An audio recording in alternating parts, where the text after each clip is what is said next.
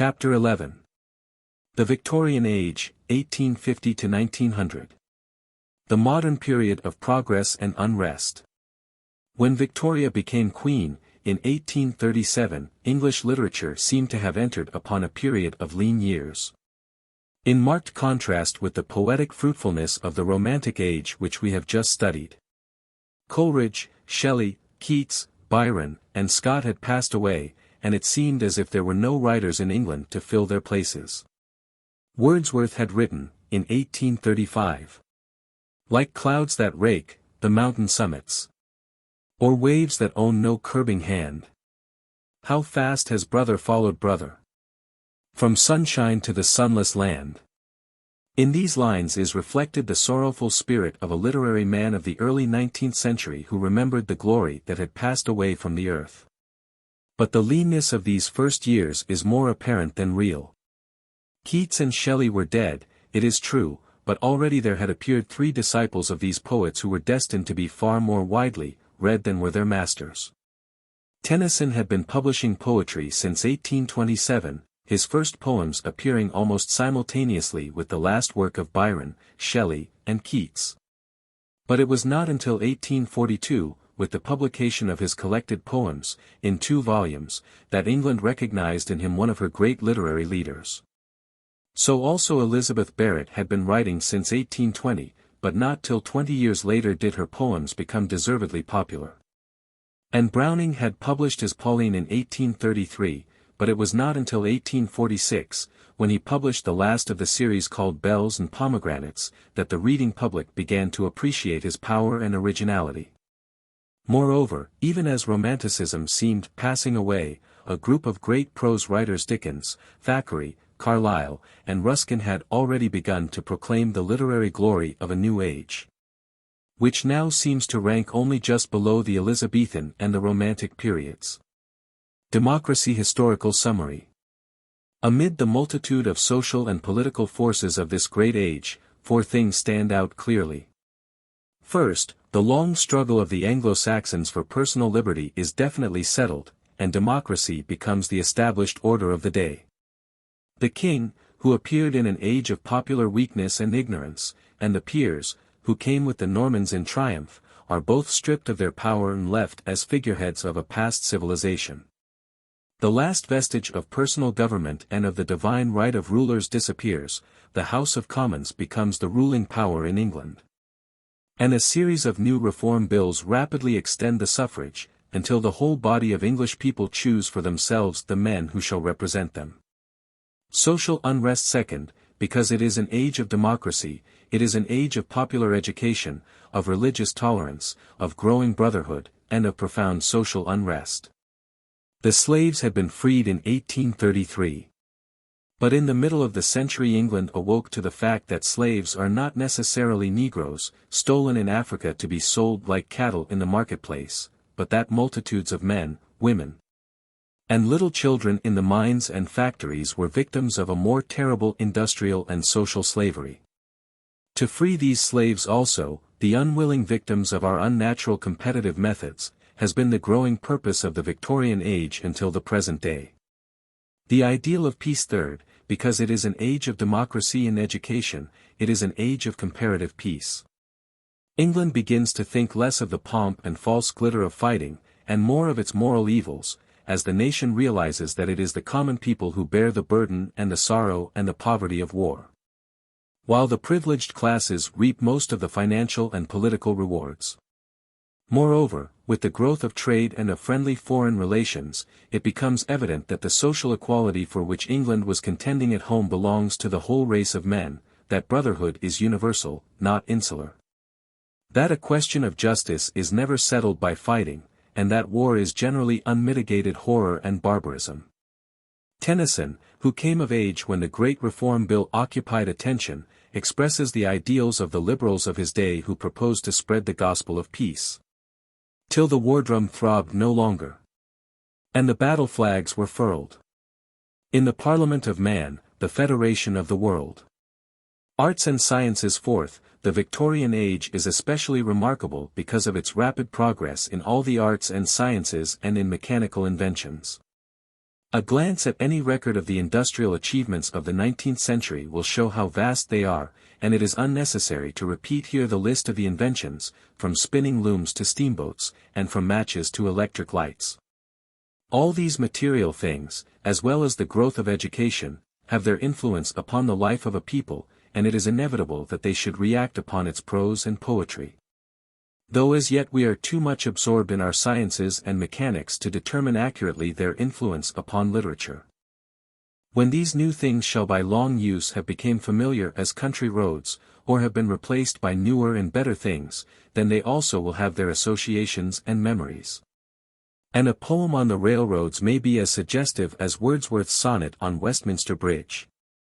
And the busy, practical workingmen who today throng our streets and factories may seem, to a future and greater age, as quaint and poetical as to us seem the slow toilers of the Middle Ages. An age of prose literary characteristics. When one is interested enough to trace the genealogy of Victoria, he finds, to his surprise, that in her veins flowed the blood both of William the Conqueror and of Cerdic, the first Saxon king of England.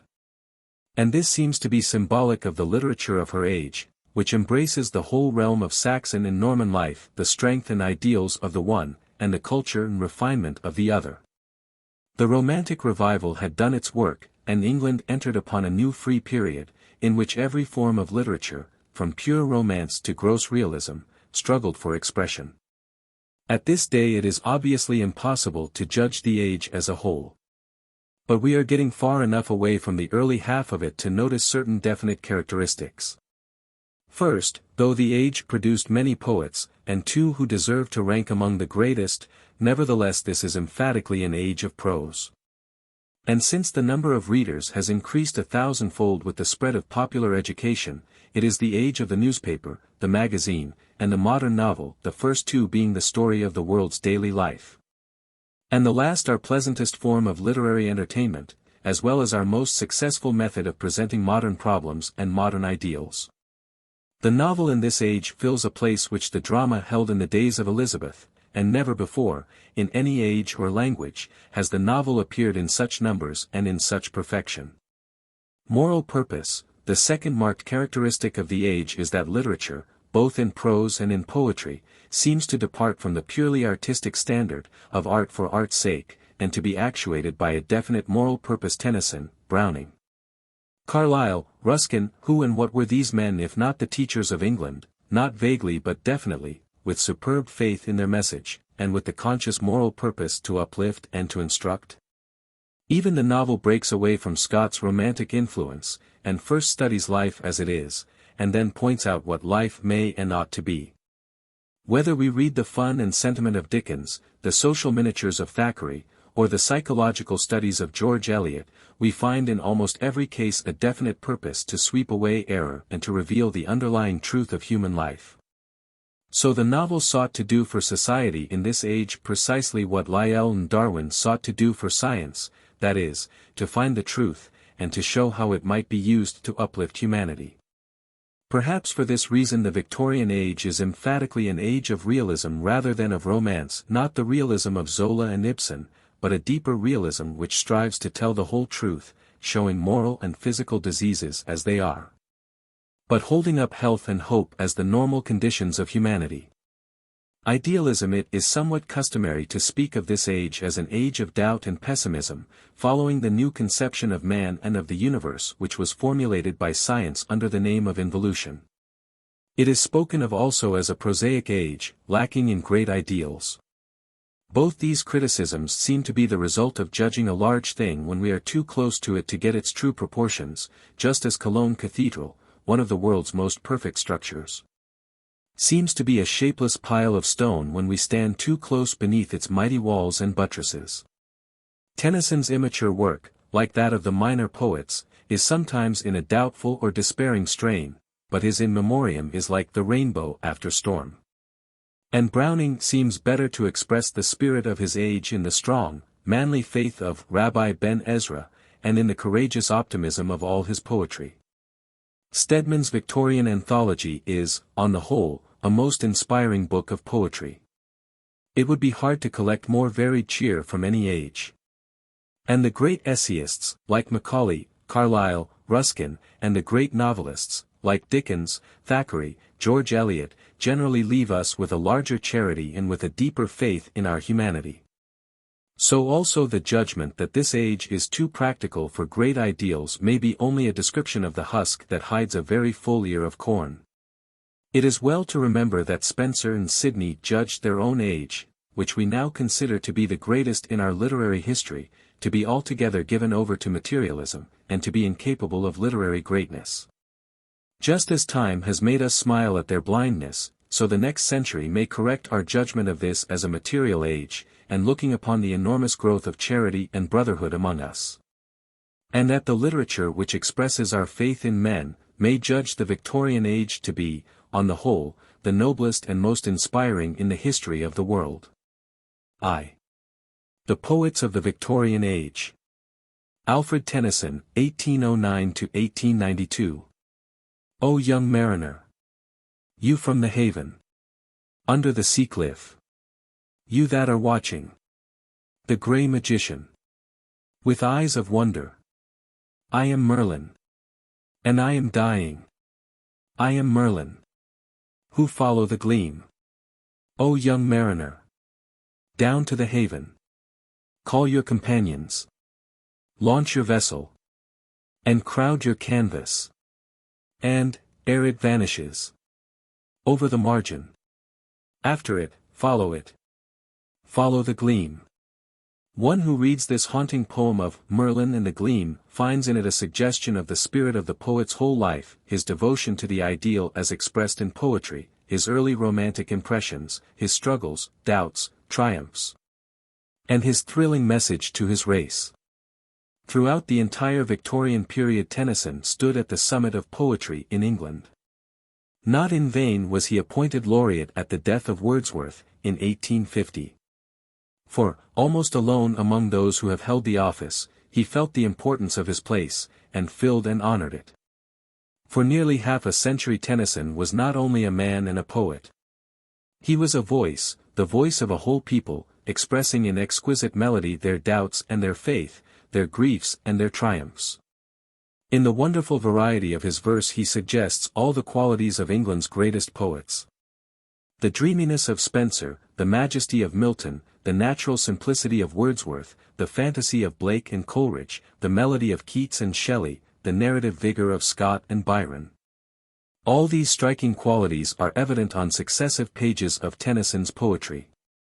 The only thing lacking is the dramatic power of the Elizabethans. In reflecting the restless spirit of this progressive age Tennyson is as remarkable as Pope was in voicing the artificiality of the early 18th century. As a poet, therefore, who expresses not so much a personal as a national spirit, he is probably the most representative literary man of the Victorian era. Life. Tennyson's life is a remarkable one in this respect, that from beginning to end he seems to have been dominated by a single impulse, the impulse of poetry. He had no large or remarkable experiences, no wild oats to sow, no great successes or reverses, no business cares or public offices. For 66 years, from the appearance of the poems by two brothers, in 1827, until his death in 1892, he studied and practiced his art continually and exclusively. Only Browning, his fellow worker, resembles him in this. But the differences in the two men are worldwide. Tennyson was naturally shy, retiring, indifferent to men, hating noise and publicity, loving to be alone with nature, like Wordsworth. Browning was sociable, delighting in applause, in society, in travel, in the noise and bustle of the big world. Tennyson was born in the rectory of Somersby, Lincolnshire, in 1809. The sweet influences of his early natural surroundings can be better understood from his early poems than from any biography. He was one of the 12 children of the Rev. George Clayton Tennyson, a scholarly clergyman, and his wife Elizabeth Fitch, a gentle, lovable woman, not learned, save in gracious household ways, to whom the poet pays a son's loyal tribute near the close of The Princess. It is interesting to note that most of these children were poetically inclined, and that two of the brothers, Charles and Frederick, gave far greater promise than did Alfred. When 7 years old the boy went to his grandmother's house at Louth, in order to attend a famous grammar school at that place. Not even a man's memory, which generally makes light of hardship and glorifies early experiences, could ever soften Tennyson's hatred of school life.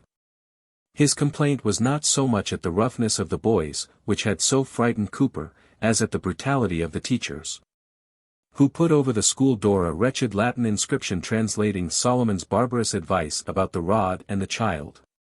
In these psychologic days, when the child is more important than the curriculum, and when we teach girls and boys rather than Latin and arithmetic, we read with wonder Carlyle's description of his own schoolmaster, evidently a type of his kind, who knew of the human soul thus much, that it had a faculty called memory, and could be acted on through the muscular integument by appliance of birch rods. After 4 years of most unsatisfactory school life, Tennyson returned home, and was fitted for the university by his scholarly father.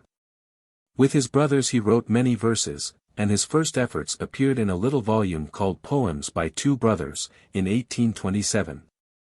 The next year he entered Trinity College, Cambridge, where he became the centre of a brilliant circle of friends, chief of whom was the young poet Arthur Henry Hallam.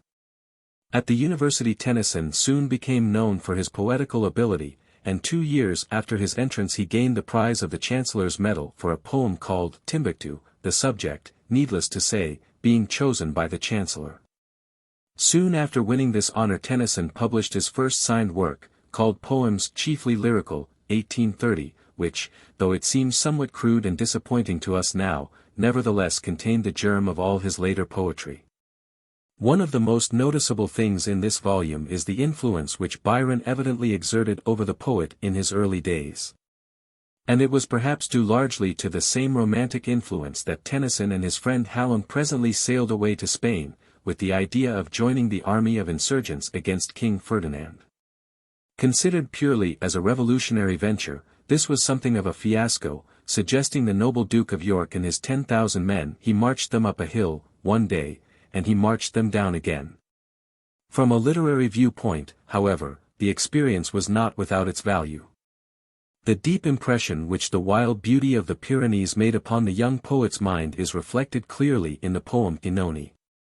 In 1831 Tennyson left the university without taking his degree. The reasons for this step are not clear, but the family was poor, and poverty may have played a large part in his determination. His father died a few months later.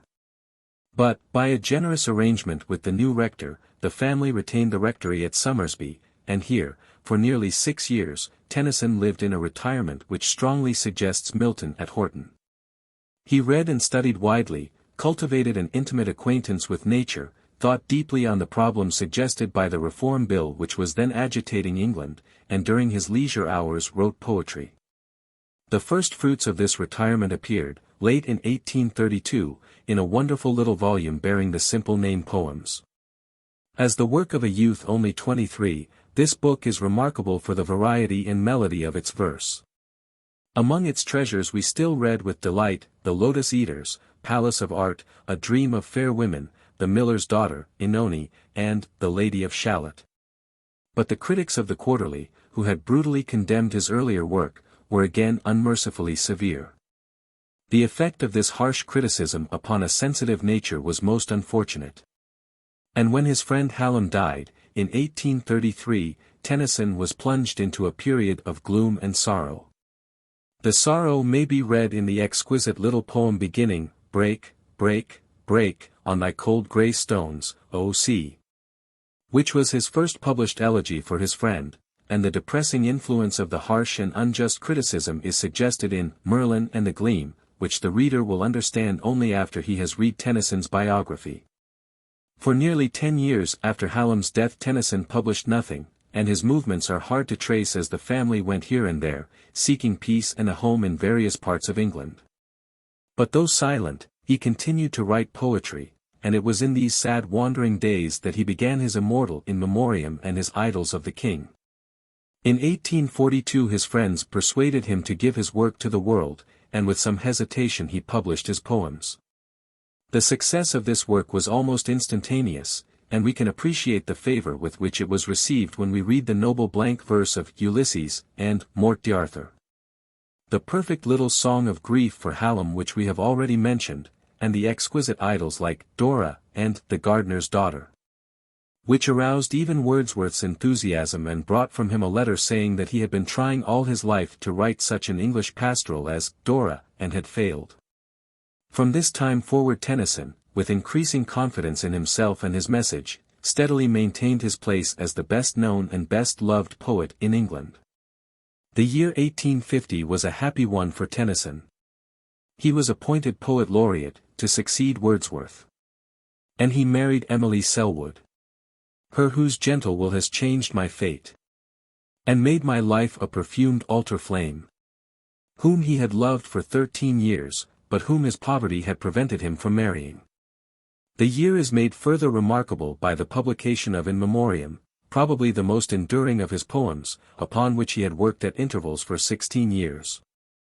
3 years later, with the money that his work now brought him, he leased the house Farringford, in the Isle of Wight, and settled in the first permanent home he had known since he left the rectory at Somersby. For the remaining 40 years of his life he lived, like Wordsworth, in the stillness of a great peace, writing steadily, and enjoying the friendship of a large number of people, some distinguished, some obscure. From the kindly and sympathetic Victoria to the servants on his own farm. All of these he called with equal sincerity his friends, and to each one he was the same man, simple, strong, kindly, and noble. Carlyle describes him as a fine, large-featured, dim-eyed, bronze-colored, shaggy-headed man. Most restful, brotherly, solid-hearted. Loving solitude and hating publicity as he did, the numerous tourists from both sides of the ocean, who sought him out in his retreat and insisted upon seeing him, made his life at times intolerable. Influenced partly by the desire to escape such popularity, he bought land and built for himself a new house, Aldworth, in Surrey, though he made his home in Farringford for the greater part of the year. His labor during these years and his marvelous freshness and youthfulness of feeling are best understood by a glance at the contents of his complete works. Inferior poems, like The Princess, which was written in the first flush of his success, and his dramas, which were written against the advice of his best friends, may easily be criticized. But the bulk of his verse shows an astonishing originality and vigor to the very end. He died very quietly at Aldworth, with his family about him in the moonlight, and beside him a volume of Shakespeare, open at the dirge in Cymbeline. Fear no more the heat, O, the sun, nor the furious winter's rages. Thou thy worldly task hast done. Home art gone, and ta'en thy wages. The strong and noble spirit of his life is reflected in one of his best-known poems, Crossing the Bar, which was written in his 81st year, and which he desired should be placed at the end of his collected works. Sunset and evening star. And one clear call for me. And may there be no moaning of the bar, when I put out to sea. But such a tide as, moving, seems asleep. Too full for sound and foam. When that which drew from out the boundless deep turns again home. Twilight and evening bell. And after that the dark. And may there be no sadness of farewell, when I embark. For though, from out our bourne of time and place, the flood may bear me far, I hope to see my pilot face to face, when I have crossed the bar. Works. At the outset of our study of Tennyson's works it may be well to record two things, by way of suggestion. First, Tennyson's poetry is not so much to be studied as to be read and appreciated. He is a poet to have open on one's table, and to enjoy as one enjoys his daily exercise. And second, we should by all means begin to get acquainted with Tennyson in the days of our youth. Unlike Browning, who is generally appreciated by more mature minds, Tennyson is for enjoyment, for inspiration, rather than for instruction. Only youth can fully appreciate him. And youth, unfortunately, except in a few rare, beautiful cases, is something which does not dwell with us long after our school days. The secret of poetry, especially of Tennyson's poetry, is to be eternally young, and, like Adam in paradise, to find every morning a new world, fresh, wonderful, inspiring, as if just from the hands of God. Early poems and dramas accepted by the student, eager to understand the huge range of poetry in this age, Tennyson's earlier poems and his later dramas may well be omitted. Opinions vary about both. But the general judgment seems to be that the earlier poems show too much of Byron's influence, and their crudeness suffers by comparison with the exquisitely finished work of Tennyson's middle life. Of dramatic works he wrote 7, his great ambition being to present a large part of the history of England in a series of dramas. Becket was one of the best of these works and met with considerable favour on the stage. But, like all the others, it indicates that Tennyson lacked the dramatic power and the humour necessary for a successful playwright. The Princess and Maud. Among the remaining poems there is such a wide variety that every reader must be left largely to follow his own delightful choice. Of the poems of 1842 we have already mentioned those best worth reading. The Princess, a medley, 1847, a long poem of over 3,000 lines of blank verse, is Tennyson's answer to the question of woman's rights and woman's sphere, which was then, as in our own day, strongly agitating the public mind. In this poem a baby finally solves the problem which philosophers have pondered ever since men began to think connectedly about human society. A few exquisite songs, like Tears, Idle Tears, Bugle Song, and Sweet and Low, form the most delightful part of this poem, which in general is hardly up to the standard of the poet's later work. Maud, 1855, is what is called in literature a monodrama, telling the story of a lover who passes from morbidness to ecstasy, then to anger and murder, followed by insanity in recovery. This was Tennyson's favorite, and among his friends he read aloud from it more than from any other poem. Perhaps if we could hear Tennyson read it, we should appreciate it better, but, on the whole, it seems overwrought and melodramatic. Even its lyrics, like, Come into the Garden, Maud, which make this work a favorite with young lovers, are characterized by prettiness rather than by beauty or strength. In Memoriam. Perhaps the most loved of all Tennyson's works is In Memoriam, which, on account of both its theme and its exquisite workmanship, is one of the few immortal names that were not born to die. The immediate occasion of this remarkable poem was Tennyson's profound personal grief at the death of his friend Hallam. As he wrote lyric after lyric, inspired by this sad subject, the poet's grief became less personal, and the greater grief of humanity mourning for its dead and questioning its immortality took possession of him. Gradually the poem became an expression, first, of universal doubt, and then of universal faith, a faith which rests ultimately not on reason or philosophy but on the soul's instinct for immortality. The immortality of human love is the theme of the poem, which is made up of over 100 different lyrics. The movement takes us through 3 years, rising slowly from poignant sorrow and doubt to a calm peace and hope, and ending with a noble hymn of courage and faith, a modest courage and a humble faith, love-inspired. Which will be a favorite as long as saddened men turn to literature for consolation. Though Darwin's greatest books had not yet been written, science had already overturned many old conceptions of life. And Tennyson, who lived apart and thought deeply on all the problems of his day, gave this poem to the world as his own answer to the doubts and questionings of men. This universal human interest, together with its exquisite form and melody, makes the poem, in popular favor at least, the supreme threnody, or elegiac poem, of our literature. Though Milton's Lycidas is, from the critical viewpoint, undoubtedly a more artistic work. Sir Galahad. Idylls of the King. The Idylls of the King ranks among the greatest of Tennyson's later works. Its general subject is the Celtic legends of King Arthur and his Knights of the Round Table, and the chief source of its material is Malory's Morte d'Arthur. Here, in this mass of beautiful legends, is certainly the subject of a great national epic. Yet after 400 years, during which many poets have used the material, the great epic is still unwritten. Milton and Spenser, as we have already noted, considered this material carefully. And Milton alone, of all English writers, had perhaps the power to use it in a great epic. Tennyson began to use these legends in his Morte d'Arthur, 1842. But the epic idea probably occurred to him later, in 1856, when he began Geraint and Enid, and he added the stories of Vivian, Elaine, Guinevere, and other heroes and heroines at intervals, until Balin, the last of the Idylls. appeared in 1885. Later these works were gathered together and arranged with an attempt at unity.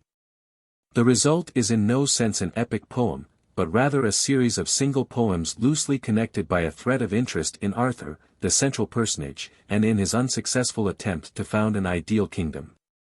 English Idylls Entirely Different in Spirit is another collection of poems called English Idylls, which began in the poems of 1842, and which Tennyson intended should reflect the ideals of widely different types of English life.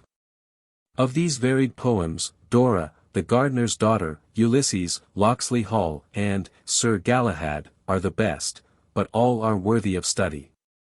One of the most famous of this series is Enoch Arden, 1864, in which Tennyson turns from medieval knights, from lords, heroes, and fair ladies, to find the material for true poetry among the lowly people that make up the bulk of English life. Its rare melody, its sympathy for common life, and its revelation of the beauty and heroism which hide in humble men and women everywhere, made this work an instant favorite. Judged by its sales alone, it was the most popular of his works during the poet's lifetime. Tennyson's later volumes, like the Ballads, 1880, and Demeter, 1889, should not be overlooked, since they contain some of his best work. The former contains stirring war songs, like The Defense of Lucknow, and pictures of wild passionate grief, like Rizpah. The latter is notable for Romney's Remorse, a wonderful piece of work. Merlin and the Gleam, which expresses the poet's lifelong ideal, and several exquisite little songs, like The Throstle, and The Oak, which show how marvelously the aged poet retained his youthful freshness and inspiration. Here certainly is variety enough to give us long years of literary enjoyment, and we need hardly mention miscellaneous poems, like The Brook and The Charge of the Light Brigade, which are known to every schoolboy. And Wages, and The Higher Pantheism, which should be read by every man who thinks about the old problem of life and death. Characteristics of Tennyson's poetry. If we attempt to sum up the quality of Tennyson, as shown in all these works, the task is a difficult one, but three things stand out more or less plainly. First, Tennyson is essentially the artist. No other in his age studied the art of poetry so constantly or with such singleness of purpose, and only Swinburne rivals him in melody and the perfect finish of his verse. Second, like all the great writers of his age, he is emphatically a teacher, often a leader.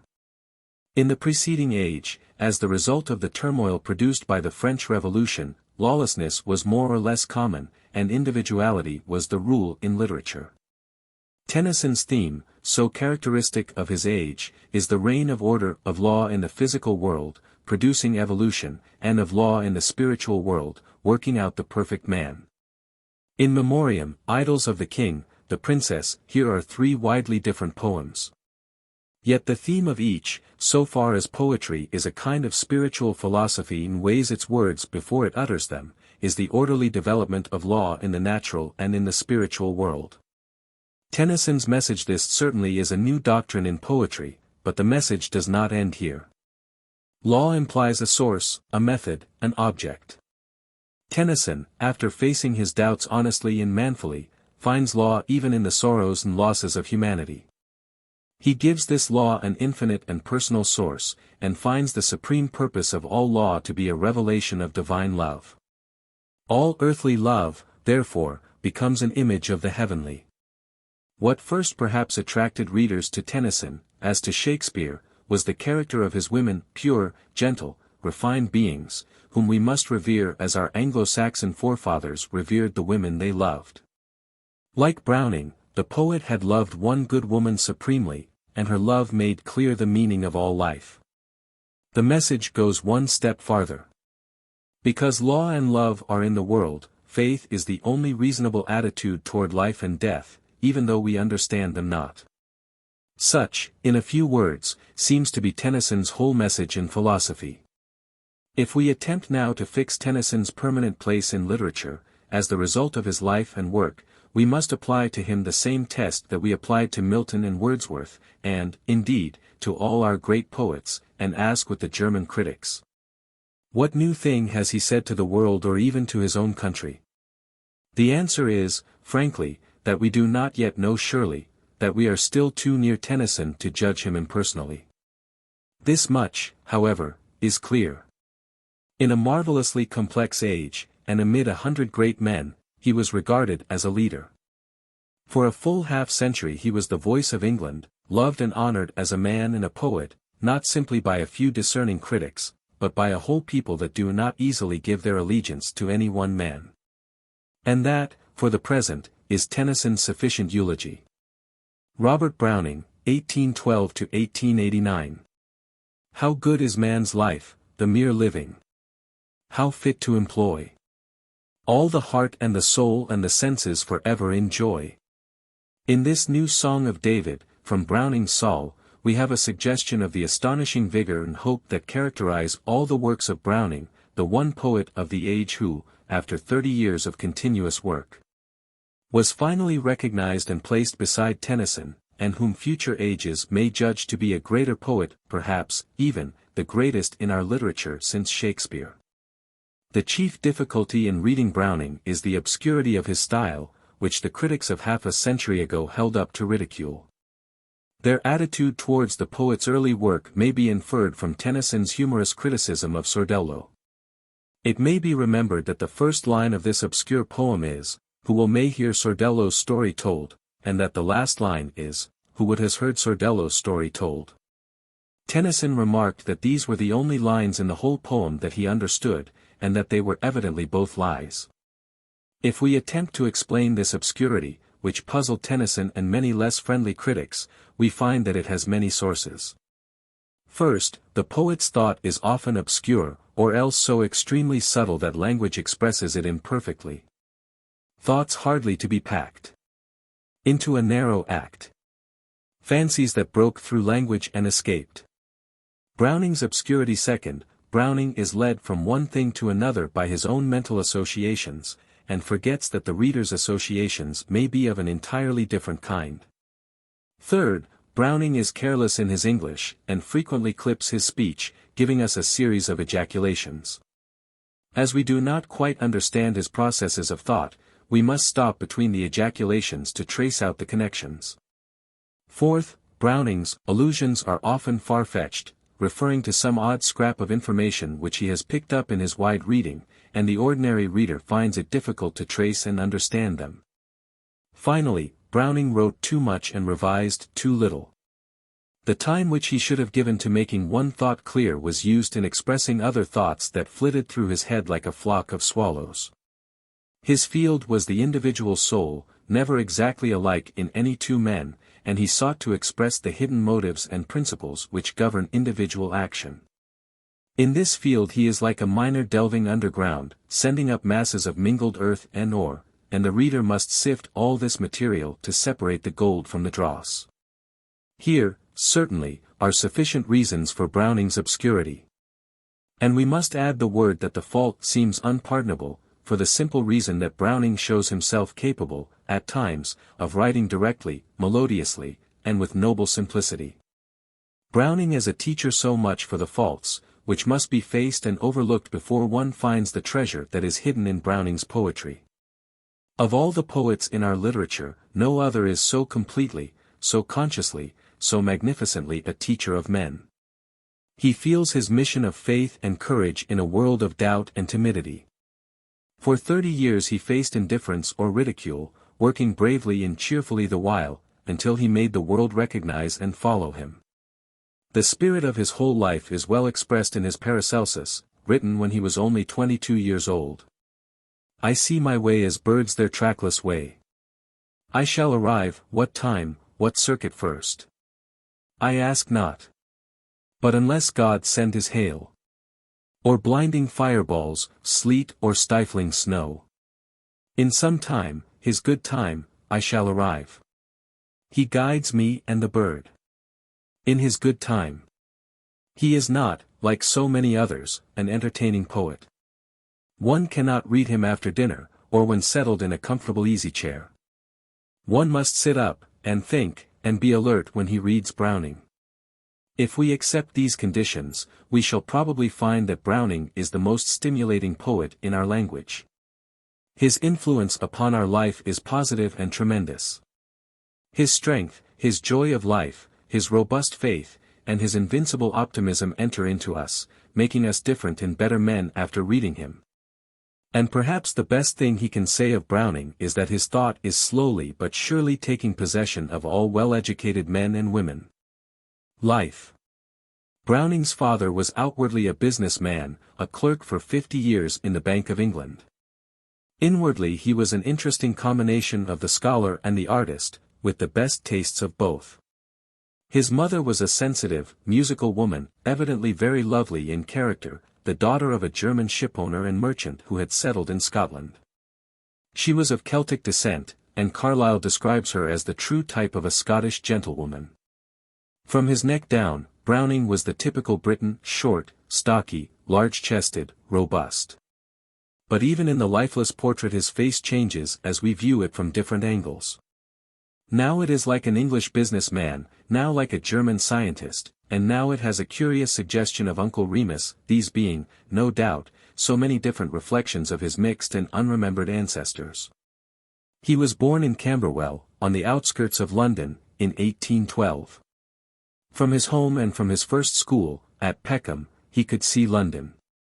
And the city lights by night and the smoky chimneys by day had the same powerful fascination for the child that the woods and fields and the beautiful country had for his friend Tennyson. His schooling was short and desultory, his education being attended to by private tutors and by his father, who left the boy largely to follow his own inclination. Like the young Milton, Browning was fond of music, and in many of his poems, especially in A.B.T. Vogler, and A Toccata of Galuppi's, he interprets the musical temperament better, perhaps, than any other writer in our literature. But unlike Milton, through whose poetry there runs a great melody, music seems to have had no consistent effect upon his verse, which is often so jarring that one must wonder how a musical ear could have endured it. Like Tennyson, this boy found his work very early, and for 50 years hardly a week passed that he did not write poetry. He began at 6 to produce verses, in imitation of Byron, but fortunately this early work has been lost. Then he fell under the influence of Shelley, and his first known work, Pauline, 1833, must be considered as a tribute to Shelley in his poetry. Tennyson's earliest work, Poems by Two Brothers, had been published and well paid for, 5 years before.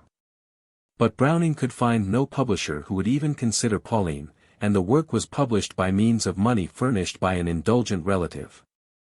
This poem received scant notice from the reviewers, who had pounced like hawks on a dovecot upon Tennyson's first 2 modest volumes.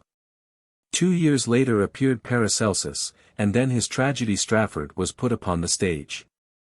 But not till Sordello was published, in 1840, did he attract attention enough to be denounced for the obscurity and vagaries of his style.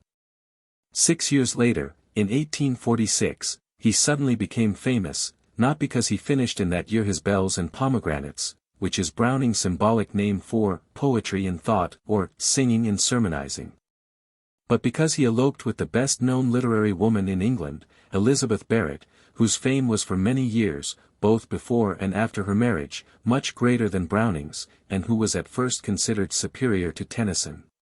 Thereafter, until his own work compelled attention, he was known chiefly as the man who married Elizabeth Barrett. For years this lady had been an almost helpless invalid, and it seemed a quixotic thing when Browning, having failed to gain her family's consent to the marriage, carried her off romantically. Love and Italy proved better than her physicians, and for 15 years Browning and his wife lived an ideally happy life in Pisa and in Florence. The exquisite romance of their love is preserved in Mrs. Browning's Sonnets from the Portuguese, and in the volume of letters recently published, Wonderful Letters, but so tender and intimate that it seems almost a sacrilege for inquisitive eyes to read them. Mrs. Browning died in Florence in 1861. The loss seemed at first too much to bear, and Browning fled with his son to England. For the remainder of his life he lived alternately in London and in various parts of Italy, especially at the Palazzo Rezzonico, in Venice, which is now an object of pilgrimage to almost every tourist who visits the beautiful city. Wherever he went he mingled with men and women, sociable, well-dressed, courteous, loving crowds and popular applause, the very reverse of his friend Tennyson. His earlier work had been much better appreciated in America than in England. But with the publication of The Ring and the Book, in 1868, he was at last recognized by his countrymen as one of the greatest of English poets. He died in Venice, on December 12, 1889, the same day that saw the publication of his last work, Asolando. Though Italy offered him an honored resting place, England claimed him for her own, and he lies buried beside Tennyson in Westminster Abbey. The spirit of his whole life is magnificently expressed in his own lines, in the epilogue of his last book. One who never turned his back, but marched breast forward. Never doubted clouds would break. Never dreamed. Though right were worsted, wrong would triumph. Held we fall to rise, are baffled to fight better. Sleep to wake. Works. A glance at even the titles which Browning gave to his best-known volumes: Dramatic Lyrics, 1842, Dramatic Romances and Lyrics, 1845, Men and Women, 1853, Dramatis Persona, 1864, will suggest how strong the dramatic element is in all his work. Indeed, all his poems may be divided into three classes: pure dramas, like Strafford and A Blot in the Escutcheon; dramatic narratives, like Pippa Passes, which are dramatic in form, but were not meant to be acted; and dramatic lyrics, like The Last Ride Together, which are short poems expressing some strong personal emotion, or describing some dramatic episode in human life, and in which the hero himself generally tells the story. Browning and Shakespeare. Though Browning is often compared with Shakespeare, the reader will understand that he has very little of Shakespeare's dramatic talent. He cannot bring a group of people together and let the actions and words of his characters show us the comedy and tragedy of human life. Neither can the author be disinterested, satisfied, as Shakespeare was, with life itself, without drawing any moral conclusions. Browning has always a moral ready, and insists upon giving us his own views of life, which Shakespeare never does. His dramatic power lies in depicting what he himself calls the history of a soul. Sometimes, as in Paracelsus, he endeavors to trace the progress of the human spirit. More often he takes some dramatic moment in life, some crisis in the ceaseless struggle between good and evil, and describes with wonderful insight the hero's own thoughts and feelings. But he almost invariably tells us how, at such and such a point, the good or the evil in his hero must inevitably have triumphed. And generally, as in My Last Duchess, the speaker adds a word here and there, aside from the story, which unconsciously shows the kind of man he is. It is this power of revealing the soul from within that causes Browning to fascinate those who study him long enough. His range is enormous, and brings all sorts and conditions of men under analysis. The musician in A.B.T. Vogler, the artist in Andrea del Sarto, the early Christian in A Death in the Desert, the Arab horseman in Mudique, the sailor in Hervé Kiel, the medieval knight in Childe Roland, the Hebrew in Saul, the Greek in Balastian's Adventure, the monster in Caliban, the immortal dead in Karshish, all these and 100 more histories of the soul show Browning's marvelous versatility. It is this great range of sympathy with many different types of life that constitutes Browning's chief likeness to Shakespeare, though otherwise there is no comparison between the two men.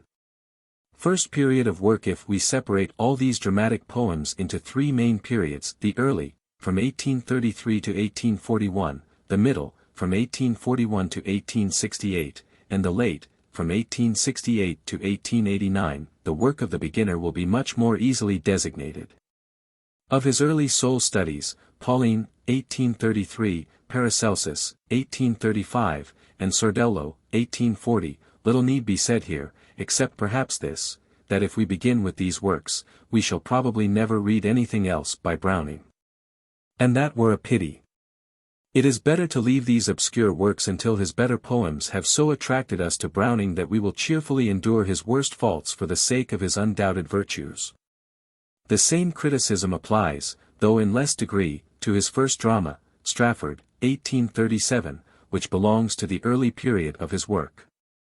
Second period. The merciless criticism which greeted Sordello had a wholesome effect on Browning, as is shown in the better work of his second period.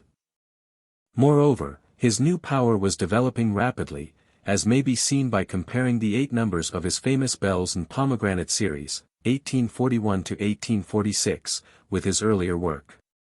Thus, the first number of this wonderful series, published in 1841, contains Pippa Passes, which is, on the whole, the most perfect of his longer poems, and another number contains A Blot in the Escutcheon, which is the most readable of his dramas. Even a beginner must be thrilled by the beauty and the power of these 2 works. 2 other noteworthy dramas of the period are Colombe's Birthday, 1844, and In a Balcony, 1855, which, however, met with scant appreciation on the stage, having too much subtle analysis and too little action to satisfy the public. Nearly all his best lyrics, dramas, and dramatic poems belong to this middle period of labor, and when The Ring and the Book appeared, in 1868, he had given to the world the noblest expression of his poetic genius. Third period. In the third period, beginning when Browning was nearly 60 years old, he wrote even more industriously than before, and published on an average nearly a volume of poetry a year. Such volumes as Fifine at the Fair, Red Cotton Nightcap Country, the In Album, Jocoseria, and many others, show how Browning gains steadily in the power of revealing the hidden springs of human action. But he often rambles most tiresomely, and in general his work loses in sustained interest. It is perhaps significant that most of his best work was done under Mrs. Browning's influence. What to read? Of the short miscellaneous poems there is such an unusual variety that one must hesitate a little in suggesting this or that to the beginner's attention. My Star, Evelyn Hope, Wanting Is What? Home Thoughts from Abroad, Meeting at Night, One Word More, an exquisite tribute to his dead wife, Prospice, Look Forward, songs from Pippa Passes, various love poems like, By the Fireside, and, The Last Ride Together. The inimitable, Pied Piper, and the ballads like Hervé Riel and How They Brought the Good News, these are a mere suggestion, expressing only the writer's personal preference. But a glance at the contents of Browning's volumes will reveal scores of other poems, which another writer might recommend as being better in themselves or more characteristic of Browning. Soul studies. Among Browning's dramatic soul studies there is also a very wide choice. Andrea del Sarto is one of the best, revealing as it does the strength and the weakness of the perfect painter, whose love for a soulless woman with a pretty face saddens his life and hampers his best work. Next in importance to Andrea stands An Epistle, reciting the experiences of Karshish, an Arab physician, which is one of the best examples of Browning's peculiar method of presenting the truth. The half-scoffing, half-earnest, and wholly bewildered state of this Oriental scientist's mind is clearly indicated between the lines of his letter to his old master. His description of Lazarus, whom he meets by chance, and of the state of mind of one who, having seen the glories of immortality, must live again in the midst of the jumble of trivial and stupendous things which constitute our life, forms one of the most original and suggestive poems in our literature. My Last Duchess is a short but very keen analysis of the soul of a selfish man, who reveals his character unconsciously by his words of praise concerning his dead wife's picture. In The Bishop Orders His Tomb, we have another extraordinarily interesting revelation of the mind of a vain and worldly man, this time a churchman, whose words tell you far more than he dreams about his own character. A.B.T. Vogler, undoubtedly one of Browning's finest poems, is the study of a musician's soul. Mulike gives us the soul of an Arab, vain and proud of his fast horse, which was never beaten in a race. A rival steals the horse and rides away upon her back, but, used as she is to her master's touch, she will not show her best pace to the stranger. Mulike rides up furiously. But instead of striking the thief from his saddle, he boasts about his peerless mare, saying that if a certain spot on her neck were touched with the rein, she could never be overtaken. Instantly the robber touches the spot, and the mare answers with a burst of speed that makes pursuit hopeless. Mulike has lost his mare, but he has kept his pride in the unbeaten one, and is satisfied. Rabbi Ben Ezra, which refuses analysis, and which must be read entire to be appreciated, is perhaps the most quoted of all Browning's works, and contains the best expression of his own faith in life, both here and hereafter. All these wonderful poems are, again, merely a suggestion.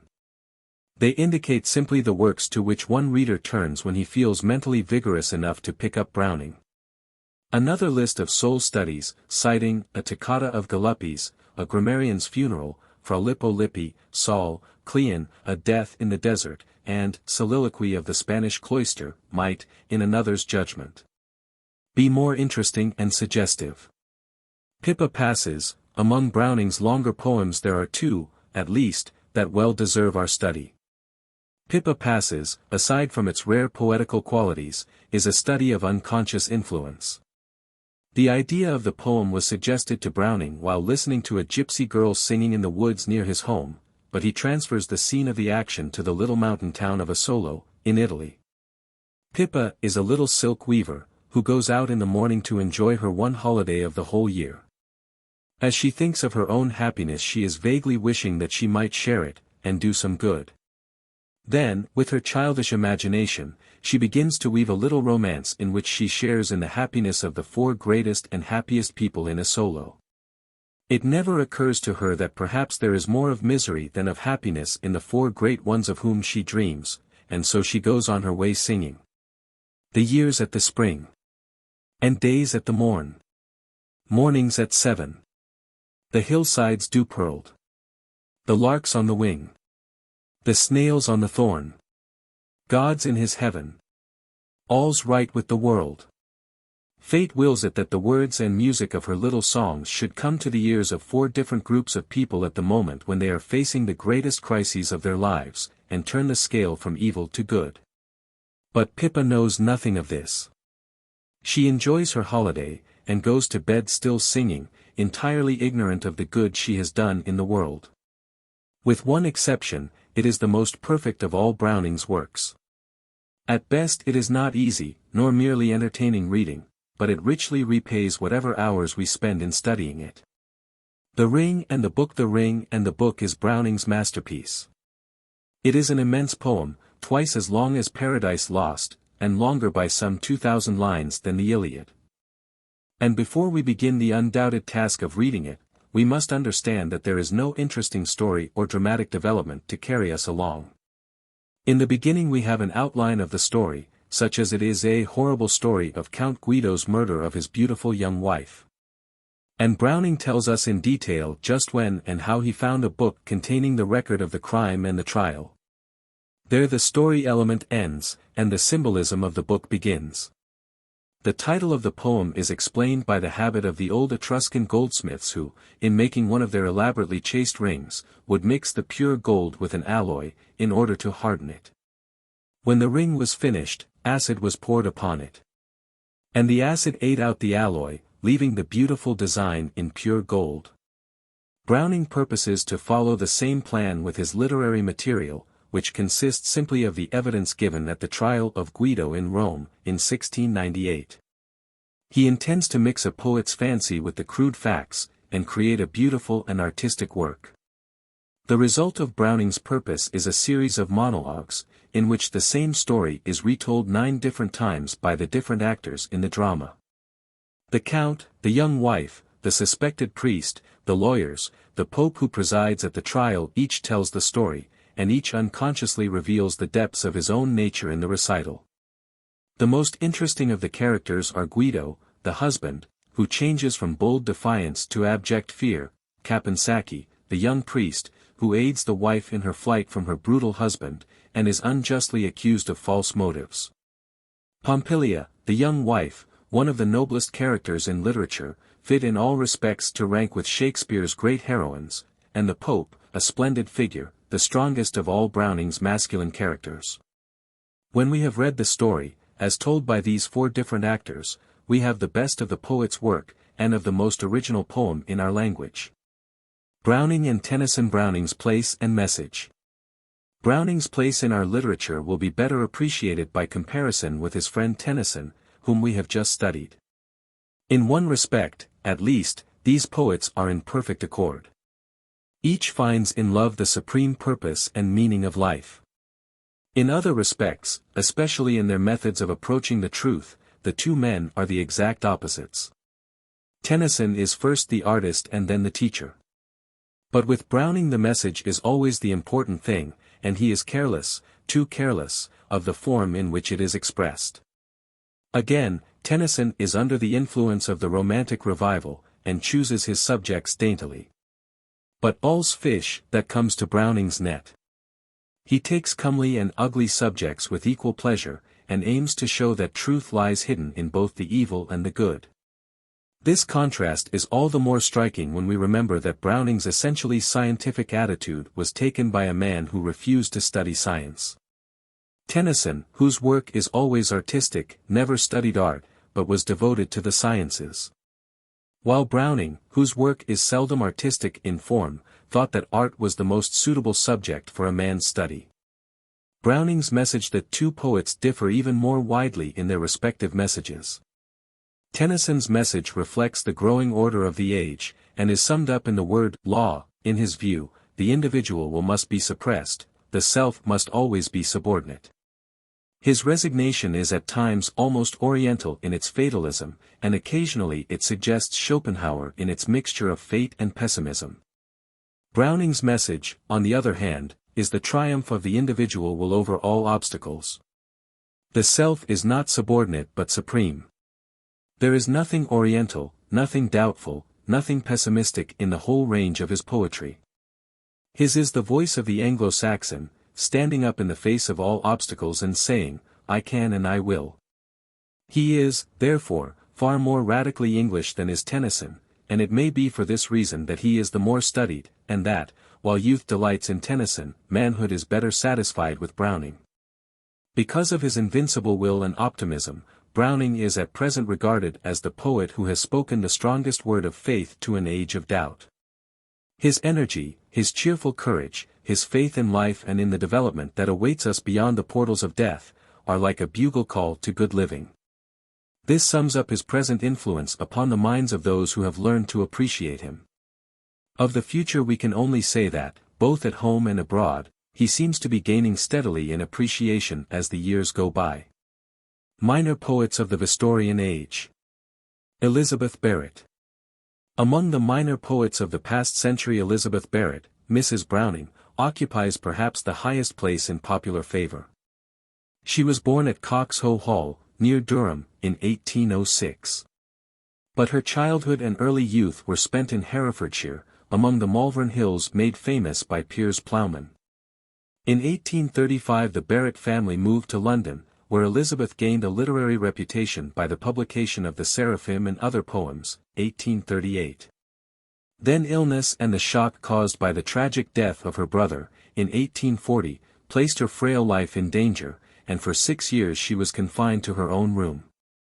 The innate strength and beauty of her spirit here showed itself strongly in her daily study, her poetry, and especially in her interest in the social problems which sooner or later occupied all the Victorian writers.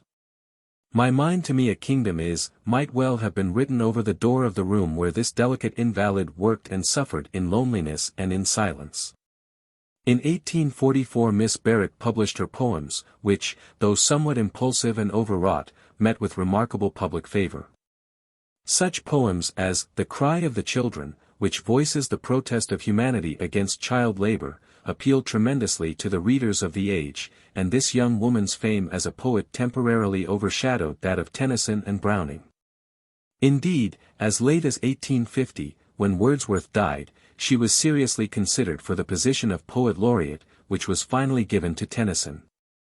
A reference to Browning, in Lady Geraldine's Courtship, is supposed to have first led the poet to write to Miss Barrett in 1845. Soon afterwards he visited the invalid. They fell in love almost at first sight, and the following year, against the wishes of her father, who was evidently a selfish old tyrant, Browning carried her off and married her. The exquisite romance of their love is reflected in Mrs. Browning's Sonnets from the Portuguese, 1850. This is a noble and inspiring book of love poems, and Stedman regards the opening sonnet, I thought once how Theocritus had sung, as equal to any in our language. For 15 years the Brownings lived an ideally happy life at Pisa, and at Casa Guidi, Florence, sharing the same poetical ambitions. And love was the greatest thing in the world. How do I love thee? Let me count the ways. I love thee to the depth and breadth and height my soul can reach, when feeling out of sight. For the ends of being and ideal grace. I love thee to the level of everyday's most quiet need, by sun and candlelight. I love thee freely, as men strive for right. I love thee purely, as they turn from praise. I love thee with the passion put to use in my old griefs, and with my childhood's faith. I love thee with a love I seem to lose. With my lost saints I love thee with the breath, smiles, tears, of all my life, and, if God choose, I shall but love thee better after death. Mrs. Browning entered with whole-souled enthusiasm into the aspirations of Italy in its struggle against the tyranny of Austria. And her Casa Guidi Windows, 1851, is a combination of poetry and politics, both, it must be confessed, a little too emotional. In 1856 she published Aurora Leigh, a novel in verse, having for its hero a young social reformer, and for its heroine a young woman, poetical and enthusiastic, who strongly suggests Elizabeth Barrett herself. It emphasizes in verse precisely the same moral and social ideals which Dickens and George Eliot were proclaiming in all their novels. Her last two volumes were Poems Before Congress, 1860, and Last Poems, published after her death.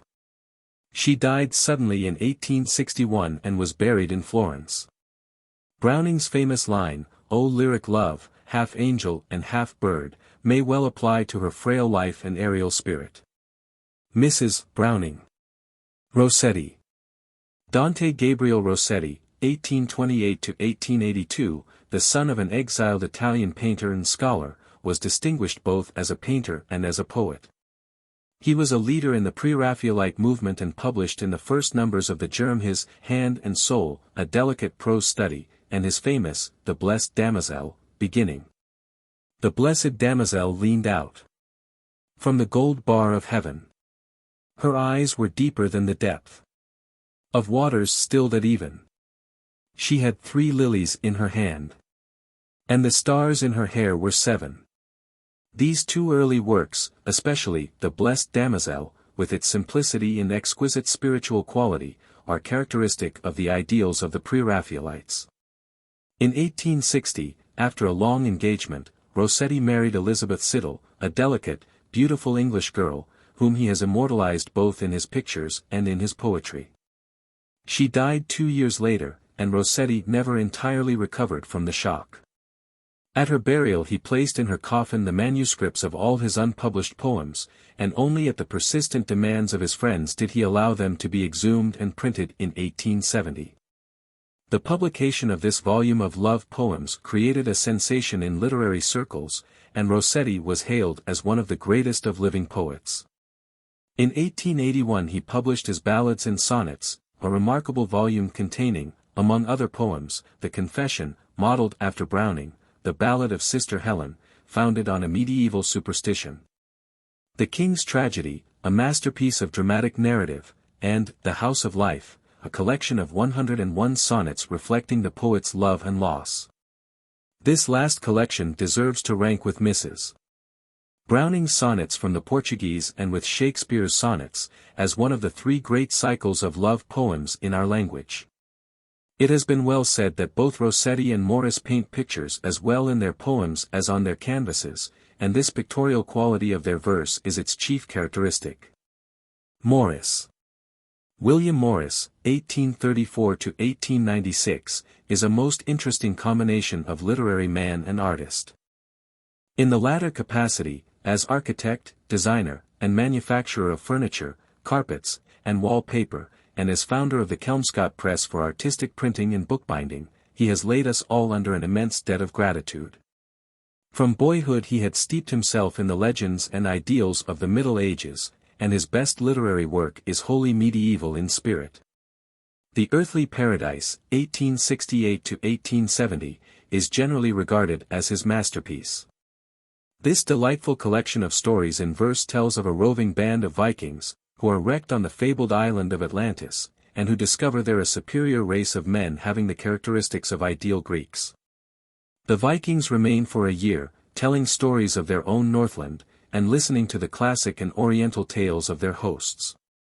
Morris's interest in Icelandic literature is further shown by his Sigurd the Volsung, an epic founded upon one of the old sagas, and by his prose romances, The House of the Wolfings, The Story of the Glittering Plain, and The Roots of the Mountains. Later in life he became deeply interested in socialism, and two other romances, The Dream of John Ball and News from Nowhere, are interesting as modern attempts at depicting an ideal society governed by the principles of More's utopia. Swinburne. Algernon Charles Swinburne, 1837–1909, is, chronologically, the last of the Victorian poets. As an artist in technique having perfect command of all Old English verse forms and a remarkable faculty for inventing new, he seems at the present time to rank among the best in our literature. Indeed, as Stedman says, before his advent we did not realize the full scope of English verse. This refers to the melodious and constantly changing form rather than to the content of Swinburne's poetry. At the death of Tennyson, in 1892, he was undoubtedly the greatest living poet, and only his liberal opinions, his scorn of royalty and of conventions, and the prejudice aroused by the pagan spirit of his early work prevented his appointment as poet laureate. He has written a very large number of poems, dramas, and essays in literary criticism, but we are still too near to judge of the permanence of his work or of his place in literature. Those who would read and estimate his work for themselves will do well to begin with a volume of selected poems, especially those which show his love of the sea and his exquisite appreciation of child life. His Atlanta in Calydon, 1864, a beautiful lyric drama modeled on the Greek tragedy, is generally regarded as his masterpiece. In all his work Swinburne carries Tennyson's love of melody to an extreme, and often sacrifices sense to sound. His poetry is always musical, and, like music, appeals almost exclusively to the emotions.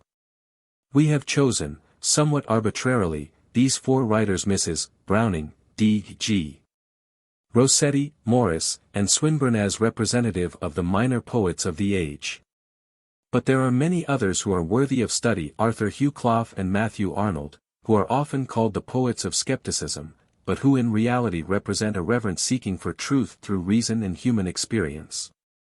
Frederick William Faber, the Catholic mystic, author of some exquisite hymns, and the scholarly John Keble, author of the Christian Year, our best-known book of devotional verse.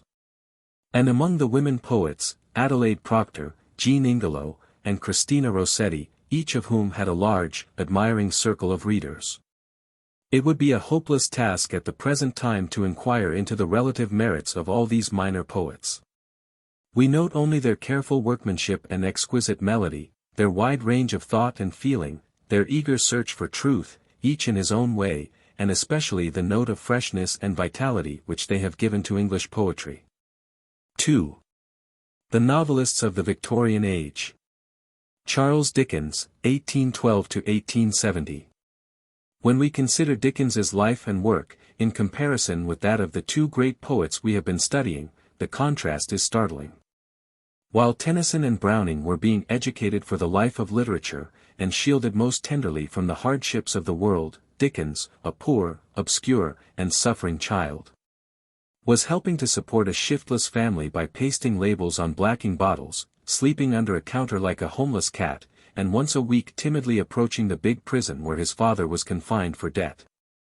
In 1836 his Pickwick was published, and life was changed as if a magician had waved his wand over him. While the two great poets were slowly struggling for recognition, Dickens, with plenty of money and too much fame, was the acknowledged literary hero of England, the idol of immense audiences which gathered to applaud him wherever he appeared.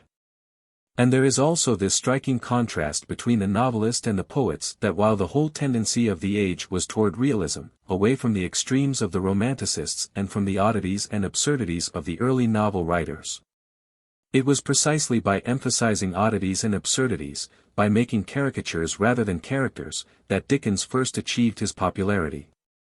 Life. In Dickens's early life we see a stern but unrecognized preparation for the work that he was to do. Never was there a better illustration of the fact that a boy's early hardship and suffering are sometimes only divine messengers disguised.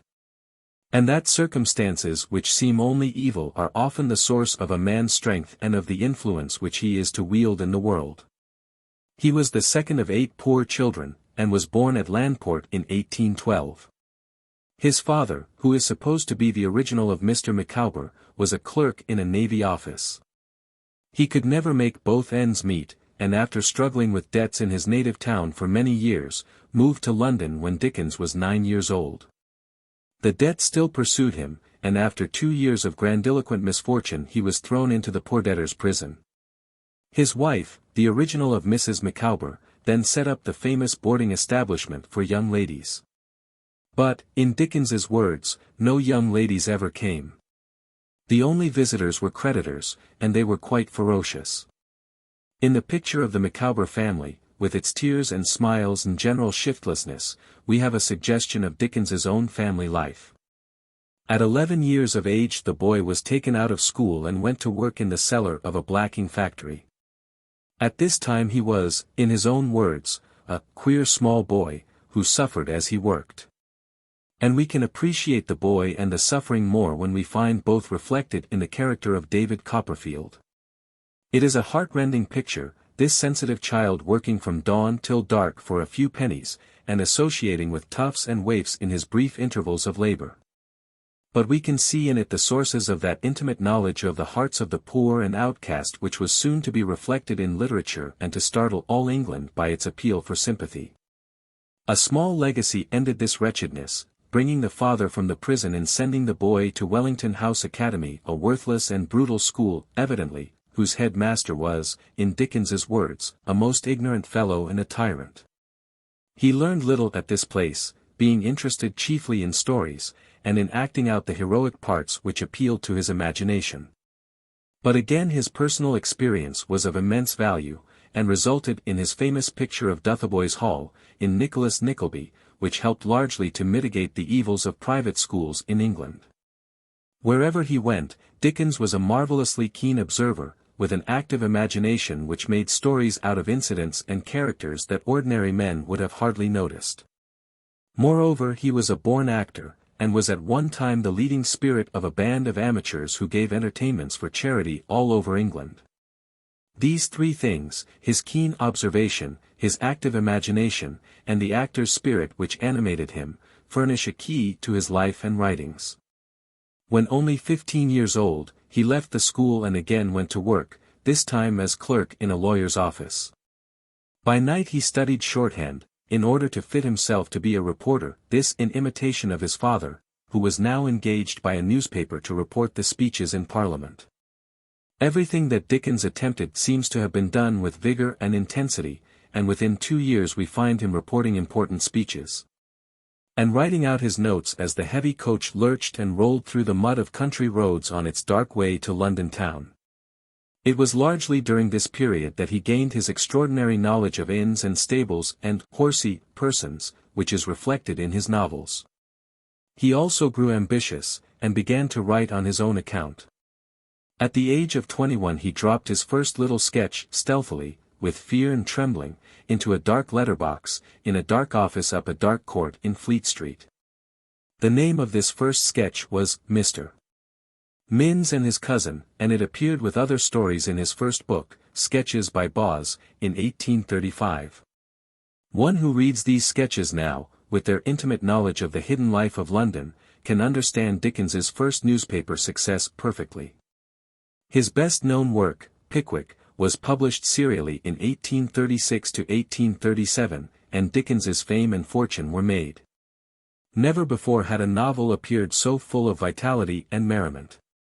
Though crude in design, a mere jumble of exaggerated characters and incidents, it fairly bubbled over with the kind of humor in which the British public delights, and it still remains, after 3/4 of a century, one of our most care-dispelling books.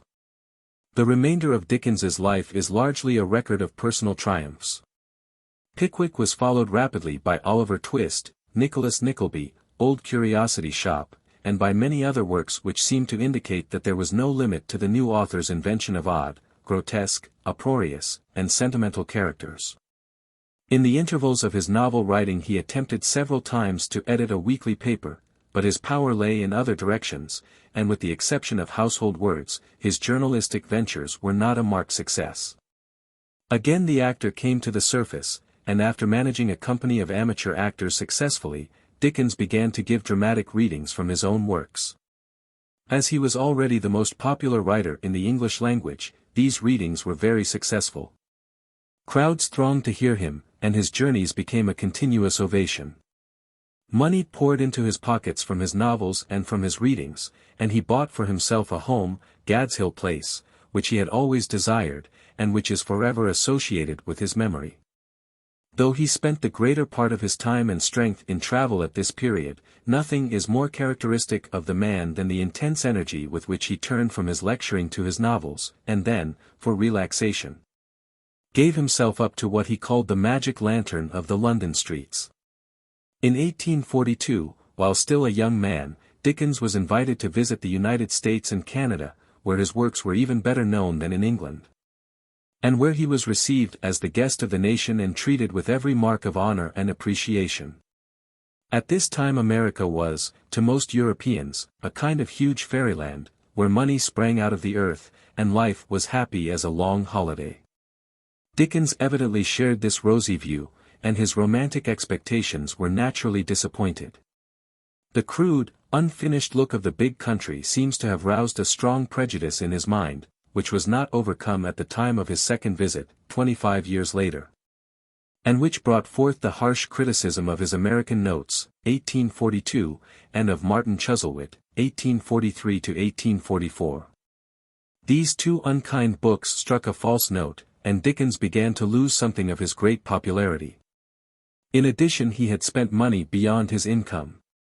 His domestic life, which had been at first very happy, became more and more irritating, until he separated from his wife in 1858.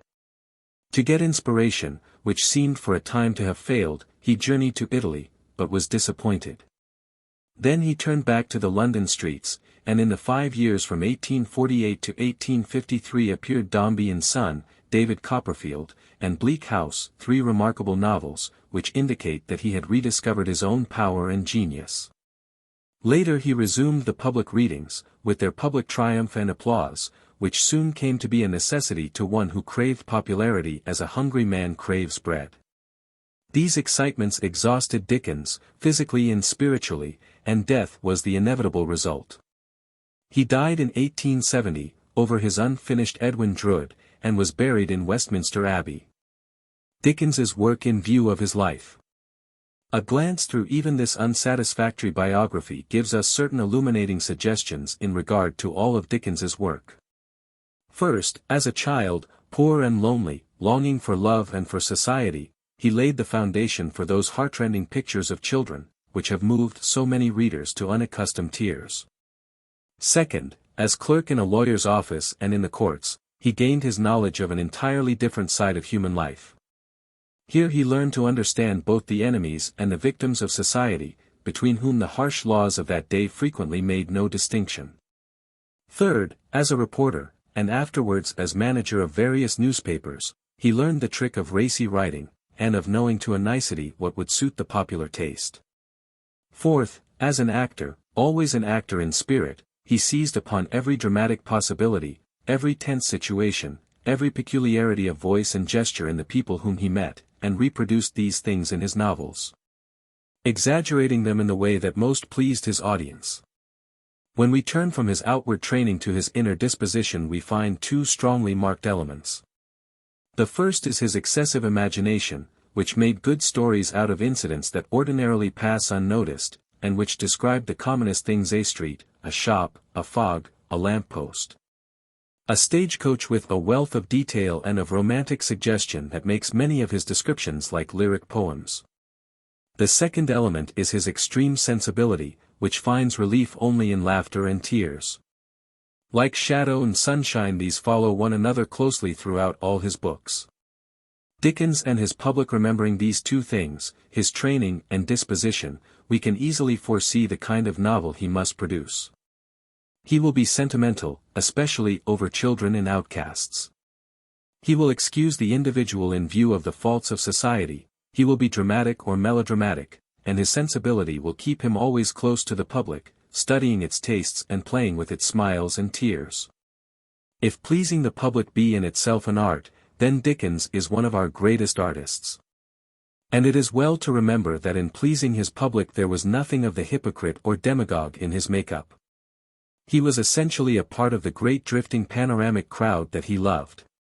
His sympathetic soul made all their joys and griefs his own.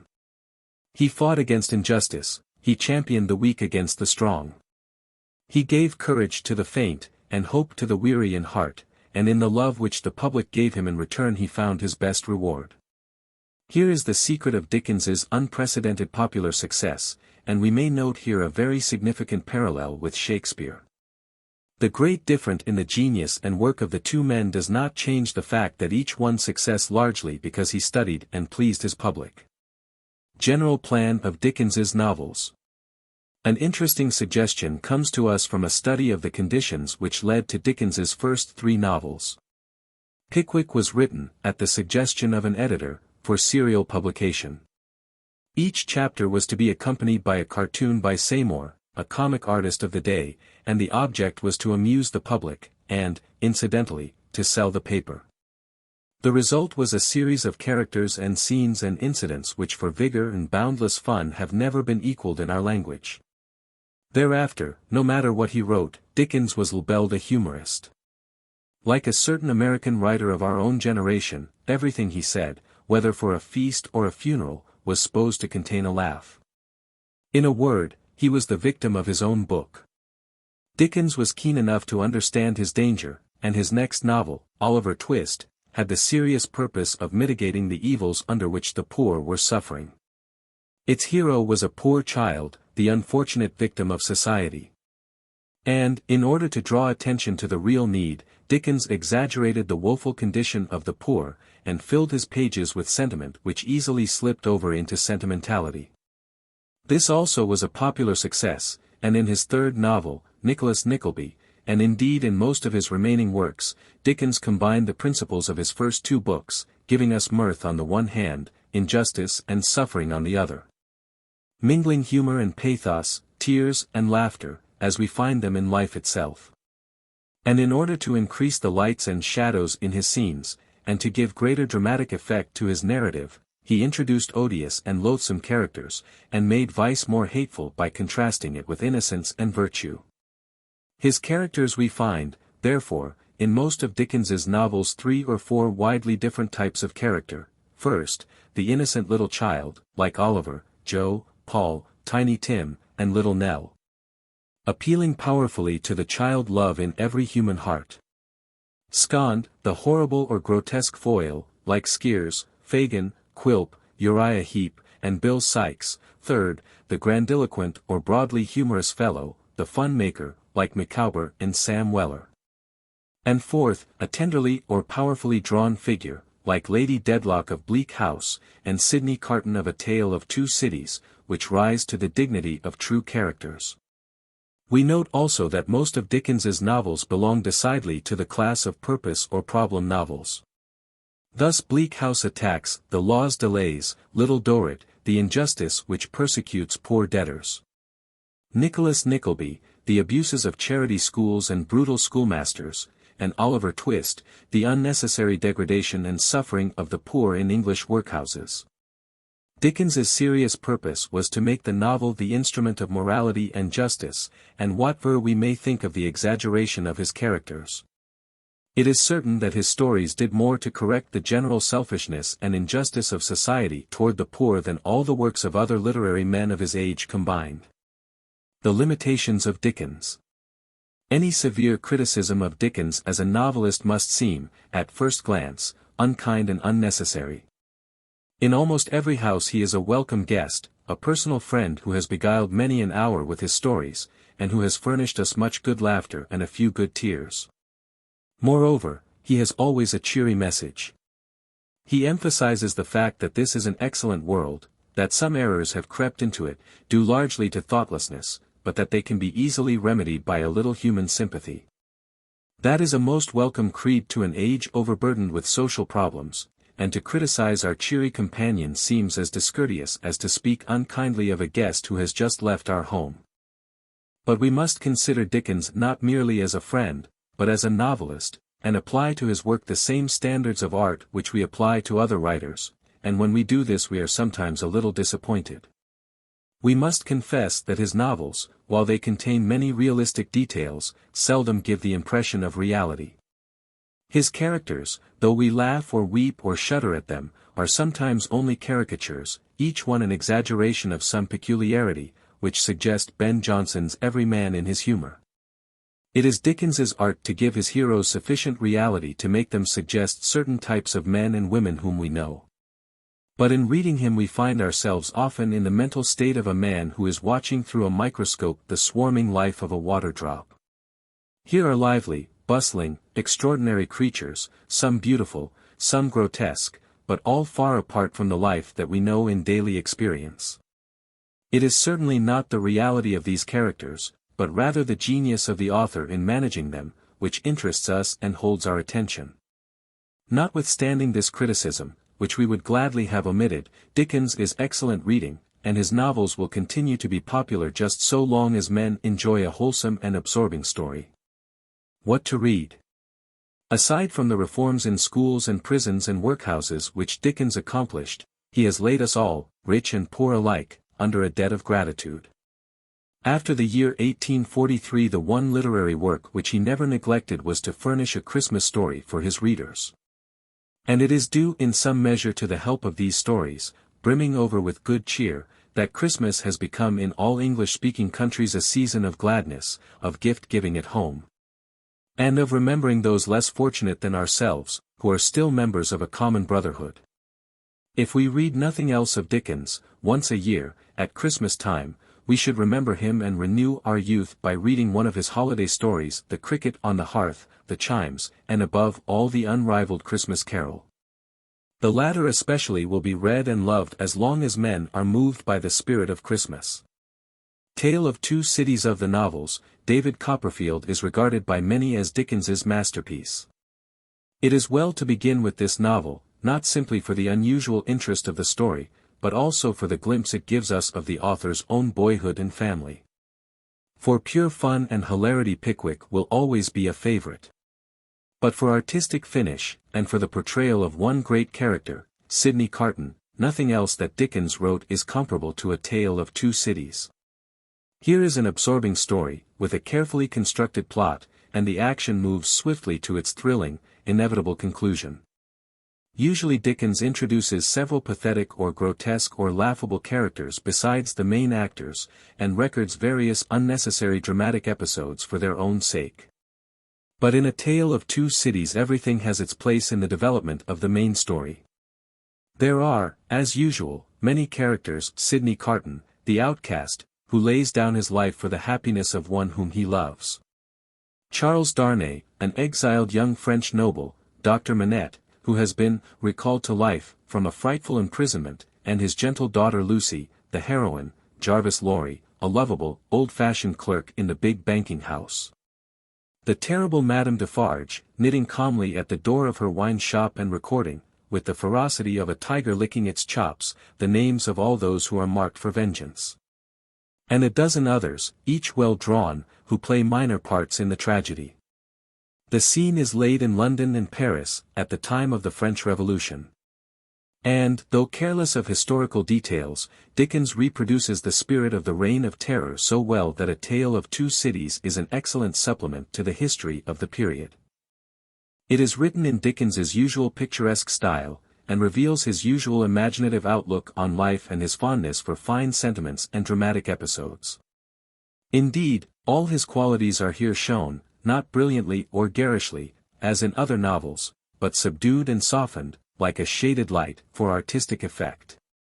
Those who are interested in Dickens's growth and methods can hardly do better than to read in succession his first three novels, Pickwick, Oliver Twist, and Nicholas Nickleby, which, as we have indicated, show clearly how he passed from fun to serious purpose, and which furnish in combination the general plan of all his later works. For the rest, we can only indicate those which, in our personal judgment, seem best worth reading: Bleak House, Dombey and Son, Our Mutual Friend, and Old Curiosity Shop. But we are not yet far enough away from the first popular success of these works to determine their permanent value and influence. William Makepeace Thackeray, 1811–1863.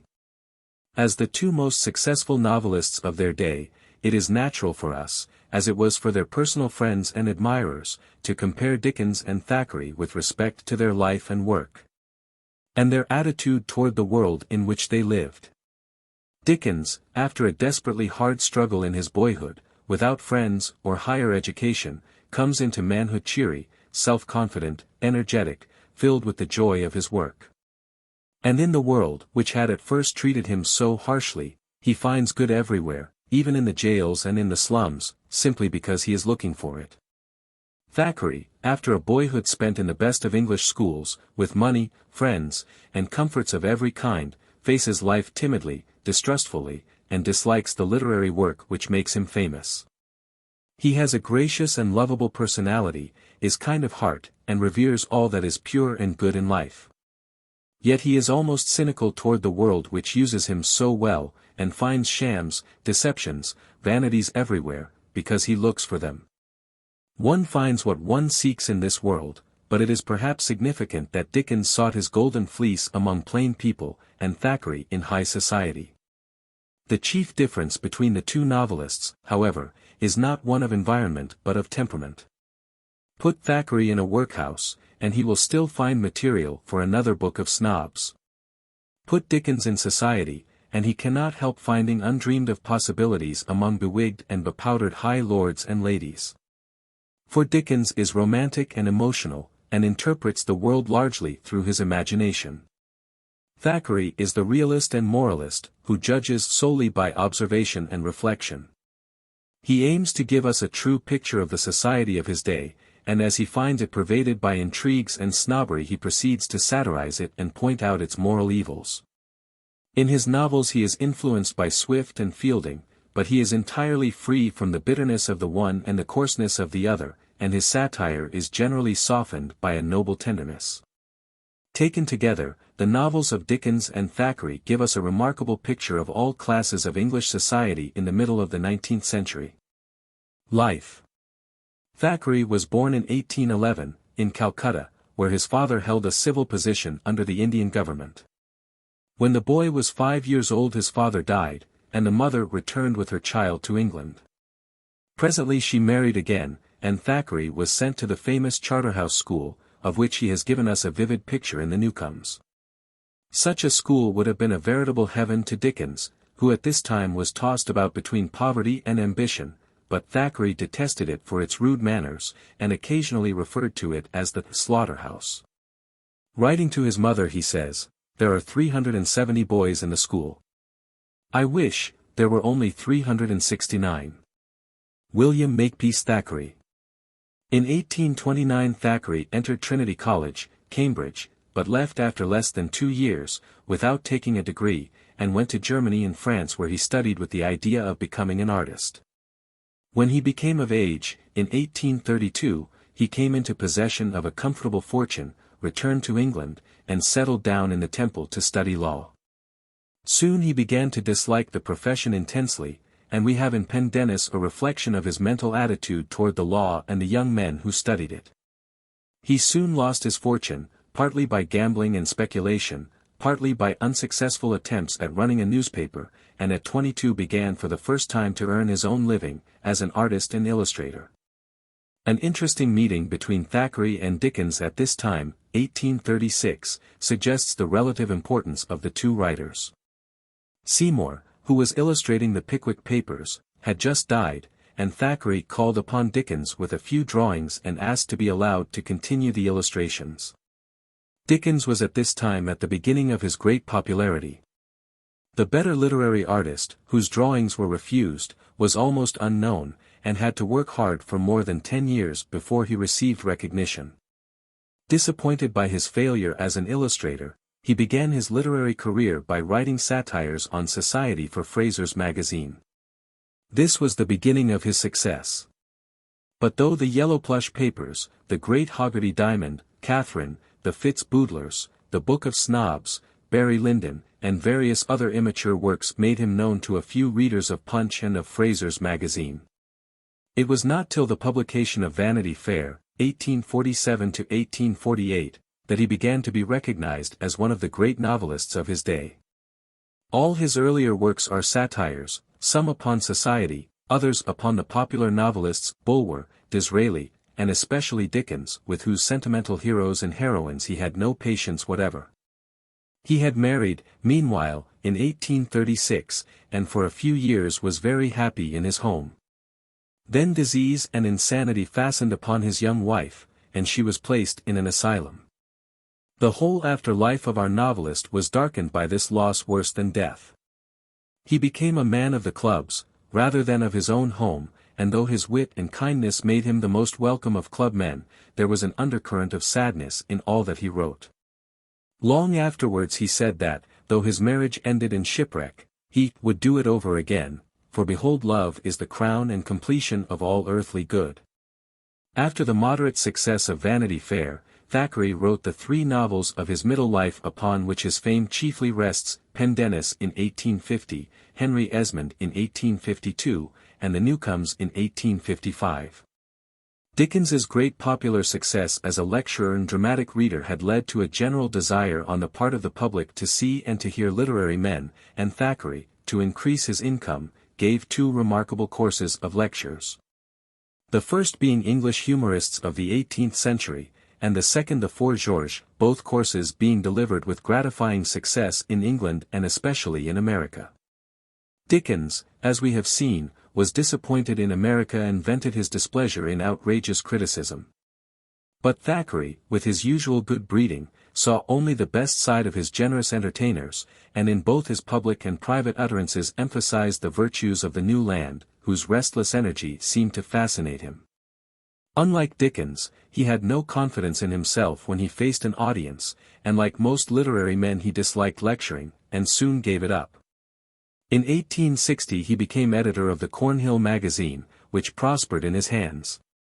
And with a comfortable income he seemed just ready to do his best work for the world, which has always believed that he was capable of even better things than he ever wrote, when he died suddenly in 1863. His body lies buried in Kensal Green, and only a bust does honor to his memory in Westminster Abbey. Henry Esmond Works of Thackeray. The beginner will do well to omit the earlier satires of Thackeray, written while he was struggling to earn a living from the magazines, and open Henry Esmond, 1852, his most perfect novel, though not the most widely known and read. The fine historical and literary flavor of this story is one of its most marked characteristics, and only one who knows something of the history and literature of the 18th century can appreciate its value.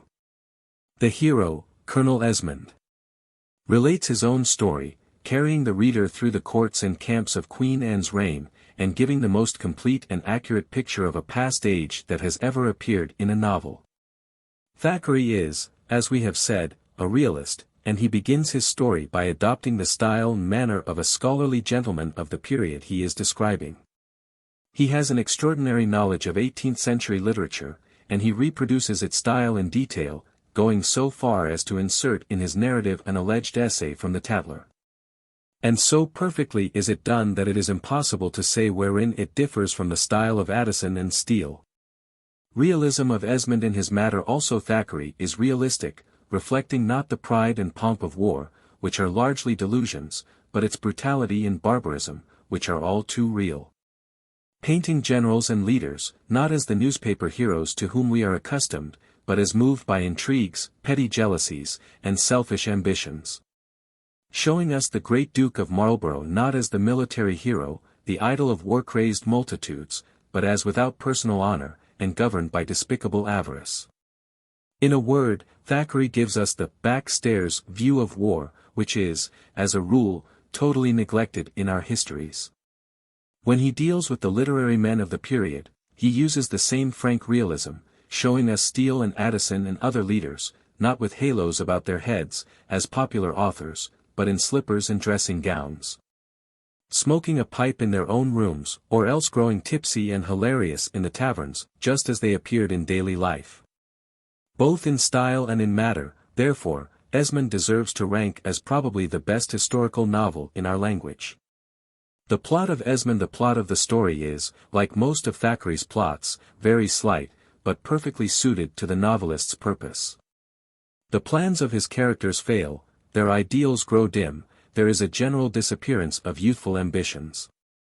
There is a love story at the center, but the element of romance, which furnishes the light and music and fragrance of love, is inconspicuous. The hero, after 10 years of devotion to a young woman, a paragon of beauty, finally marries her mother, and ends with a few pious observations concerning heaven's mercy and his own happy lot. Such an ending seems disappointing, almost bizarre, in view of the romantic novels to which we are accustomed. But we must remember that Thackeray's purpose was to paint life as he saw it, and that in life men and things often take a different way from that described in romances. As we grow acquainted with Thackeray's characters, we realize that no other ending was possible to his story, and conclude that his plot, like his style, is perhaps as near perfection as a realistic novelist can ever come. Vanity Fair, 1847–1848, is the best known of Thackeray's novels. It was his first great work, and was intended to express his own views of the social life about him, and to protest against the overdrawn heroes of popular novels. He takes for his subject that Vanity Fair to which Christian and faithful were conducted on their way to the heavenly city, as recorded in Pilgrim's Progress. In this fair there are many different booths, given over to the sale of all sorts of vanities, and as we go from one to another we come in contact with juggling, cheats, games, plays, fools, apes, knaves, rogues, and that of every kind. Evidently this is a picture of one side of social life. But the difference between Bunyan and Thackeray is simply this, that Bunyan made Vanity Fair a small incident in a long journey, a place through which most of us pass on our way to better things. While Thackeray, describing high society in his own day, makes it a place of long sojourn, wherein his characters spend the greater part of their lives. Thackeray styles this work a novel without a hero. The whole action of the story, which is without plot or development, revolves about two women, Amelia, a meek creature of the milk and water type, and Becky Sharp, a keen, unprincipled intriguer, who lets nothing stand in the way of her selfish desire to get the most out of the fools who largely constitute society. On the whole, it is the most powerful but not the most wholesome of Thackeray's works. Pendennis, in his second important novel, Pendennis, 1849–1850, we have a continuation of the satire on society begun in Vanity Fair. This novel, which the beginner should read after Esmond, is interesting to us for two reasons: because it reflects more of the details of Thackeray's life than all his other writings, and because it contains one powerfully drawn character who is a perpetual reminder of the danger of selfishness. The hero is neither angel nor imp, in Thackeray's words, but the typical young man of society, whom he knows thoroughly, and whom he paints exactly as he is, a careless, good-natured but essentially selfish person, who goes through life intent on his own interests. Pendennis is a profound moral study, and the most powerful arraignment of well-meaning selfishness in our literature, not even excepting George Eliot's Romola, which it suggests. The Newcomes' two other novels, The Newcomes, 1855, and The Virginians, 1859, complete the list of Thackeray's great works of fiction. The former is a sequel to Pendennis, and the latter to Henry Esmond. And both share the general fate of sequels in not being quite equal in power or interest to their predecessors. The Newcomes, however, deserves a very high place, some critics, indeed, placing it at the head of the author's works. Like all Thackeray's novels, it is a story of human frailty, but here the author's innate gentleness and kindness are seen at their best, and the hero is perhaps the most genuine and lovable of all his characters. Thackeray's essays. Thackeray is known in English literature as an essayist as well as a novelist. His English humorists and the Four Georges are among the finest essays of the 19th century. In the former especially, Thackeray shows not only a wide knowledge but an extraordinary understanding of his subject. Apparently this 19th-century writer knows Addison, Fielding, Swift, Smollett, and other great writers of the past century almost as intimately as one knows his nearest friend. And he gives us the fine flavor of their humor in a way which no other writer, save perhaps Larnbe, has ever rivaled. The Four Georges is in a vein of delicate satire, and presents a rather unflattering picture of four of England's rulers and of the courts in which they moved. Both these works are remarkable for their exquisite style, their gentle humor, their keen literary criticisms, and for the intimate knowledge and sympathy which makes the people of a past age live once more in the written pages. General characteristics. In treating of Thackeray's view of life, as reflected in his novels, critics vary greatly. And the following summary must be taken not as a positive judgment but only as an attempt to express the general impression of his works on an uncritical reader. He is first of a realist, who paints life as he sees it. As he says himself, "I have no brains above my eyes, I describe what I see." His pictures of certain types, notably the weak and vicious elements of society, are accurate and true to life, but they seem to play too large a part in his books, and have perhaps too greatly influenced his general judgment of humanity. An excessive sensibility, or the capacity for fine feelings and emotions, is a marked characteristic of Thackeray, as it is of Dickens and Carlyle. He is easily offended, as they are, by the shams of society. But he cannot find an outlet, as Dickens does, in laughter and tears, and he is too gentle to follow Carlyle in violent denunciations and prophecies. He turns to satire, influenced, doubtless, by 18th-century literature which he knew so well, and in which satire played too large a part. His satire is never personal, like Pope's, or brutal, like Swift's, and is tempered by kindness and humor. But it is used too freely, and generally lays too much emphasis on faults and foibles to be considered a true picture of any large class of English society. Thackeray as a moralist. Besides being a realist and satirist, Thackeray is essentially a moralist, like Addison, aiming definitely in all his work at producing a moral impression. So much does he revere goodness, and so determined is he that his Pendennis or his Becky Sharp shall be judged at their true value, that he is not content, like Shakespeare, to be simply an artist. To tell an artistic tale and let it speak its own message.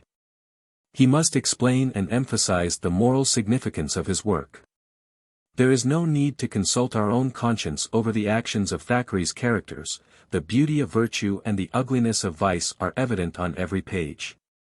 His style. Whatever we may think of Thackeray's matter, there is one point in which critics are agreed, that he is master of a pure and simple English style. Whether his thought be sad or humorous, commonplace or profound, he expresses it perfectly, without effort or affectation. In all his work there is a subtle charm, impossible to describe, which gives the impression that we are listening to a gentleman. And it is the ease, the refinement, the exquisite naturalness of Thackeray's style that furnishes a large part of our pleasure in reading him. Mary and Evans, George Eliot, 1819–1880. In nearly all the writers of the Victorian age we note, on the one hand, a strong intellectual tendency to analyze the problems of life, and on the other a tendency to teach, that is, to explain to men the method by which these problems may be solved. The novels especially seem to lose sight of the purely artistic ideal of writing, and to aim definitely at moral instruction. In George Eliot both these tendencies reach a climax. She is more obviously, more consciously a preacher and moralizer than any of her great contemporaries. Though profoundly religious at heart, she was largely occupied by the scientific spirit of the age. And finding no religious creed or political system satisfactory, she fell back upon duty as the supreme law of life. All her novels aim, first, to show in individuals the play of universal moral forces, and second, to establish the moral law as the basis of human society. Aside from this moral teaching, we look to George Eliot for the reflection of country life in England, just as we look to Dickens for pictures of the city streets, and to Thackeray for the vanities of society. Of all the women writers who have helped and are still helping to place our English novels at the head of the world's fiction, she holds at present unquestionably the highest rank. Life. Mary Ann, or Marian, Evans, known to us by her pen name of George Eliot, began to write late in life, when nearly 40 years of age, and attained the leading position among living English novelists in the 10 years between 1870 and 1880. After Thackeray and Dickens had passed away. She was born at Arbury Farm, Warwickshire, some 20 miles from Stratford-on-Avon, in 1819. Her parents were plain, honest folk, of the farmer class, who brought her up in the somewhat strict religious manner of those days. Her father seems to have been a man of sterling integrity and of practical English sense, one of those essentially noble characters who do the world's work silently and well, and who by their solid worth obtain a position of influence among their fellow men. A few months after George Eliot's birth the family moved to another home, in the parish of Griff, where her childhood was largely passed. The scenery of the Midland counties and many details of her own family life are reflected in her earlier novels. Thus we find her and her brother, as Maggie and Tom Tulliver, in The Mill on the Floss. Her aunt, as Dinah Morris, and her mother, as Mrs. Poyser, in Adam Bede. We have a suggestion of her father in the hero of the latter novel, but the picture is more fully drawn as Caleb Garth, in Middlemarch. For a few years she studied at 2 private schools for young ladies, at Nuneaton and Coventry, but the death of her mother called her, at 17 years of age, to take entire charge of the household. Thereafter her education was gained wholly by miscellaneous reading. We have a suggestion of her method in one of her early letters, in which she says, "My mind presents an assemblage of disjointed specimens of history, ancient and modern. Scraps of poetry picked up from Shakespeare, Cooper, Wordsworth, and Milton, newspaper topics, morsels of Addison and Bacon, Latin verbs, geometry, entomology, and chemistry. Reviews and metaphysics, all arrested and petrified and smothered by the fast-thickening everyday accession of actual events, relative anxieties, and household cares and vexations." When Mary was 21 years old the family again moved, this time to Fulshill Road, near Coventry. Here she became acquainted with the family of Charles Bray, a prosperous ribbon manufacturer, whose house was a gathering place for the freethinkers of the neighborhood. The effect of this liberal atmosphere upon Miss Evans, brought up in a narrow way, with no knowledge of the world, was to unsettle many of her youthful convictions. From a narrow, intense dogmatism, she went to the other extreme of radicalism. Then, about 1860, she lost all sympathy with the freethinkers, and, being instinctively religious, seemed to be groping after a definite faith while following the ideal of duty. This spiritual struggle, which suggests that of Carlyle, is undoubtedly the cause of that gloom and depression which hang, like an English fog, over much of her work. Though her biographer, Cross, tells us that she was not by any means a sad or gloomy woman. In 1849 Miss Evans's father died, and the Brays took her abroad for a tour of the continent. On her return to England she wrote several liberal articles for the Westminster Review, and presently was made assistant editor of that magazine. Her residence in London at this time marks a turning point in her career and the real beginning of her literary life. She made strong friendships with Spencer, Mill, and other scientists of the day, and through Spencer met George Henry Lewes, a miscellaneous writer, whom she afterwards married. Under his sympathetic influence she began to write fiction for the magazines, her first story being Amos Barton, 1857, which was later included in the Scenes of Clerical Life, 1858. Her first long novel, Adam Bede, appeared early in 1859 and met with such popular favor that to the end of her life she despaired of ever again repeating her triumph. But the unexpected success proved to be an inspiration, and she completed The Mill on the Floss and began Silas Marner during the following year. Not until the great success of these works led to an insistent demand to know the author did the English public learn that it was a woman, and not an English clergyman, as they supposed, who had suddenly jumped to the front rank of living writers. Up to this point George Eliot had confined herself to English country life, but now she suddenly abandoned the scenes and the people with whom she was most familiar in order to write an historical novel. It was in 1860, while traveling in Italy, that she formed the great project of Romola, a mingling of fiction and moral philosophy, against the background of the mighty Renaissance movement. In this she was writing of things of which she had no personal knowledge, and the book cost her many months of hard and depressing labor. She said herself that she was a young woman when she began the work, and an old woman when she finished it. Romola, 1862–1863, was not successful with the public, and the same may be said of Felix Holt the Radical, 1866, and the Spanish Gypsy, 1868. The last-named work was the result of the author's ambition to write a dramatic poem which should duplicate the lesson of Romola. And for the purpose of gathering material she visited Spain, which she had decided upon as the scene of her poetical effort. With the publication of Middlemarch, 1871–1872, George Eliot came back again into popular favor, though this work is less spontaneous, and more labored and pedantic, than her earlier novels. The fault of too much analysis and moralizing was even more conspicuous in Daniel Deronda, 1876, which she regarded as her greatest book.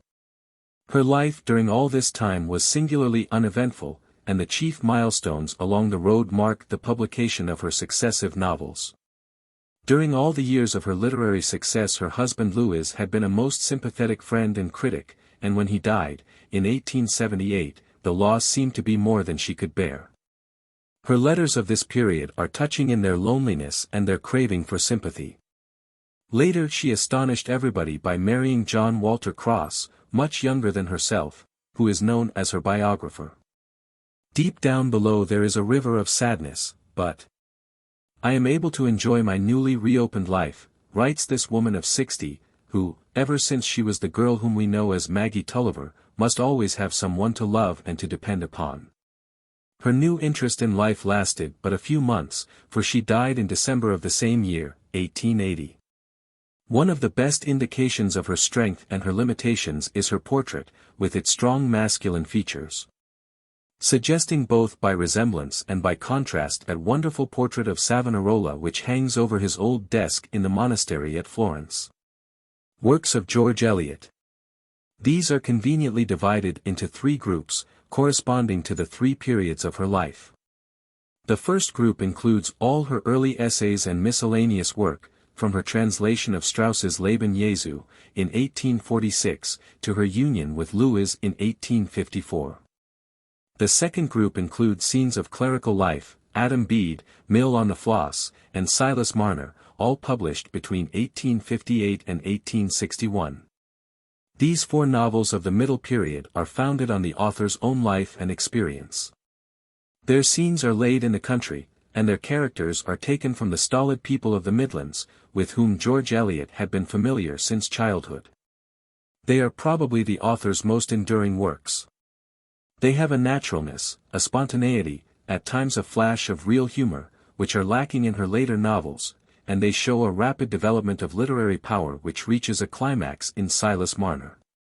The novel of Italian life, Romola, 1862–1863, marks a transition to the third group, which includes three more novels: Felix Holt, 1866, Middlemarch, 1871–1872, Daniel Deronda, 1876, the ambitious dramatic poem The Spanish Gypsy, 1868. And a collection of miscellaneous essays called The Impressions of Theophrastus Such, 1879. The general impression of these works is not so favorable as that produced by the novels of the middle period. They are more labored and less interesting. They contain much deep reflection and analysis of character, but less observation, less delight in picturing country life as it is, and very little of what we call inspiration. We must add, however, that this does not express a unanimous literary judgment, for critics are not wanting who assert that Daniel Deronda is the highest expression of the author's genius. The general character of all these novels may be described, in the author's own term, as psychologic realism. This means that George Eliot sought to do in her novels what Browning attempted in his poetry. That is, to represent the inner struggle of a soul, and to reveal the motives, impulses, and hereditary influences which govern human action. Browning generally stops when he tells his story, and either lets you draw your own conclusion or else gives you his in a few striking lines. But George Eliot is not content until she has minutely explained the motives of her characters and the moral lesson to be learned from them. Moreover, it is the development of a soul, the slow growth or decline of moral power, which chiefly interests her. Her heroes and heroines differ radically from those of Dickens and Thackeray in this respect, that when we meet the men and women of the latter novelists, their characters are already formed. And we are reasonably sure what they will do under given circumstances. In George Eliot's novels the characters develop gradually as we come to know them. They go from weakness to strength, or from strength to weakness, according to the works that they do and the thoughts that they cherish.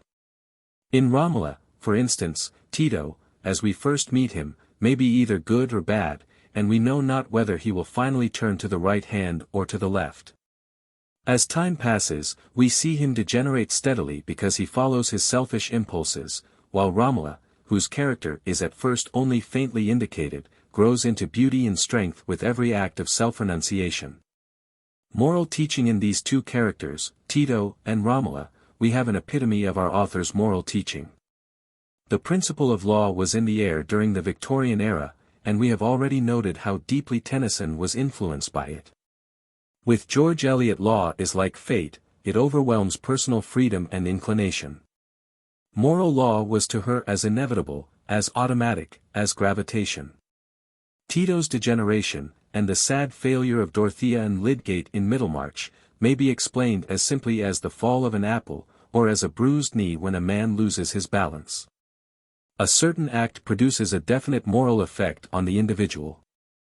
And character is the added sum of all the acts of a man's life, just as the weight of a body is the sum of the weights of many different atoms which constitute it. The matter of rewards and punishments, therefore, needs no final judge or judgment, since these things take care of themselves automatically in a world of inviolable moral law. Perhaps one thing more should be added to the general characteristics of George Eliot's novels: they are all rather depressing. The gladsomeness of life, the sunshine of smiles and laughter, is denied her. It is said that once, when her husband remarked that her novels were all essentially sad, she wept, and answered that she must describe life as she had found it. What to read? George Eliot's first stories are in some respects her best, though her literary power increases during her second period, culminating in Silas Marner, and her psychological analysis is more evident in Daniel Deronda. On the whole, it is an excellent way to begin with the freshness and inspiration of the scenes of clerical life and read her books in the order in which they were written. In the first group of novels Adam Bede is the most natural, and probably interests more readers than all the others combined. The Mill on the Floss has a larger personal interest, because it reflects much of George Eliot's history and the scenes and the friends of her early life.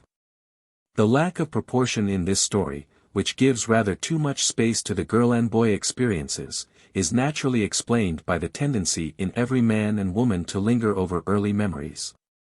Silas Marner is artistically the most perfect of George Eliot's novels, and we venture to analyze it as typical of her ideals and methods.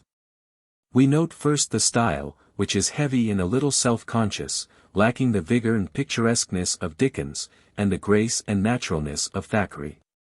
The characters are the common people of the Midlands, the hero being a linen weaver, a lonely outcast who hoards and gloats over his hard-earned money, is robbed, thrown into utter despair, and brought back to life and happiness by the coming of an abandoned child to his fire. In the development of her story the author shows herself, first, a realist, by the naturalness of her characters and the minute accuracy with which she reproduces their ways and even the accents of their speech. Second, a psychologist, by the continual analysis and explanation of motives. Third, a moralist, by showing in each individual the action and reaction of universal moral forces, and especially by making every evil act bring inevitable punishment to the man who does it. Tragedy, therefore, plays a large part in the story. For, according to George Eliot, tragedy and suffering walk close behind us, or lurk at every turn in the road of life. Like all her novels, Silas Marner is depressing. We turn away from even the wedding of Ipswich is just as it should be with a sense of sadness and incompleteness. Finally, as we close the book, we are conscious of a powerful and enduring impression of reality. Silas, the poor weaver. Godfrey Cass, the well-meaning, selfish man, Mr. Macy, the garrulous, and observant parish clerk. Dolly Winthrop, the kind-hearted countrywoman who cannot understand the mysteries of religion and so interprets God in terms of human love. These are real people, whom having once met we can never forget. Romola has the same general moral theme as the English novels, but the scenes are entirely different, and opinion is divided as to the comparative merit of the work. It is a study, a very profound study of moral development in one character and of moral degeneracy in another. Its characters and its scenes are both Italian, and the action takes place during a critical period of the Renaissance movement, when Savonarola was at the height of his power in Florence. Here is a magnificent theme and a superb background for a great novel, and George Eliot read and studied till she felt sure that she understood the place, the time, and the people of her story. Romola is therefore interesting reading, in many respects the most interesting of her works. It has been called one of our greatest historical novels, but as such it has one grievous fault. It is not quite true to the people or even to the locality which it endeavors to represent. One who reads it here, in a new and different land, thinks only of the story and of the novelist's power. But one who reads it on the spot which it describes, and amidst the life which it pictures, is continually haunted by the suggestion that George Eliot understood neither Italy nor the Italians. It is this lack of harmony with Italian life itself which caused Morris and Rossetti and even Browning, with all his admiration for the author, to lay aside the book, unable to read it with pleasure or profit. In a word, Romola is a great moral study and a very interesting book, but the characters are not Italian, and the novel as a whole lacks the strong reality which marks George Eliot's English studies. Minor novelists of the Victorian Age. In the three great novelists just considered we have an epitome of the fiction of the age, Dickens using the novel to solve social problems, Thackeray to paint the life of society as he saw it, and George Eliot to teach the fundamental principles of morality. The influence of these three writers is reflected in all the minor novelists of the Victorian age. Thus, Dickens is reflected in Charles Reade, Thackeray in Anthony Trollope and the Bronte sisters, and George Eliot's psychology finds artistic expression in George Meredith. To these social, moral and realistic studies we should add the element of romance, from which few of our modern novelists can long escape. The 19th century, which began with the romanticism of Walter Scott, returns to its first love, like a man glad to be home, in its delight over Blackmore's Lorna Doone and the romances of Robert Louis Stevenson. Charles Reade. In his fondness for stage effects, for picturing the romantic side of common life, and for using the novel as the instrument of social reform, there is a strong suggestion of Dickens in the work of Charles Reade, 1814–1884. Thus his Peg Woffington is a study of stage life from behind the scenes, A Terrible Temptation is a study of social reforms and reformers. And Put Yourself in His Place is the picture of a working man who struggles against the injustice of the trades unions. His masterpiece, The Cloister and the Hearth, 1861, one of our best historical novels, is a somewhat laborious study of student and vagabond life in Europe in the days of the German Renaissance. It has small resemblance to George Eliot's Romola, whose scene is laid in Italy during the same period. But the two works may well be read in succession, as the efforts of two very different novelists of the same period to restore the life of an age long past. Anthony Trollope. In his realism, and especially in his conception of the novel as the entertainment of an idle hour, Trollope, 1815–1882, is a reflection of Thackeray. It would be hard to find a better duplicate of Becky Sharp, the heroine of Vanity Fair, for instance, than is found in Lizzie Eustace, the heroine of the Eustace Diamonds. Trollope was the most industrious and systematic of modern novelists, writing a definite amount each day, and the wide range of his characters suggests the human comedy of Balzac. His masterpiece is Barchester Towers, 1857. This is a study of life in a cathedral town, and is remarkable for its minute pictures of bishops and clergymen, with their families and dependents. It would be well to read this novel in connection with The Warden, 1855, The Last Chronicle of Barset, 1867, and other novels of the same series, since the scenes and characters are the same in all these books. And they are undoubtedly the best expression of the author's genius. Hawthorne says of his novels, "They precisely suit my taste, solid and substantial, and just as real as if some giant had hewn a great lump out of the earth and put it under a glass case, with all the inhabitants going about their daily business and not suspecting that they were being made a show of." Charlotte Brontë. We have another suggestion of Thackeray in the work of Charlotte Brontë, 1816–1855. She aimed to make her novels a realistic picture of society, but she added to Thackeray's realism the element of passionate and somewhat unbalanced romanticism. The latter element was partly the expression of Miss Bronte's own nature, and partly the result of her lonely and grief-stricken life, which was darkened by a succession of family tragedies. It will help us to understand her work if we remember that both Charlotte Brontë and her sister Emily turned to literature because they found their work as governess and teacher unendurable, and sought to relieve the loneliness and sadness of their own lot by creating a new world of the imagination. In this new world, however, the sadness of the old remains, and all the Brontë novels have behind them an aching heart. Charlotte Bronte's best-known work is Jane Eyre, 1847, which, with all its faults, is a powerful and fascinating study of elemental love and hate, reminding us vaguely of one of Marlowe's tragedies. This work won instant favor with the public, and the author was placed in the front rank of living novelists.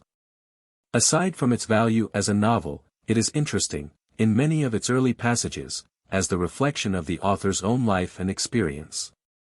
Shirley, 1849, and Villette, 1853, make up the trio of novels by which this gifted woman is generally remembered. Bulwer-Lytton. Edward Bulwer-Lytton, 1803–1873, was an extremely versatile writer, who tried almost every kind of novel known to the 19th century. In his early life he wrote poems and dramas, under the influence of Byron.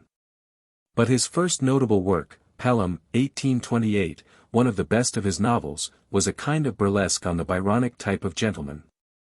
As a study of contemporary manners in high society, Pelham has a suggestion of Thackeray, and the resemblance is more noticeable in other novels of the same type, such as Ernest Maltravers, 1837, The Caxtons, 1848–1849, My Novel, 1853.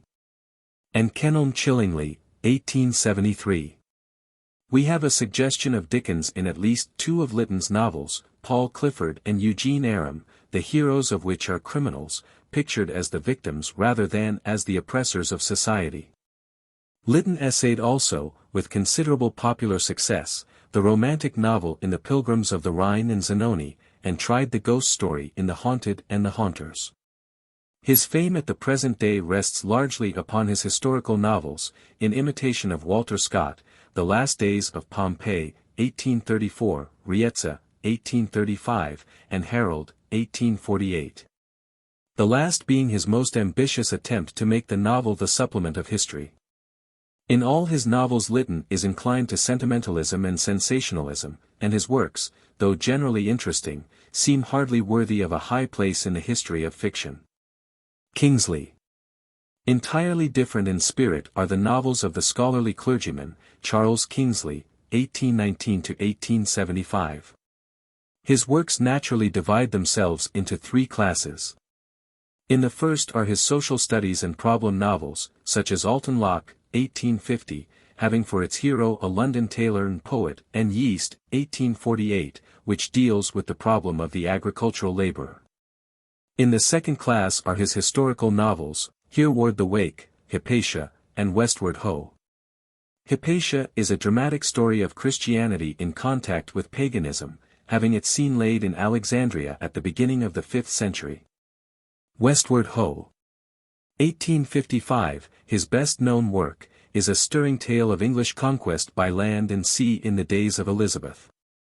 In the third class are his various miscellaneous works, not the least of which is Water Babies, a fascinating story of a chimney sweep, which mothers read to their children at bedtime, to the great delight of the round-eyed little listeners under the counterpane. Mrs. Gaskell. Mrs. Elizabeth Gaskell, 1810–1865, began, like Kingsley, with the idea of making the novel the instrument of social reform. As the wife of a clergyman in Manchester, she had come in close contact with the struggles and ideals of the industrial poor of a great city. And she reflected her sympathy as well as her observation in Mary Barton, 1848, and in North and South, 1855. Between these two problem novels she published her masterpiece, Cranford, in 1853. The original of this country village, which is given over to spinsters, is undoubtedly Knutsford, in Cheshire, where Mrs. Gaskell had spent her childhood. The sympathy, the keen observation, and the gentle humor with which the small affairs of a country village are described make Cranford one of the most delightful stories in the English language. We are indebted to Mrs. Gaskell also for the life of Charlotte Brontë, which is one of our best biographies. Blackmore. Richard Doddridge Blackmore, 1825–1900, was a prolific writer, but he owes his fame almost entirely to one splendid novel, Lorna Doone, which was published in 1869. The scene of this fascinating romance is laid in Exmoor in the 17th century.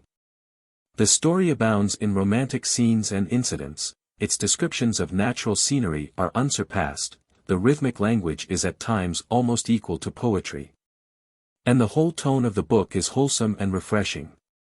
Altogether it would be hard to find a more delightful romance in any language, and it well deserves the place it has won as one of the classics of our literature. Other works of Blackmore which will repay the reader are Clara Vaughan, 1864, his first novel, The Maid of Sker, 1872, Springhaven, 1887, Perlicross, 1894, and Tales from the Telling House, 1896. But none of these, though he counted them his best work, has met with the same favor as Lorna Doone. Meredith. So much does George Meredith, 1828–1909, belong to our own day that it is difficult to think of him as one of the Victorian novelists.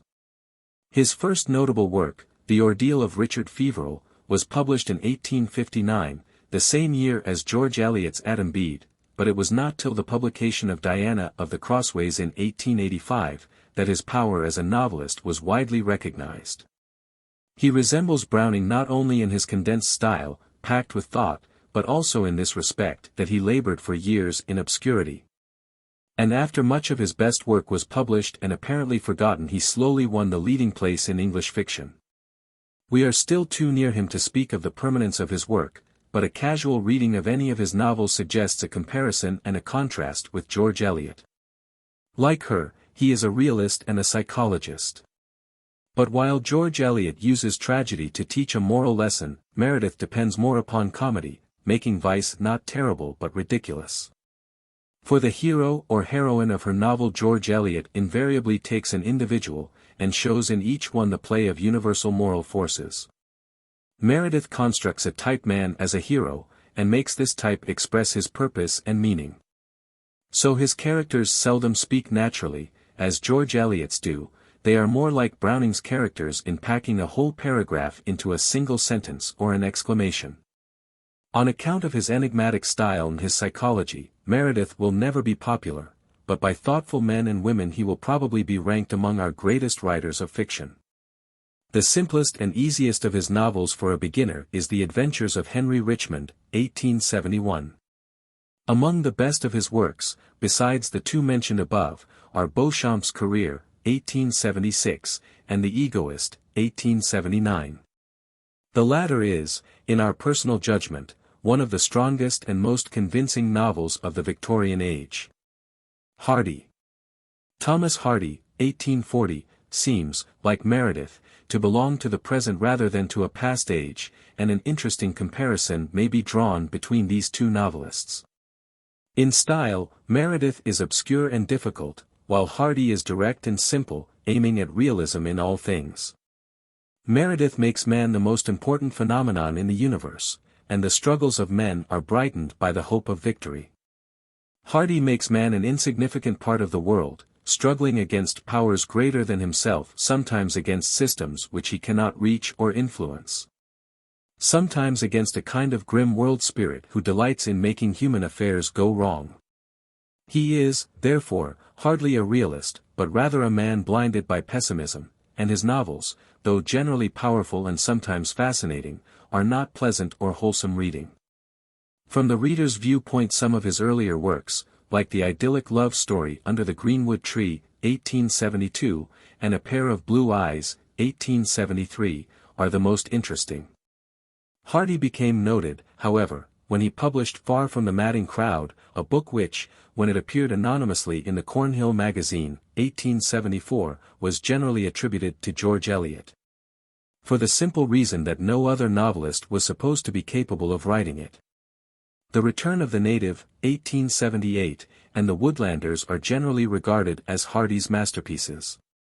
But two novels of our own day, Tess of the D'Urbervilles, 1891, and Jude the Obscure, 1895, are better expressions of Hardy's literary art and of his gloomy philosophy. Stevenson. In pleasing contrast with Hardy is Robert Louis Stevenson, 1850–1894, a brave, cheery, wholesome spirit, who has made us all braver and cheerier by what he has written. Aside from their intrinsic value, Stevenson's novels are interesting in this respect that they mark a return to the pure romanticism of Walter Scott. The novel of the 19th century had, as we have shown, a very definite purpose. It aimed not only to represent life but to correct it, and to offer a solution to pressing moral and social problems. At the end of the century, Hardy's gloom in the face of modern social conditions became oppressive, and Stevenson broke away from it into that land of delightful romance in which youth finds an answer to all its questions. Problems differ, but youth is ever the same, and therefore Stevenson will probably be regarded by future generations as one of our most enduring writers. To his life, with its heroically happy struggle, first against poverty, then against physical illness, it is impossible to do justice in a short article. Even a longer biography is inadequate, for Stevenson's spirit, not the incidents of his life, is the important thing, and the spirit has no biographer. Though he had written much better work earlier, he first gained fame by his Treasure Island, 1883, an absorbing story of pirates and of a hunt for buried gold. Dr. Jekyll and Mr. Hyde, 1886, is a profound ethical parable, in which, however, Stevenson leaves the psychology and the minute analysis of character to his readers, and makes the story the chief thing in his novel. Kidnapped, 1886, The Master of Ballantrae, 1889, and David Balfour, 1893, are novels of adventure, giving us vivid pictures of Scotch life.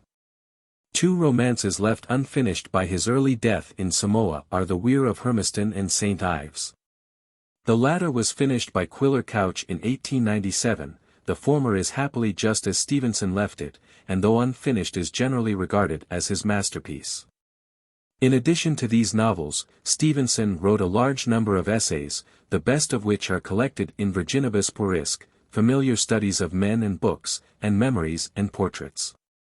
Delightful sketches of his travels are found in An Inland Voyage, 1878, Travels with a Donkey, 1879, Across the Plains, 1892, and The Amateur Emigrant, 1894. Underwoods, 1887, is an exquisite little volume of poetry, and A Child's Garden of Verses is one of the books that mothers will always keep to read to their children. In all his books Stevenson gives the impression of a man at play rather than at work, and the reader soon shares in the happy spirit of the author. Because of his beautiful personality, and because of the love and admiration he awakened for himself in multitudes of readers, we are naturally inclined to exaggerate his importance as a writer. However that may be, a study of his works shows him to be a consummate literary artist. His style is always simple, often perfect, and both in his manner and in his matter he exercises a profound influence on the writers of the present generation. 3. Essayists of the Victorian Age. Thomas Babington Macaulay, 1800–1859. Macaulay is one of the most typical figures of the 19th century. Though not a great writer, if we compare him with Browning or Thackeray, he was more closely associated than any of his literary contemporaries with the social and political struggles of the age. While Carlyle was proclaiming the gospel of labor, and Dickens writing novels to better the condition of the poor, Macaulay went vigorously to work on what he thought to be the most important task of the hour. and by his brilliant speeches did perhaps more than any other single man to force the passage of the famous Reform Bill. Like many of the Elizabethans, he was a practical man of affairs rather than a literary man, and though we miss in his writings the imagination and the spiritual insight which stamped the literary genius, we have the impression always of a keen, practical, honest mind, which looks at present problems in the light of past experience. Moreover, the man himself, with his marvelous mind, his happy spirit, and his absolute integrity of character, is an inspiration to better living. Life. Macaulay was born at Rothley Temple, Leicestershire, in 1800. His father, of Scotch descent, was at one time governor of the Sierra Leone colony for liberated Negroes, and devoted a large part of his life to the abolition of the slave trade. His mother, of Quaker parentage, was a brilliant, sensitive woman, whose character is reflected in that of her son. The influence of these two, and the son's loyal devotion to his family, can best be read in Trevelyan's interesting biography. As a child, Macaulay is strongly suggestive of Coleridge. At 3 years of age he began to read eagerly, at 5 he talked like a book. At 10 he had written a compendium of universal history, besides various hymns, verse romances, arguments for Christianity, and one ambitious epic poem. The habit of rapid reading, begun in childhood, continued throughout his life, and the number and variety of books which he read is almost incredible. His memory was phenomenal. He could repeat long poems and essays after a single reading. He could quote not only passages but the greater part of many books, including Pilgrim's Progress, Paradise Lost, and various novels like Clarissa. Once, to test his memory, he recited 2 newspaper poems which he had read in a coffee-house 40 years before, and which he had never thought of in the interval.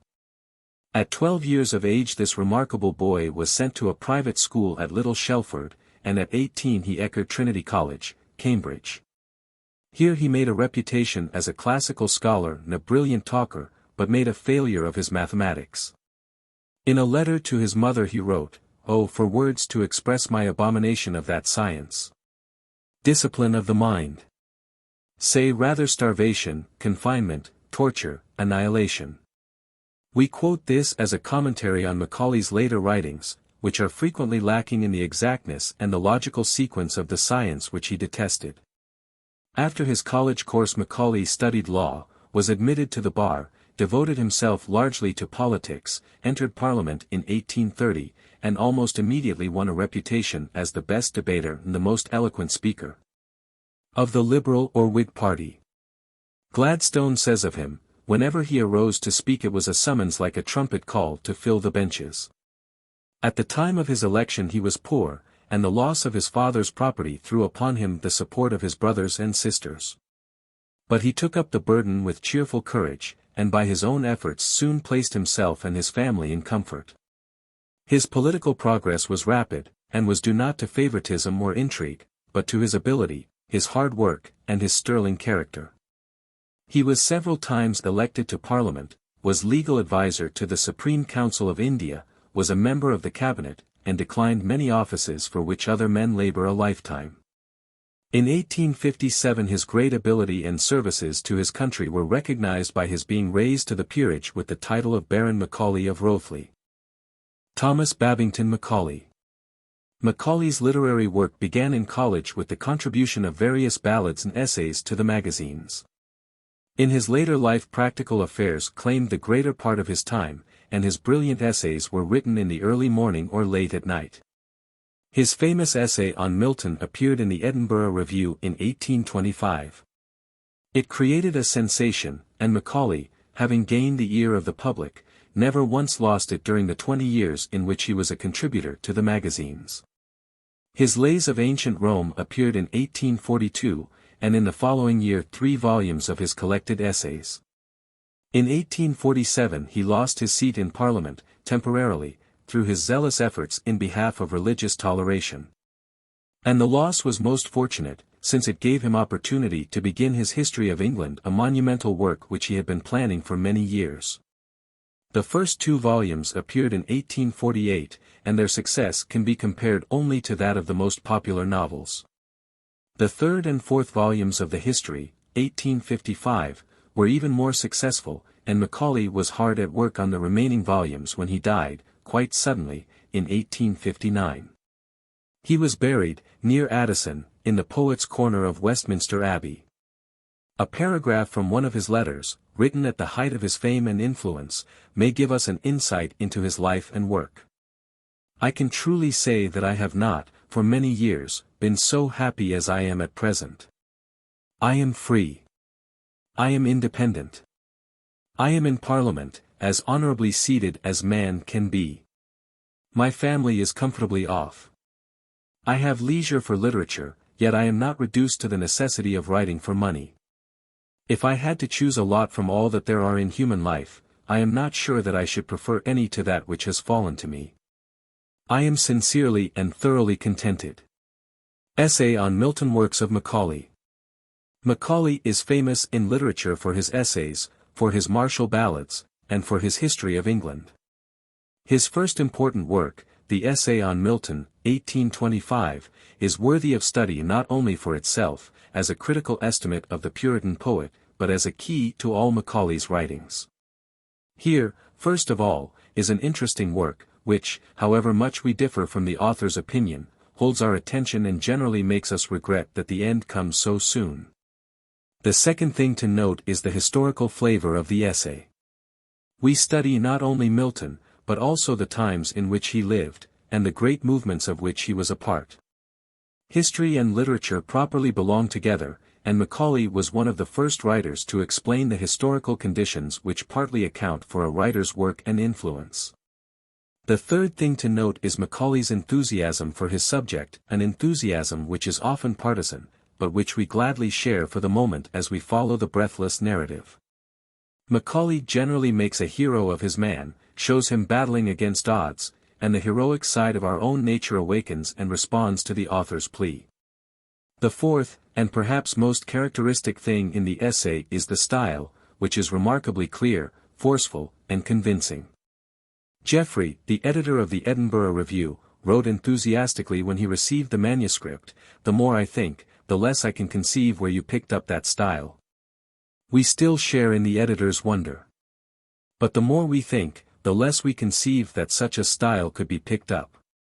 It was partly the result of a well-stored mind, partly of unconscious imitation of other writers, and partly of that natural talent for clear speaking and writing which is manifest in all Macaulay's work. Other essays. In the remaining essays we find the same general qualities which characterize Macaulay's first attempt. They cover a wide range of subjects, but they may be divided into two general classes, the literary or critical, and the historical. Of the literary essays the best are those on Milton, Addison, Goldsmith, Byron, Dryden, Leigh Hunt, Bunyan, Bacon, and Johnson. Among the best known of the historical essays are those on Lord Clive, Chatham, Warren Hastings, Hallam's Constitutional History, Vaughan Ranke's History of the Papacy, Frederick the Great, Horace Walpole, William Pitt, Sir William Temple, Machiavelli, and Mirabeau. Most of these were produced in the vigor of young manhood, between 1825 and 1845, while the writer was busy with practical affairs of state. They are often one-sided and inaccurate, but always interesting, and from them a large number of busy people have derived their first knowledge of history and literature. Lays of Ancient Rome. The best of Macaulay's poetical work is found in the Lays of Ancient Rome, 1842, a collection of ballads in the style of Scott, which sing of the old heroic days of the Roman Republic. The ballad does not require much thought or emotion. It demands clearness, vigor, enthusiasm, action, and it suited Macaulay's genius perfectly. He was, however, much more careful than other ballad writers in making his narrative true to tradition. The stirring martial spirit of these ballads, their fine workmanship, and their appeal to courage and patriotism made them instantly popular. Even today, after more than 50 years, such ballads as those on Virginius and Horatius at the Bridge are favorite pieces in many school readers. History of England. The History of England, Macaulay's masterpiece, is still one of the most popular historical works in the English language.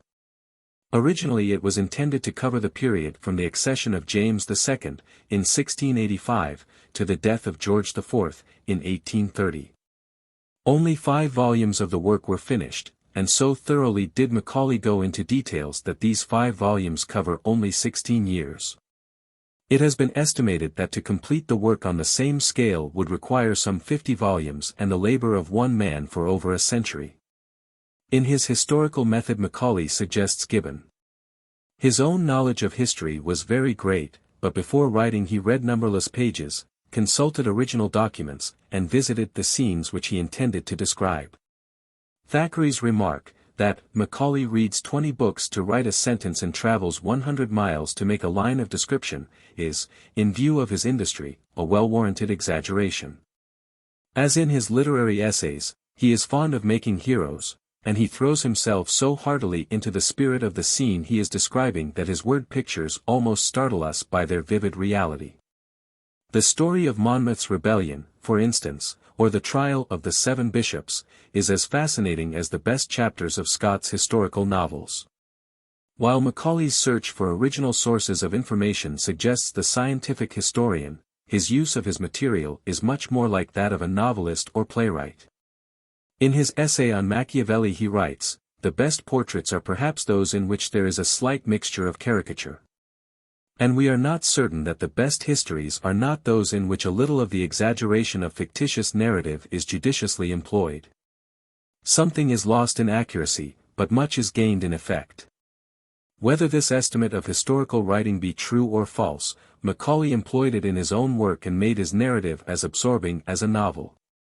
To all his characters he gives the reality of flesh and blood, and in his own words he shows us over their houses and seats us at their tables. All that is excellent, but it has its disadvantages. In his admiration for heroism, Macaulay makes some of his characters too good and others too bad. In his zeal for details he misses the importance of great movements, and of great leaders who are accustomed to ignore details. And in his joy of describing events he often loses sight of underlying causes. In a word, he is without historical insight, and his work, though fascinating, is seldom placed among the reliable histories of England. General characteristics. To the reader who studies Macaulay's brilliant essays and a few chosen chapters of his history, 3 things soon become manifest. First, Macaulay's art is that of a public speaker rather than that of a literary man. He has a wonderful command of language, and he makes his meaning clear by striking phrases, vigorous antitheses, anecdotes, and illustrations. His style is so clear that he who runs may read, and from beginning to end he never loses the attention of his readers. Second, Macaulay's good spirits and enthusiasm are contagious. As he said himself, he wrote, out of a full head, chiefly for his own pleasure or recreation, and one who writes joyously generally awakens a sense of pleasure in his readers. Third, Macaulay has the defect of his qualities. He reads and remembers so much that he has no time to think or to form settled opinions. As Gladstone said, Macaulay is always conversing or recollecting or reading or composing, but reflecting never. So he wrote his brilliant essay on Milton, which took all England by storm, and said of it afterward that it contained scarcely a paragraph which his mature judgment approved. Whether he speaks or writes, he has always before him an eager audience, and he feels within him the born orator's power to hold and fascinate. So he gives loose rein to his enthusiasm, quotes from 100 books, and in his delight at entertaining us forgets that the first quality of a critical or historical work is to be accurate, and the second to be interesting. Thomas Carlyle, 1795–1881. In marked contrast with Macaulay, the brilliant and cheerful essayist, is Thomas Carlyle, the prophet and censor of the 19th century. Macaulay is the practical man of affairs, helping and rejoicing in the progress of his beloved England. Carlyle lives apart from all practical interests, looks with distrust on the progress of his age, and tells men that truth, justice, and immortality are the only worthy objects of human endeavor. Macaulay is delighted with material comforts. He is most at home in brilliant and fashionable company, and he writes, even when ill and suffering, with unfailing hopefulness and good nature. Carlyle is like a Hebrew prophet just in from the desert, and the burden of his message is, "Woe to them that are at ease in Zion." Both men are, in different ways, typical of the century, and somewhere between the two extremes the practical, helpful activity of Macaulay and the spiritual agony and conflict of Carlyle we shall find the measure of an age which has left the deepest impress upon our own. Life of Carlyle. Carlyle was born at Ecclefechan, Dumfriesshire, in 1795, a few months before Burns's death, and before Scott had published his first work. Like Burns, he came of peasant stock, strong, simple, God-fearing folk, whose influence in Carlyle's later life is beyond calculation. Of his mother he says, she was too mild and peaceful for the planet she lived in. And of his father, a stone mason, he writes, "Could I write my books as he built his houses, walk my way so manfully through this shadow world, and leave it with so little blame, it were more than all my hopes." Of Carlyle's early school life we have some interesting glimpses in Sartor Resartus. At 9 years he entered the Annan Grammar School, where he was bullied by the older boys, who nicknamed him Tom the Tearful. For the teachers of those days he has only ridicule, calling them hidebound pedants, and he calls the school by the suggestive German name of Hinterschlag Gymnasium. At the wish of his parents, who intended Carlyle for the ministry, he endured this hateful school life till 1809, when he entered Edinburgh University.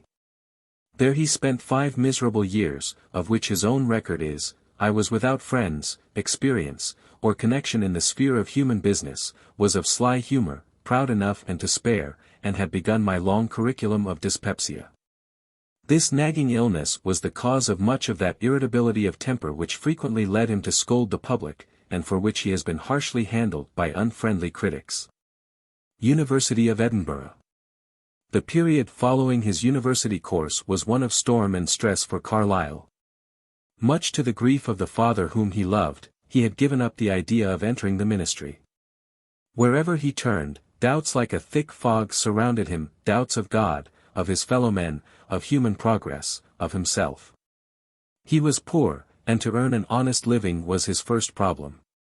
He tried successively teaching school, tutoring, the study of law, and writing miscellaneous articles for the Edinburgh Encyclopedia. All the while he was fighting his doubts, living, as he says, in a continual, indefinite, pining fear. After 6 or 7 years of mental agony, which has at times a suggestion of Bunyan's spiritual struggle, the crisis came in 1821, when Carlyle suddenly shook off his doubts and found himself. "All at once," he says in Sartor, "there arose a thought in me, and I asked myself, what art thou afraid of? Wherefore like a coward dost thou forever pip and whimper, and go cowering and trembling? Despicable biped! What is the sum total of the worst that lies before thee? Death? Well, death, and say the pangs of Tophet too, and all that the devil and man may, will, or can do against thee. Hast thou not a heart, canst thou not suffer whatsoever it be? And, as a child of freedom, though outcast, trample Tophet itself under thy feet, while it consumes thee? Let it come then, I will meet it and defy it." And as I so thought, there rushed like a stream of fire over my whole soul. And I shook base fear away from me forever. This struggle between fear and faith, and the triumph of the latter, is recorded in 2 remarkable chapters, The Everlasting No, and The Everlasting Ye, of Sartor Resartus. Carlyle now definitely resolved on a literary life, and began with any work that offered a bare livelihood. He translated Legendre's Geometry from the French, wrote numerous essays for the magazines, and continued his study of German while making translations from that language. His translation of Goethe's Wilhelm Meister appeared in 1824, his Life of Schiller in 1825, and his Specimens of German Romance in 1827. He began at this time a correspondence with Goethe, his literary hero, which lasted till the German poet's death in 1832. While still busy with hack work, Carlyle, in 1826, married Jane Welsh, a brilliant and beautiful woman, whose literary genius almost equaled that of her husband. Soon afterwards, influenced chiefly by poverty, the Carlyles retired to a farm, at Craigenpooch, Hawks Hill, a dreary and lonely spot, far from friends and even neighbors. They remained here 6 years, during which time Carlyle wrote many of his best essays, and Sartor Resartus, his most original work. The latter went begging among publishers for 2 years, and was finally published serially in Fraser's Magazine, in 1833 to 1834. By this time Carlyle had begun to attract attention as a writer, and, thinking that one who made his living by the magazines should be in close touch with the editors, took his wife's advice and moved to London, to seek work and bread. He settled in Cheyne Row, Chelsea, a place made famous by Moore, Erasmus, Bolingbroke, Smollett, Leigh Hunt, and many lesser lights of literature, and began to enjoy the first real peace he had known since childhood.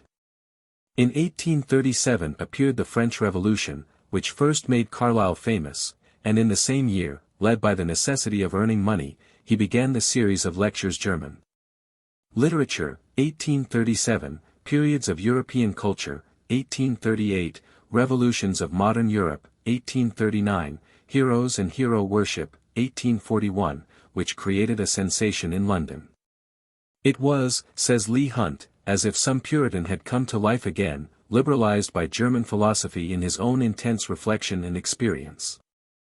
Though Carlyle set himself against the spirit of his age, calling the famous Reform Bill a "progress into darkness," and democracy, the rule of the worst rather than the best, his rough sincerity was unquestioned. And his remarks were more quoted than those of any other living man. He was supported, moreover, by a rare circle of friends: Edward Irving, Southey, Sterling, Landor, Leigh Hunt, Dickens, Mill, Tennyson, Browning, and, most helpful of all, Emerson, who had visited Carlyle at Kragenputtoch in 1833. It was due largely to Emerson's influence that Carlyle's works were better appreciated, and brought better financial rewards, in America than in England. Carlyle's fame reached its climax in the monumental history of Frederick the Great, 1858 to 1865, published after 13 years of solitary toil, which, in his own words, made entire devastation of home life and happiness. The proudest moment of his life was when he was elected to succeed Gladstone as Lord Rector of Edinburgh University, in 1865, the year in which Frederick the Great was finished. In the midst of his triumph, and while he was in Scotland to deliver his inaugural address, his happiness was suddenly destroyed by the death of his wife, a terrible blow, from which he never recovered. He lived on for 15 years, shorn of his strength and interest in life, and his closing hours were like the dull sunset of a November day. Only as we remember his grief and remorse at the death of the companion who had shared his toil but not his triumph, can we understand the sorrow that pervades the pages of his reminiscences. He died in 1881, and at his own wish was buried, not in Westminster Abbey, but among his humble kinsfolk in Ecclefechan. However much we may differ from his philosophy or regret the harshness of his minor works, we shall probably all agree in this sentiment from one of his own letters: that the object of all his struggle and writing was, that men should find out and believe the truth, and match their lives to it. Works of Carlyle. There are two widely different judgments of Carlyle as a man and a writer. The first, which is founded largely on his minor writings, like Chartism, Latter-day Pamphlets, and Shooting Niagara, declares that he is a misanthrope and dyspeptic with a barbarous style of writing. That he denounces progress, democracy, science, America, Darwin, everybody and everything that he does not understand, that his literary opinions are largely prejudices, that he began as a prophet and ended as a scold. And that in denouncing shams of every sort he was something of a sham himself, since his practice was not in accord with his own preaching. The second judgment, which is founded upon Heroes and Hero Worship, Cromwell, and Sartor Resartus, declares that these works are the supreme manifestation of genius. That their rugged, picturesque style makes others look feeble or colorless by comparison, and that the author is the greatest teacher, leader, and prophet of the 19th century. Somewhere between these two extremes will be found the truth about Carlyle. We only note here that, while there are some grounds for the first unfavorable criticism, we are to judge an author by his best rather than by his worst work. And that a man's aims as well as his accomplishments must be taken into consideration. As it is written, "Whereas it was in thine heart to build an house unto my name, thou didst well that it was in thine heart. Whatever the defects of Carlyle and his work, in his heart he was always planning a house or temple to the God of truth and justice. Carlyle's important works may be divided into three general classes: critical and literary essays, historical works, and Sartor Resartus, the last being in a class by itself, since there is nothing like it in literature. To these should be added a biography, The Admirable Life of John Sterling, and Carlyle's Letters and Reminiscences, which are more interesting and suggestive than some of his better-known works. We omit here all consideration of translations, and his intemperate denunciations of men and institutions in Chartism, Latter-day Pamphlets, and other essays, which add nothing to the author's fame or influence. Essay on Burns. Of the essays, which are all characterized by Carlyle's zeal to get at the heart of things, and to reveal the soul rather than the works of a writer, the best are those on Burns, Scott, Novalis, Goethe, Characteristics, Signs of the Times, and Boswell's Life of Johnson. In the famous essay on Burns, which is generally selected for special study, we note four significant things. 1. Carlyle is peculiarly well fitted for his task, having many points in common with his hero. 2. In most of his work Carlyle, by his style and mannerisms and positive opinions, generally attracts our attention away from his subject, but in this essay he shows himself capable of forgetting himself for a moment. To an unusual extent he sticks to his subject, and makes us think of Burns rather than of Carlyle. The style, though unpolished, is fairly simple and readable, and is free from the breaks, crudities, ejaculations, and general nodulosities, which disfigure much of his work. 3. Carlyle has an original and interesting theory of biography and criticism. The object of criticism is to show the man himself, his aims, ideals, and outlook on the universe. The object of biography is to show what and how produced was the effect of society upon him, what and how produced was his effect on society. 4. Carlyle is often severe, even harsh, in his estimates of other men, but in this case the tragedy of Burns's Life of Fragments attracts and softens him. He grows enthusiastic, and a rare thing, for Carlyle apologizes for his enthusiasm in the striking sentence, "We love Burns, and we pity him, and love and pity are prone to magnify." So he gives us the most tender and appreciative of his essays, and one of the most illuminating criticisms of Burns that has appeared in our language. Heroes and hero worship. The central idea of Carlyle's historical works is found in his Heroes and Hero Worship, 1841, his most widely read book. Universal history, he says, is at bottom the history of the great men who have worked here. To get at the truth of history we must study not movements but men, and read not state papers but the biographies of heroes. His summary of history as presented in this work has 6 divisions. 1. The hero as divinity, having for its general subject Odin, the type Norseman, who, Carlyle thinks, was some old heroic chief, afterwards deified by his countrymen.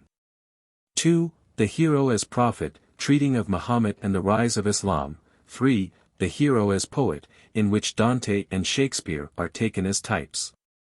4. The hero as priest, or religious leader, in which Luther appears as the hero of the Reformation, and Knox as the hero of Puritanism. 5. The hero as man of letters, in which we have the curious choice of Johnson, Rousseau, and Burns. 6. The hero as king, in which Cromwell and Napoleon appear as the heroes of reform by revolution. It is needless to say that Heroes is not a book of history, neither is it scientifically written in the manner of Gibbon. With science in any form Carlyle had no patience, and he miscalculated the value of that patient search for facts and evidence which science undertakes before building any theories either of kings or cabbages. The book, therefore, abounds in errors, but they are the errors of carelessness and are perhaps of small consequence. His misconception of history, however, is more serious.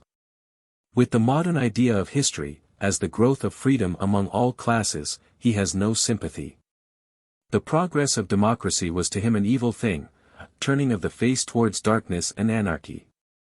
At certain periods, according to Carlyle, God sends us geniuses, sometimes as priests or poets, sometimes as soldiers or statesmen, but in whatever guise they appear, these are our real rulers. He shows, moreover, that whenever such men appear, multitudes follow them, and that a man's following is a sure index of his heroism and kingship. Whether we agree with Carlyle or not, we must accept for the moment his peculiar view of history, else heroes can never open its treasures to us. The book abounds in startling ideas, expressed with originality and power, and is pervaded throughout by an atmosphere of intense moral earnestness. The more we read it, the more we find to admire and to remember. French Revolution. Carlyle's French Revolution, 1837, is to be taken more seriously as a historical work. But here again his hero worship comes to the front, and his book is a series of flashlights thrown upon men in dramatic situations, rather than a tracing of causes to their consequences. The very titles of his chapters, Astrea Redex, Windbags, Broy the War God, do violence to our conception of history, and are more suggestive of Carlyle's individualism than of French history. He is here the preacher rather than the historian, his text is the eternal justice, and his message is that all wrongdoing is inevitably followed by vengeance. His method is intensely dramatic. From a mass of historical details he selects a few picturesque incidents and striking figures, and his vivid pictures of the storming of the Bastille, the rush of the mob to Versailles, the death of Louis XVI, and the Reign of Terror, seem like the work of an eyewitness describing some terrible catastrophe. At times, as it portrays Danton, Robespierre, and the great characters of the tragedy, Carlyle's work is suggestive of an historical play of Shakespeare. And again, as it describes the rush and riot of men led by elemental passion, it is more like a great prose epic. Though not a reliable history in any sense, it is one of the most dramatic and stirring narratives in our language. Oliver Cromwell. Two other historical works deserve at least a passing notice. The History of Frederick the Great, 1858–1865, in 6 volumes, is a colossal picture of the life and times of the hero of the Prussian Empire. Oliver Cromwell's Letters and Speeches is, in our personal judgment, Carlyle's best historical work. His idea is to present the very soul of the great Puritan leader. He gives us, as of first importance, Cromwell's own words, and connects them by a commentary in which other men and events are described with vigor and vividness. Cromwell was one of Carlyle's greatest heroes, and in this case he is most careful to present the facts which occasion his own enthusiasm. The result is, on the whole, the most lifelike picture of a great historical character that we possess. Other historians had heaped calumny upon Cromwell till the English public regarded him with prejudice and horror, and it is an indication of Carlyle's power that by a single book he revolutionized England's opinion of one of her greatest men. Sartor Resartus. Carlyle's Sartor Resartus, 1834, his only creative work, is a mixture of philosophy and romance, of wisdom and nonsense, a chaotic jumble of the author's thoughts, feelings, and experiences during the first 35 years of his life. The title, which means, "The Tailor Patched Up," is taken from an old Scotch song. The hero is Diogenes Teufelsdrockh, a German professor at the University of Weisnichte, don't know where. The narrative concerns this queer professor's life and opinions, and the central thought of the book is the philosophy of clothes, which are considered symbolically as the outward expression of spirit. Thus, man's body is the outward garment of his soul, and the universe is the visible garment of the invisible God. The arrangement of Sartor is clumsy and hard to follow. In order to leave himself free to bring in everything he thought about, Carlyle assumed the position of one who was translating and editing the old professor's manuscripts, which are supposed to consist of numerous sheets stuffed into 12 paper bags, each labeled with a sign of the zodiac. The editor pretends to make order out of this chaos. But he is free to jump from one subject to another and to state the most startling opinion by simply using quotation marks and adding a note that he is not responsible for Teufelsdrock's crazy notions, which are in reality Carlyle's own dreams and ideals.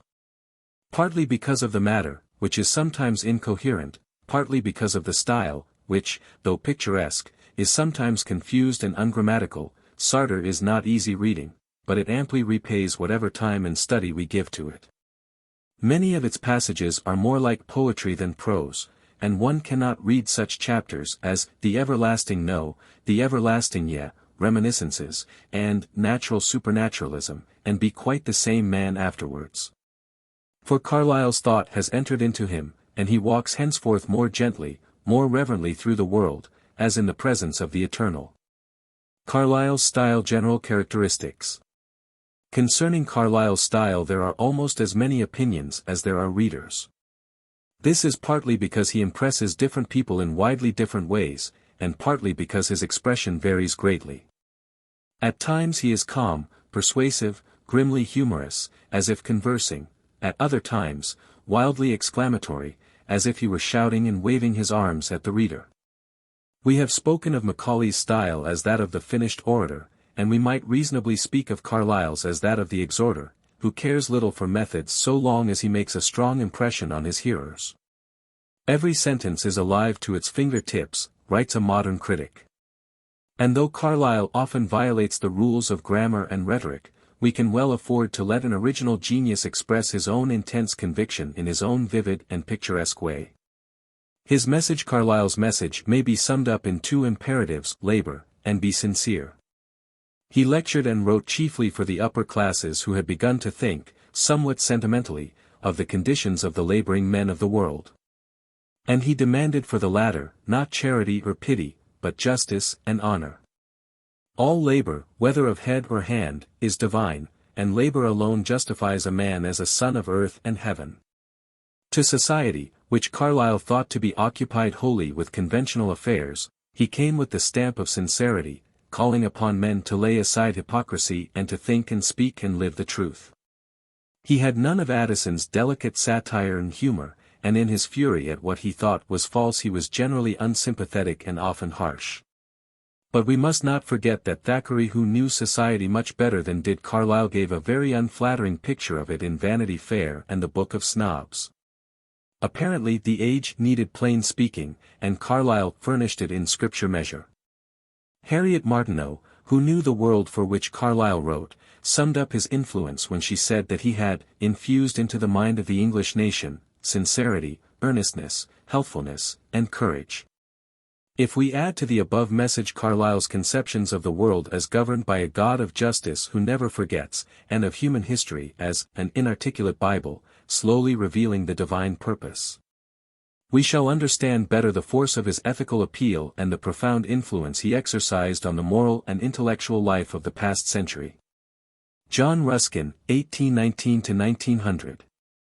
In approaching the study of Ruskin we are to remember, first of all, that we are dealing with a great and good man, who is himself more inspiring than any of his books.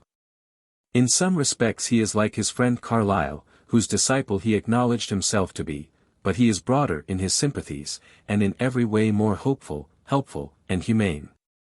Thus, in the face of the drudgery and poverty of the competitive system, Carlyle proposed, with the grim satire of Swift's modest proposal, to organize an annual hunt in which successful people should shoot the unfortunate, and to use the game for the support of the army and navy. Ruskin, facing the same problem, wrote, "I will endure it no longer quietly, but henceforward, with any few or many who will help, do my best to abate this misery." Then, leaving the field of art criticism, where he was the acknowledged leader, he begins to write of labor and justice, gives his fortune in charity, in establishing schools and libraries, and founds his St. George's Guild of Workingmen, to put in practice the principles of brotherhood and cooperation for which he and Carlyle contended. Though his style marks him as one of the masters of English prose, he is generally studied not as a literary man but as an ethical teacher. And we shall hardly appreciate his works unless we see behind every book the figure of the heroically sincere man who wrote it. Life. Ruskin was born in London, in 1819. His father was a prosperous wine merchant who gained a fortune in trade, and who spent his leisure hours in the company of good books and pictures.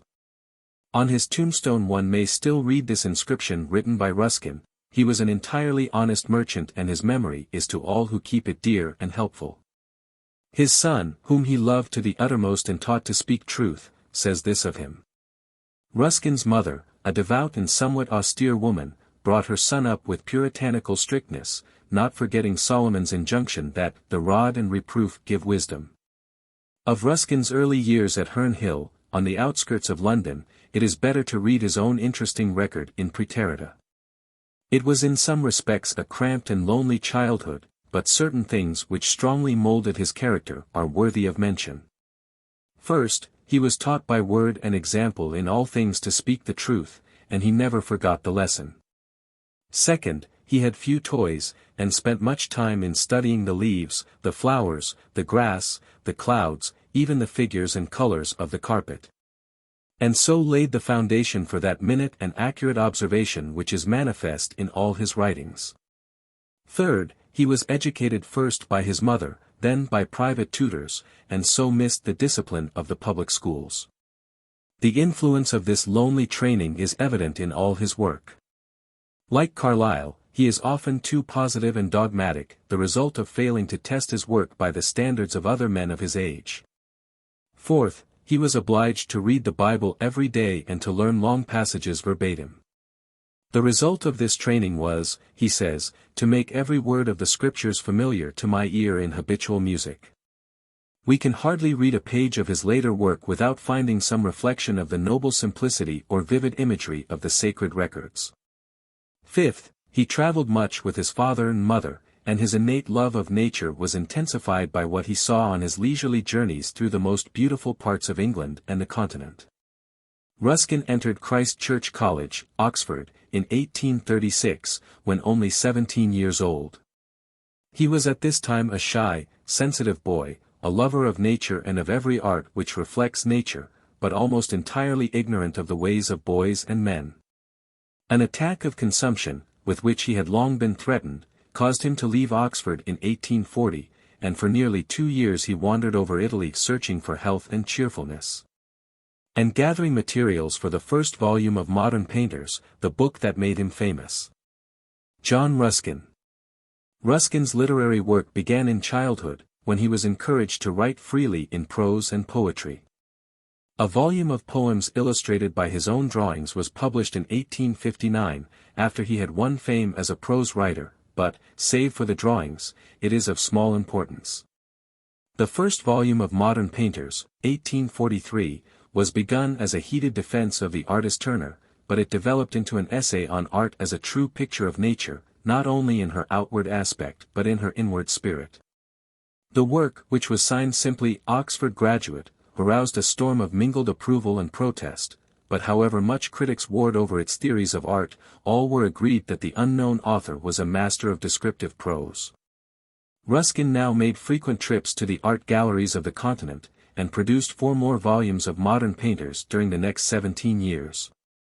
Meanwhile he wrote other books: 7 Lamps of Architecture, 1849, Stones of Venice, 1851–1853, Pre-Raphaelitism, and numerous lectures and essays, which gave him a place in the world of art similar to that held by Matthew Arnold in the world of letters.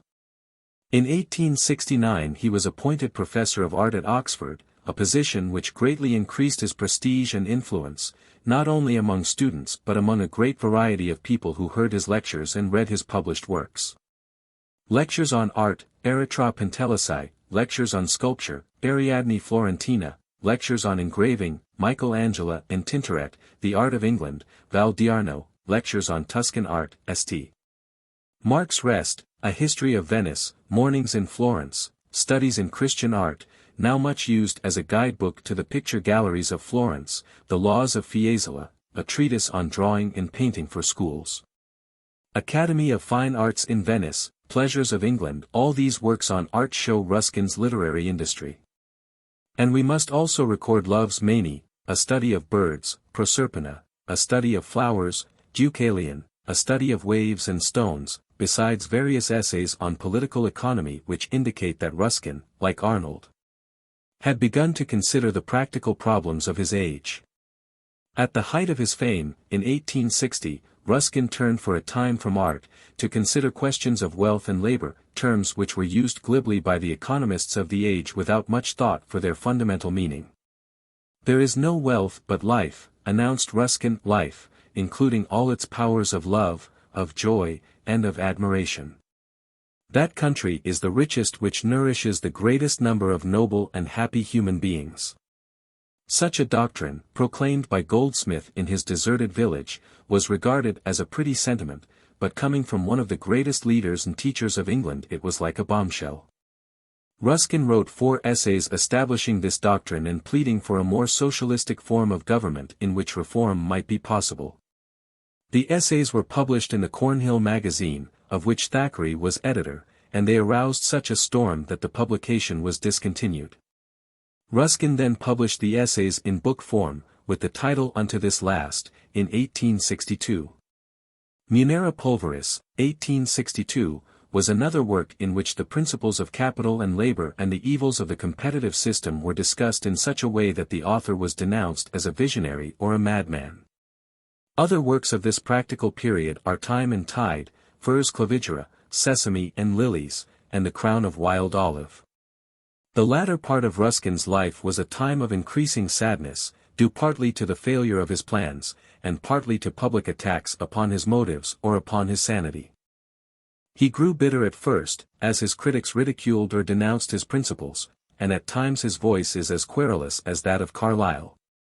We are to remember, however, the conditions under which he struggled. His health had been shattered by successive attacks of disease, he had been disappointed in love, his marriage was unhappy, and his work seemed a failure. He had given nearly all his fortune in charity, and the poor were more numerous than ever before.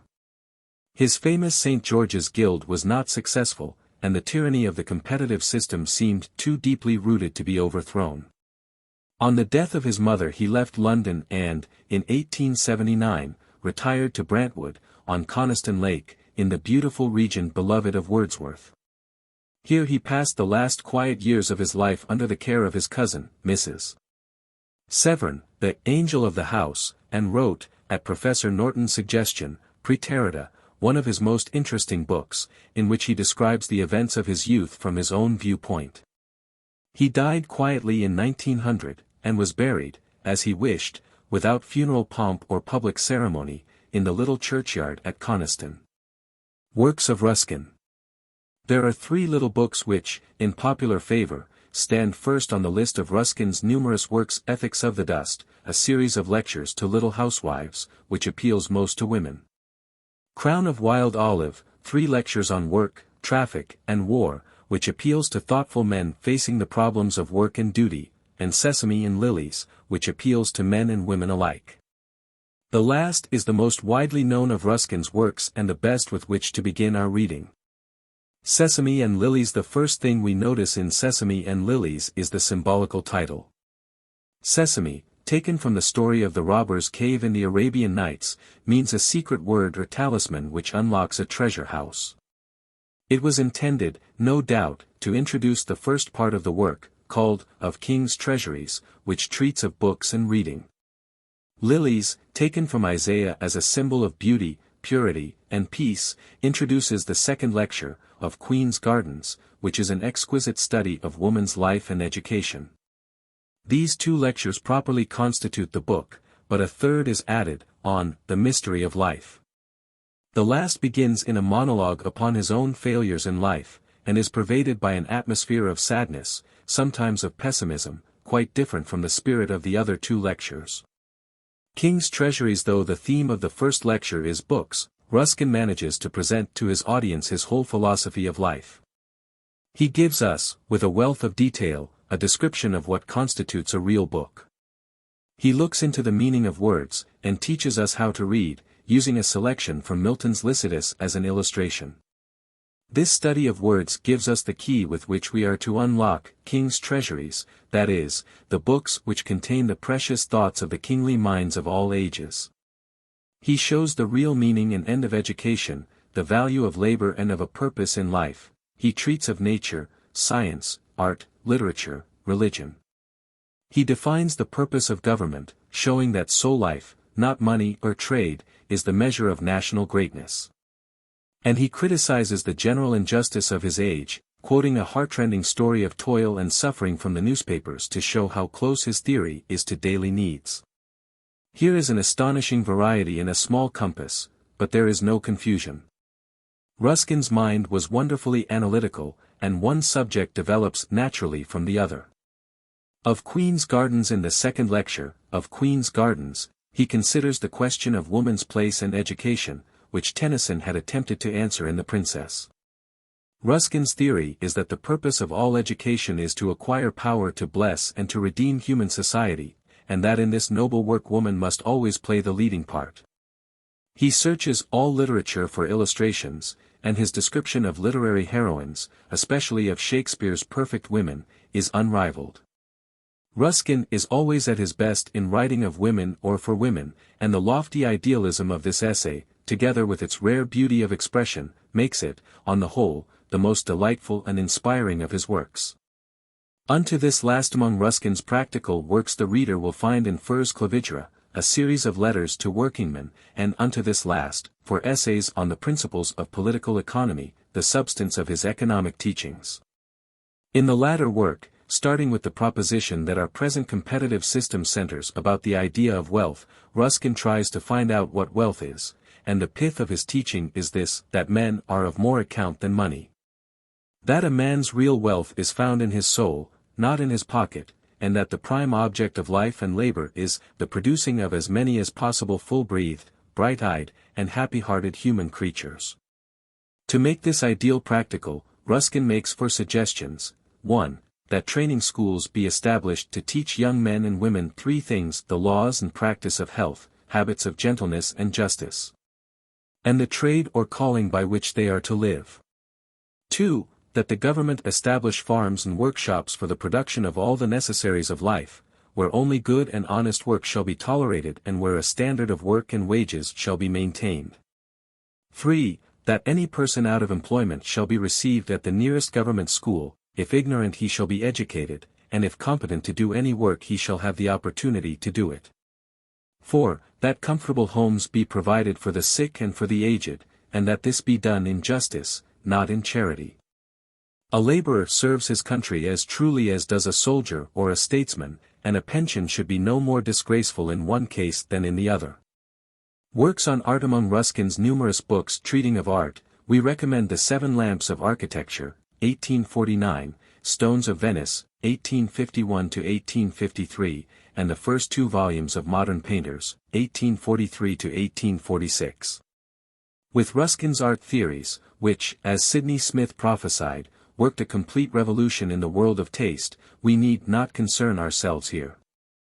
We simply point out four principles that are manifest in all his work. 1. That the object of art, as of every other human endeavor, is to find and to express the truth. 2. That art, in order to be true, must break away from conventionalities and copy nature. 3. That morality is closely allied with art, and that a careful study of any art reveals the moral strength or weakness of the people that produced it.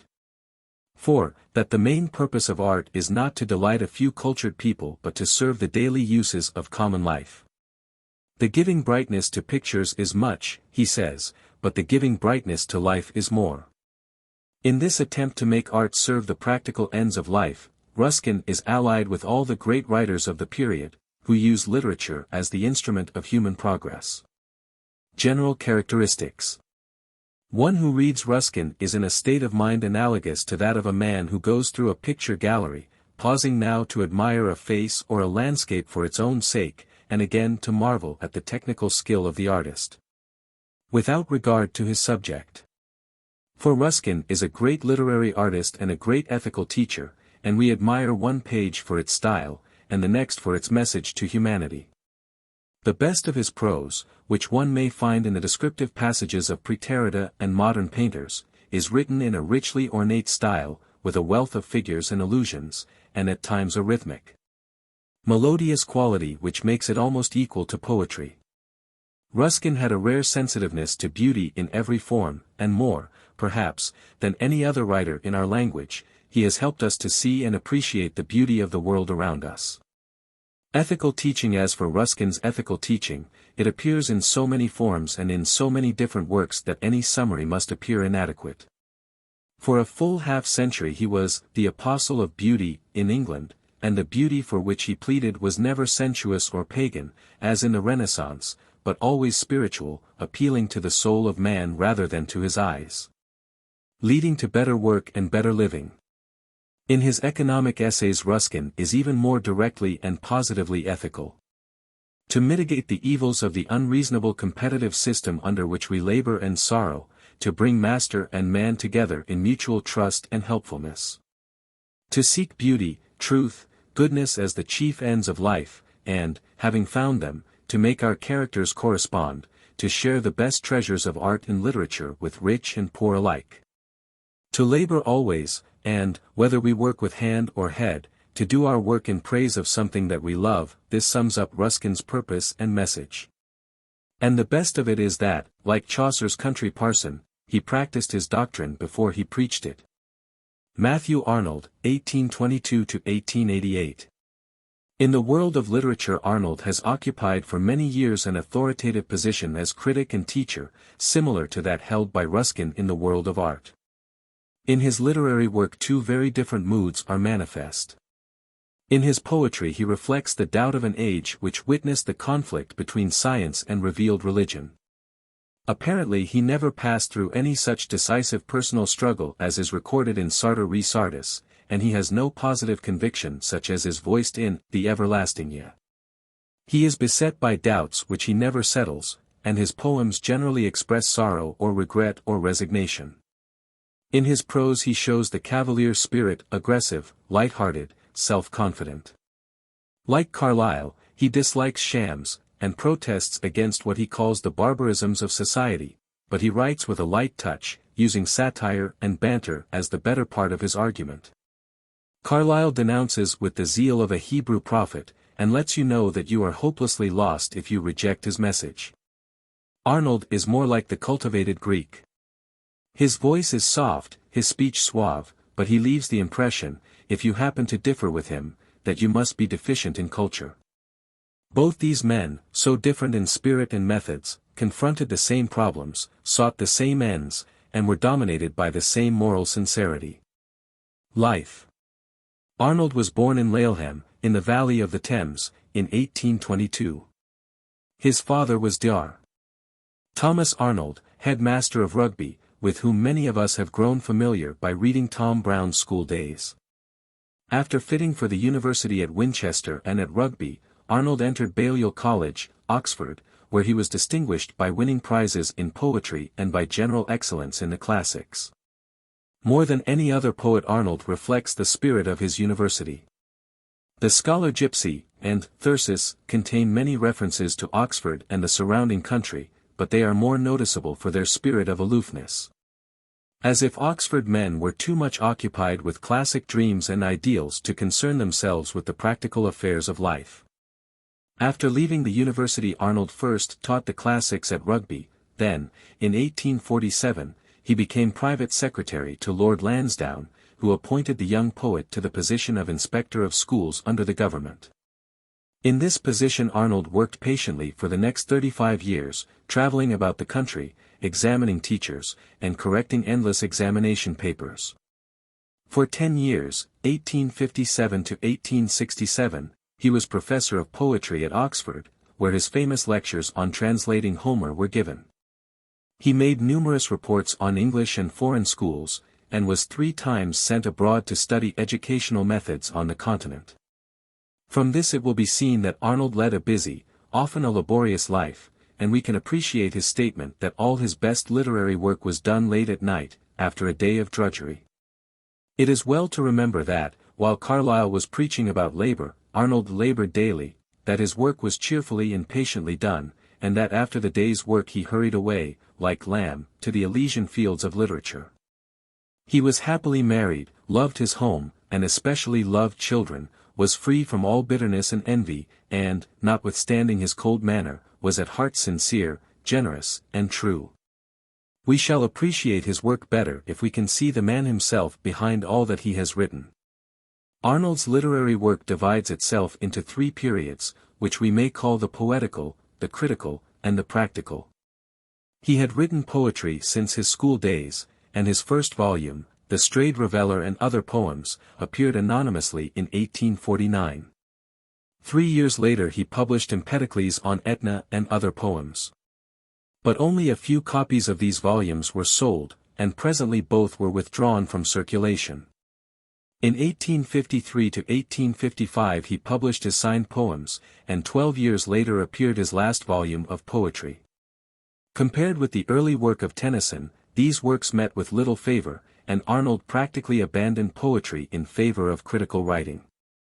The chief works of his critical period are the Lectures on Translating Homer, 1861, and the 2 volumes of Essays in Criticism, 1865 to 1888, which made Arnold one of the best-known literary men in England.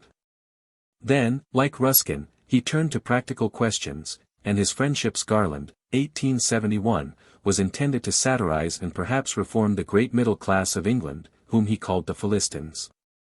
Culture and Anarchy, the most characteristic work of his practical period, appeared in 1869. These were followed by 4 books on religious subjects: St. Paul and Protestantism, 1870, Literature and Dogma, 1873, God and the Bible, 1875, and last Essays on Church and Religion, 1877. The Discourses in America, 1885, completes the list of his important works. At the height of his fame and influence he died suddenly, in 1888, and was buried in the churchyard at Laleham. The spirit of his whole life is well expressed in a few lines of one of his own early sonnets. One lesson, nature, let me learn of thee. One lesson which in every wind is blown. One lesson of 2 duties kept at one. Though the loud world proclaim their enmity. Of toil unsevered from tranquility. Of labor, that in lasting fruit outgrows. Far noisier schemes, accomplished in repose. Too great for haste, too high for rivalry. His poetry, works of Matthew Arnold. We shall better appreciate Arnold's poetry if we remember 2 things. First, he had been taught in his home a simple and devout faith in revealed religion, and in college he was thrown into a world of doubt and questioning. He faced these doubts honestly, reverently, in his heart longing to accept the faith of his fathers, but in his head demanding proof and scientific exactness. The same struggle between head and heart, between reason and intuition, goes on today, and that is one reason why Arnold's poetry, which wavers on the borderland between doubt and faith, is a favorite with many readers. Second, Arnold, as shown in his essay on the study of poetry, regarded poetry as a criticism of life under the conditions fixed for such criticism by the laws of poetic truth and poetic beauty. Naturally, one who regards poetry as a criticism will write very differently from one who regards poetry as the natural language of the soul. He will write for the head rather than for the heart, and will be cold and critical rather than enthusiastic. According to Arnold, each poem should be a unit, and he protested against the tendency of English poets to use brilliant phrases and figures of speech which only detract attention from the poem as a whole.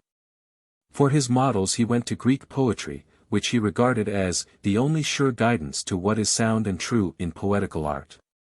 Arnold is, however, more indebted than he thinks to English masters, especially to Wordsworth and Milton, whose influence is noticeable in a large part of his poetry. Of Arnold's narrative poems the 2 best known are Balder Dead, 1855, an incursion into the field of Norse mythology which is suggestive of Gray, and Sohrab and Rustum, 1853, which takes us into the field of legendary Persian history. The theme of the latter poem is taken from the Shahnameh, Book of Kings, of the Persian poet Ferdowsi, who lived and wrote in the 11th century. Sohrab and Rustum briefly, the story is of one Rustum or Rustum, a Persian Achilles, who fell asleep one day when he had grown weary of hunting. While he slept a band of robbers stole his favorite horse, Ruksh. In trailing the robbers Rustum came to the palace of the king of Samangan, where he was royally welcomed, and where he fell in love with the king's daughter, Temene, and married her. But he was of a roving, adventurous disposition, and soon went back to fight among his own people, the Persians. While he was gone his son Sohrab was born, grew to manhood, and became the hero of the Turan army. War arose between the 2 peoples, and 2 hostile armies were encamped by the Oxus. Each army chose a champion, and Rustum and Sohrab found themselves matched in mortal combat between the lines. At this point Sohrab, whose chief interest in life was to find his father, demanded to know if his enemy were not Rustum, but the latter was disguised and denied his identity. On the first day of the fight Rustum was overcome, but his life was spared by a trick and by the generosity of Sohrab. On the second day Rustum prevailed, and mortally wounded his antagonist. Then he recognized his own son by a gold bracelet which he had long ago given to his wife Temene. The two armies, rushing into battle, were stopped by the sight of father and son weeping in each other's arms. Sohrab died, the war ceased, and Rustum went home to a life of sorrow and remorse. Using this interesting material, Arnold produced a poem which has the rare and difficult combination of classic reserve and romantic feeling. It is written in blank verse, and one has only to read the first few lines to see that the poet is not a master of his instrument. The lines are seldom harmonious, and we must frequently change the accent of common words, or lay stress on unimportant particles, to show the rhythm. Arnold frequently copies Milton, especially in his repetition of ideas and phrases. But the poem as a whole is lacking in Milton's wonderful melody. The classic influence on Sohrab and Rustum is especially noticeable in Arnold's use of materials. Fights are short, grief is long. Therefore the poet gives few lines to the combat, but lingers over the son's joy at finding his father, and the father's quenchless sorrow at the death of his son. The last lines especially, with their passionate grief set to solemn music, make this poem one of the best, on the whole, that Arnold has written.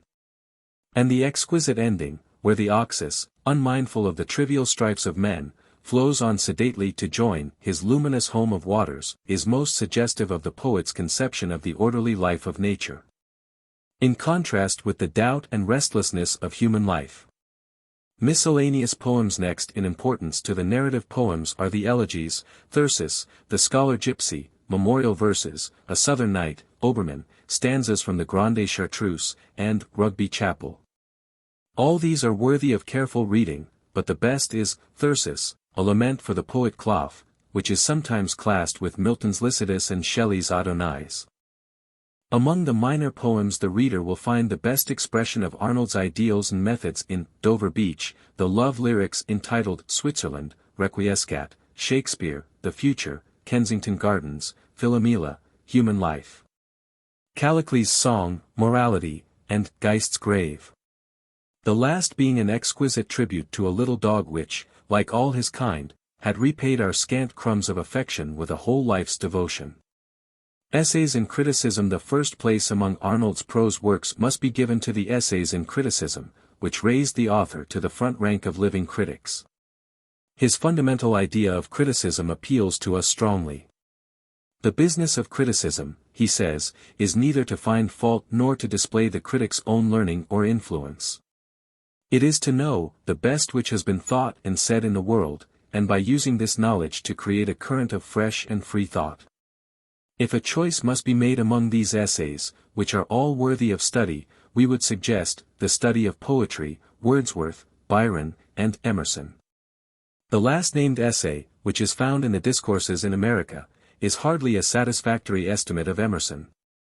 But its singular charm of manner and its atmosphere of intellectual culture make it perhaps the most characteristic of Arnold's prose writings.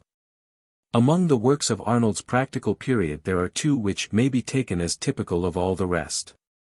Literature and Dogma, 1873, is, in general, a plea for liberality in religion. Arnold would have us read the Bible, for instance, as we would read any other great work, and apply to it the ordinary standards of literary criticism. Culture and Anarchy, 1869, contains most of the terms culture, sweetness and light, barbarian, Philistine, Hebraism, and many others which are now associated with Arnold's work and influence. The term barbarian refers to the aristocratic classes, whom Arnold thought to be essentially crude in soul, notwithstanding their good clothes and superficial graces. Philistine refers to the middle classes, narrow-minded and self-satisfied people, according to Arnold, whom he satirizes with the idea of opening their minds to new ideas. Hebraism is Arnold's term for moral education. Carlyle had emphasized the Hebraic or moral element in life, and Arnold undertook to preach the Hellenic or intellectual element, which welcomes new ideas, and delights in the arts that reflect the beauty of the world. The uppermost idea with Hellenism, he says, is to see things as they are, the uppermost idea with Hebraism is conduct and obedience.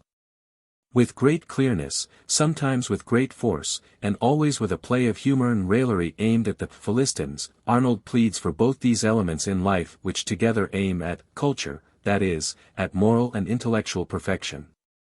General characteristics. Arnold's influence in our literature may be summed up, in a word, as intellectual rather than inspirational. One cannot be enthusiastic over his poetry, for the simple reason that he himself lacked enthusiasm.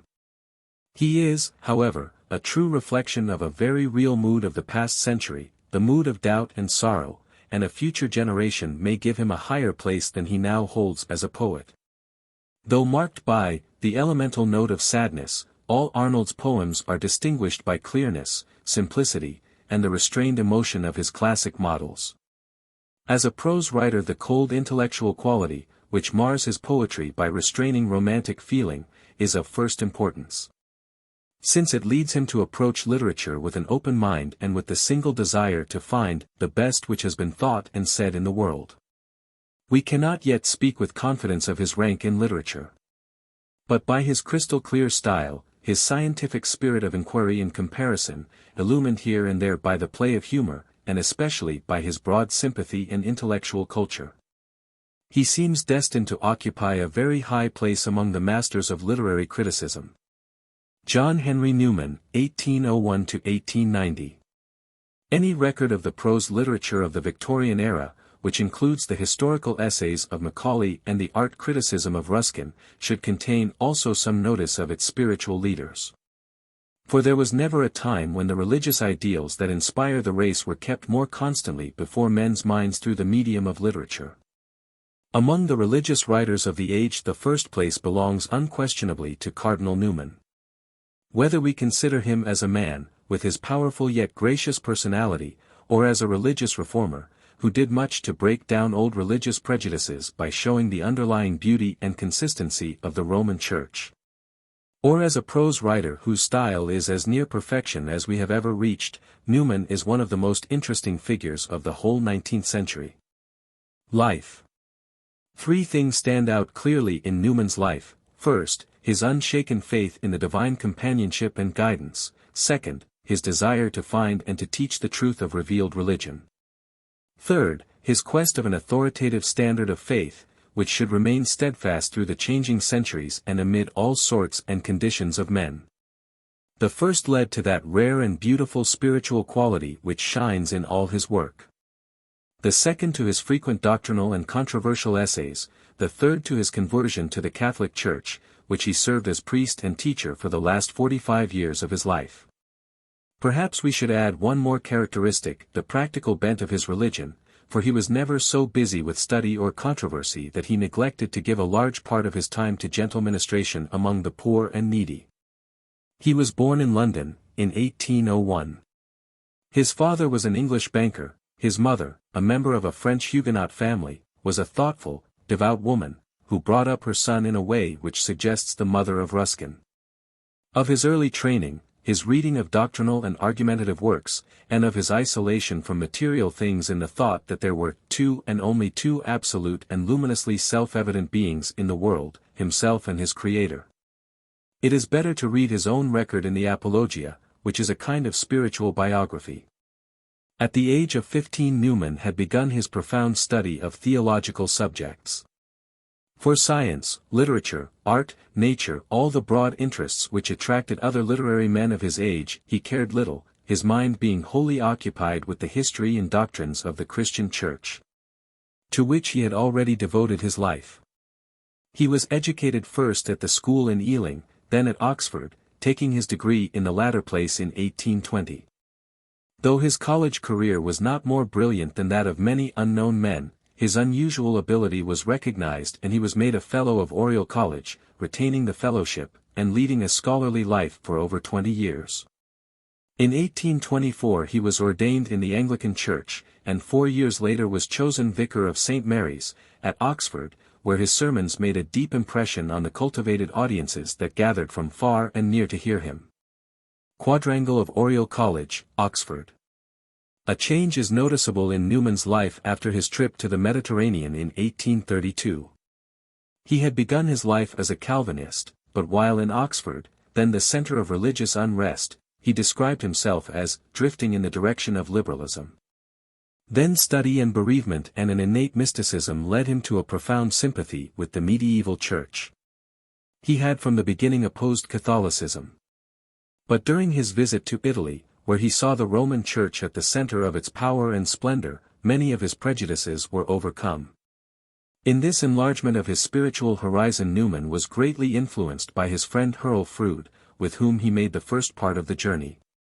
His poems of this period, afterwards collected in the Lyra Apostolica, among which is the famous Lied, Kindly Light, are noticeable for their radiant spirituality. But one who reads them carefully sees the beginning of that mental struggle which ended in his leaving the church in which he was born. Thus he writes of the Catholic Church, whose services he had attended as one who in a foreign land receives the gifts of a good Samaritan. Oh, that thy creed were sound! For thou dost soothe the heart, thou Church of Rome. By thy unwearied watch and varied round of service, in thy Saviour's holy home. I cannot walk the city's sultry streets, but the wide porch invites to still retreats, where passion's thirst is calmed, and care's unthankful gloom.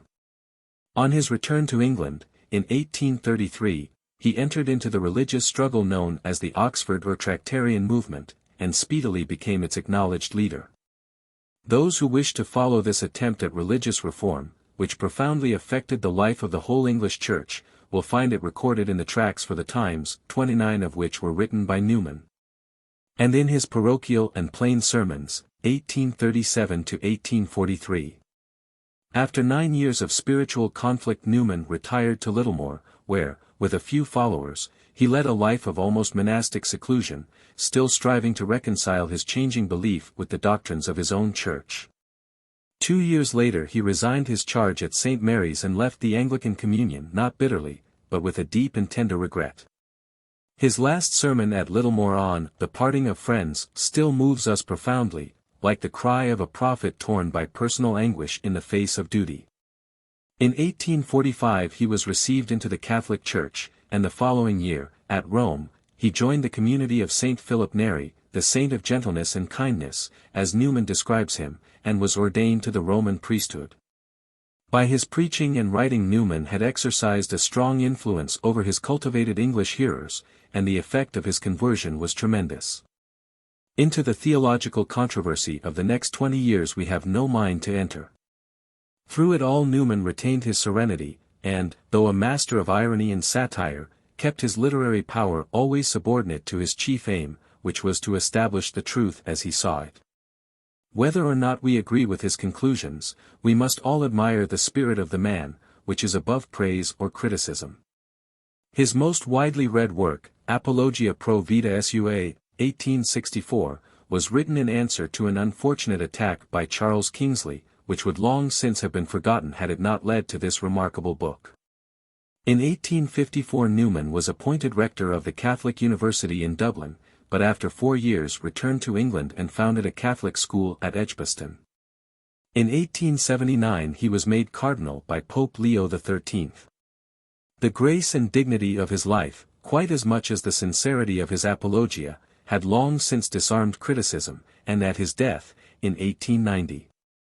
The thought of all England might well be expressed by his own lines in The Dream of Gerontius. I had a dream. Yes, someone softly said. He's gone, and then a sigh went round the room. And then I surely heard a priestly voice cry subvenite, and they knelt in prayer. Apologia pro Vita Sua. Works of Newman. Readers approach Newman from so many different motives, some for doctrine, some for argument, some for a pure prose style, that it is difficult to recommend the best works for the beginner's use. As an expression of Newman's spiritual struggle, the Apologia pro Vita Sua is perhaps the most significant. This book is not light reading, and one who opens it should understand clearly the reasons for which it was written. Newman had been accused of insincerity, not only by Kingsley but by many other men, in the public press. His retirement to solitude and meditation at Littlemore had been outrageously misunderstood, and it was openly charged that his conversion was a cunningly devised plot to win a large number of his followers to the Catholic Church. This charge involved others, and it was to defend them, as well as to vindicate himself, that Newman wrote the Apologia. The perfect sincerity with which he traced his religious history, showing that his conversion was only the final step in a course he had been following since boyhood, silenced his critics and revolutionized public opinion concerning himself and the church which he had joined. As the revelation of a soul's history, and as a model of pure, simple, unaffected English, this book, entirely apart from its doctrinal teaching, deserves a high place in our prose literature. Callista in Newman's doctrinal works, the Via Media, the Grammar of Assent, and in numerous controversial essays the student of literature will have little interest. Much more significant are his sermons, the unconscious reflection of a rare spiritual nature, of which Professor Sherp said, his power shows itself clearly in the new and unlooked-for way in which he touched into life old truths, moral or spiritual. And as he spoke, how the old truth became new, and how it came home with a meaning never felt before. He laid his finger how gently yet how powerfully on some inner place in the hearer's heart, and told him things about himself he had never known till then. Subtlest truths, which would have taken philosophers pages of circumlocution and big words to state, were dropped out by the way in a sentence or two of the most transparent Saxon. Of greater interest to the general reader are the Idea of a University, Discourses delivered at Dublin, and his two works of fiction, Loss and Gain, treating of a man's conversion to Catholicism, and Callista, which is, in his own words, an attempt to express the feelings and mutual relations of Christians and heathens in the middle of the 3rd century. The latter is, in our judgment, the most readable and interesting of Newman's works. The character of Callista, a beautiful Greek sculptor of idols, is powerfully delineated. The style is clear and transparent as air, and the story of the heroine's conversion and death makes one of the most fascinating chapters in fiction. Though it is not the story so much as the author's unconscious revelation of himself that charms us. It would be well to read this novel in connection with Kingsley's Hypatia, which attempts to reconstruct the life and ideals of the same period. Newman's poems are not so well known as his prose, but the reader who examines the Lyra Apostolica and verses on various occasions will find many short poems that stir a religious nature profoundly by their pure and lofty imagination. And future generations may pronounce one of these poems, The Dream of Gerontius, to be Newman's most enduring work. This poem aims to reproduce the thoughts and feelings of a man whose soul is just quitting the body, and who is just beginning a new and greater life. Both in style and in thought, The Dream is a powerful and original poem and is worthy of attention not only for itself but, as a modern critic suggests, as a revelation of that high spiritual purpose which animated Newman's life from beginning to end. Newman's style it is as difficult to write as it would be to describe the dress of a gentleman we had met, who was so perfectly dressed that we paid no attention to his clothes. His style is called transparent, because at first we are not conscious of his manner, and unobtrusive, because we never think of Newman himself, but only of the subject he is discussing. He is like the best French prose writers in expressing his thought with such naturalness and apparent ease that, without thinking of style, we receive exactly the impression which he means to convey. In his sermons and essays he is wonderfully simple and direct, in his controversial writings, gently ironical and satiric, and the satire is pervaded by a delicate humor. But when his feelings are aroused he speaks with poetic images and symbols, and his eloquence is like that of the Old Testament prophets. Like Ruskin's, his style is modeled largely on that of the Bible, but not even Ruskin equals him in the poetic beauty and melody of his sentences. On the whole he comes nearer than any other of his age to our ideal of a perfect prose writer. Critical writers. Other essayists of the Victorian age. We have selected the above 5 essayists, Macaulay, Carlyle, Arnold, Newman, and Ruskin, as representative writers of the Victorian age, but there are many others who well repay our study. Notable among these are John Addington Symonds, author of the Renaissance in Italy, undoubtedly his greatest work, and of many critical essays, Walter Pater, whose appreciations and numerous other works mark him as one of our best literary critics. And Leslie Stephen, famous for his work on the monumental Dictionary of National Biography, and for his Hours in a Library, a series of impartial and excellent criticisms, brightened by the play of an original and delightful humor. The scientists among the most famous writers of the age are the scientists, Lyell, Darwin, Huxley, Spencer, Tyndall, and Wallace, a wonderful group of men whose works, though they hardly belong to our present study, have exercised an incalculable influence on our life and literature. Darwin's Origin of Species, 1859, which apparently established the theory of evolution, was an epoch-making book.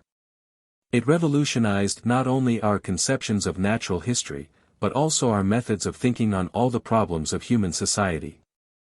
Those who would read a summary of the greatest scientific discovery of the age will find it in Wallace's Darwinism, a most interesting book, written by the man who claims, with Darwin, the honor of first announcing the principle of evolution. And, from a multitude of scientific works, we recommend also to the general reader Huxley's autobiography in his lay sermons, addresses, and reviews, partly because they are excellent expressions of the spirit and methods of science, and partly because Huxley as a writer is perhaps the clearest and the most readable of the scientists. The spirit of modern literature. As we reflect on the varied work of the Victorian writers, three marked characteristics invite our attention. First, our great literary men, no less than our great scientists, have made truth the supreme object of human endeavor. All these eager poets, novelists, and essayists, questing over so many different ways, are equally intent on discovering the truth of life. Men as far apart as Darwin and Newman are strangely alike in spirit, one seeking truth in the natural, the other in the spiritual history of the race. Second, literature has become the mirror of truth. And the first requirement of every serious novel or essay is to be true to the life or the facts which it represents. Third, literature has become animated by a definite moral purpose. It is not enough for the Victorian writers to create or attempt an artistic work for its own sake, the work must have a definite lesson for humanity. The poets are not only singers, but leaders. They hold up an ideal, and they compel men to recognize and follow it. The novelists tell a story which pictures human life, and at the same time call us to the work of social reform, or drive home a moral lesson. The essayists are nearly all prophets or teachers, and use literature as the chief instrument of progress and education. Among them all we find comparatively little of the exuberant fancy, the romantic ardor, and the boyish gladness of the Elizabethans. They write books not primarily to delight the artistic sense, but to give bread to the hungry and water to the thirsty in soul. Milton's famous sentence, "A good book is the precious lifeblood of a master spirit," might be written across the whole Victorian era. We are still too near these writers to judge how far their work suffers artistically from their practical purpose. But this much is certain, that whether or not they created immortal works, their books have made the present world a better and a happier place to live in. And that is perhaps the best that can be said of the work of any artist or artisan. Summary of the Victorian Age. The year 1830 is generally placed at the beginning of this period, but its limits are very indefinite. In general we may think of it as covering the reign of Victoria, 1837 to 1901. Historically the age is remarkable for the growth of democracy following the Reform Bill of 1832, for the spread of education among all classes, for the rapid development of the arts and sciences, for important mechanical inventions, and for the enormous extension of the bounds of human knowledge by the discoveries of science. At the accession of Victoria the Romantic movement had spent its force, Wordsworth had written his best work. The other Romantic poets, Coleridge, Shelley, Keats, and Byron, had passed away, and for a time no new development was apparent in English poetry. Though the Victorian age produced two great poets, Tennyson and Browning, the age, as a whole, is remarkable for the variety and excellence of its prose. A study of all the great writers of the period reveals four general characteristics. 1. Literature in this age has come very close to daily life, reflecting its practical problems and interests, and is a powerful instrument of human progress. 2. The tendency of literature is strongly ethical. All the great poets, novelists, and essayists of the age are moral teachers. 3. Science in this age exercises an incalculable influence. On the one hand, it emphasizes truth as the sole object of human endeavor. It has established the principle of law throughout the universe. And it has given us an entirely new view of life, as summed up in the word evolution, that is, the principle of growth or development from simple to complex forms. On the other hand, its first effect seems to be to discourage works of the imagination. Though the age produced an incredible number of books, very few of them belong among the great creative works of literature. 4. Though the age is generally characterized as practical and materialistic, it is significant that nearly all the writers whom the nation delights to honor vigorously attack materialism, and exalt a purely ideal conception of life. On the whole, we are inclined to call this an idealistic age fundamentally, since love, truth, justice, brotherhood, all great ideals are emphasized as the chief ends of life, not only by its poets but also by its novelists and essayists. In our study we have considered, 1. The poets, the life and works of Tennyson and Browning, and the chief characteristics of the minor poets, Elizabeth Barrett, Mrs. Browning, Rossetti, Morris, and Swinburne. 2. The novelists. The life and works of Dickens, Thackeray, and George Eliot, and the chief works of Charles Reade, Anthony Trollope, Charlotte Bronte, Bulwer Lytton, Kingsley, Mrs. Gaskell, Blackmore, George Meredith, Hardy, and Stevenson.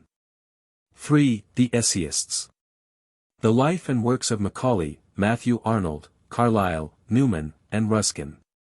These were selected, from among many essayists and miscellaneous writers, as most typical of the Victorian age. The great scientists, like Lyell, Darwin, Huxley, Wallace, Tyndall, and Spencer, hardly belong to our study of literature, though their works are of vast importance. And we omit the works of living writers who belong to the present rather than to the past century. Selections for reading. Manly's English Poetry and Manly's English Prose, Ginn and Company, contain excellent selections from all authors of this period. Many other collections, like Ward's English Poets, Garnett's English Prose from Elizabeth to Victoria, Page's British Poets of the 19th Century, and Stedman's A Victorian Anthology, may be used to advantage. All important works may be found in the convenient and inexpensive school editions given below. For full titles and publishers see the General Bibliography. Tennyson. Short Poems, and Selections from Idylls of the King, In Memoriam, Enoch Arden, and the Princess. These are found in various school editions, Standard English Classics, Pocket Classics, Riverside Literature Series, etc. Poems by Tennyson, selected and edited with notes by Henry Van Dyke, Athenaeum Press Series, is an excellent little volume for beginners. Browning. Selections, edited by R. M. Lovett, in Standard English Classics. Other school editions in Everyman's Library, Bell's Lettres Series, etc. Elizabeth Barrett Browning.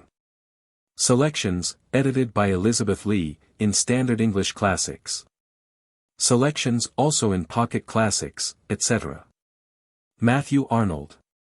Sohrab and Rustum, edited by Trent and Brewster, in Standard English Classics. The same poem in Riverside Literature Series, etc. Selections in Golden Treasury Series, etc. Poems, Student's Edition, Crowell. Essays in Everyman's Library, etc. Prose selections, Holt, Allen and Bacon, etc. Dickens. Tale of Two Cities, edited by J. W. Lynn, in Standard English Classics. A Christmas Carol, David Copperfield, and Pickwick Papers. Various good school editions of these novels in Everyman's Library, etc. Thackeray.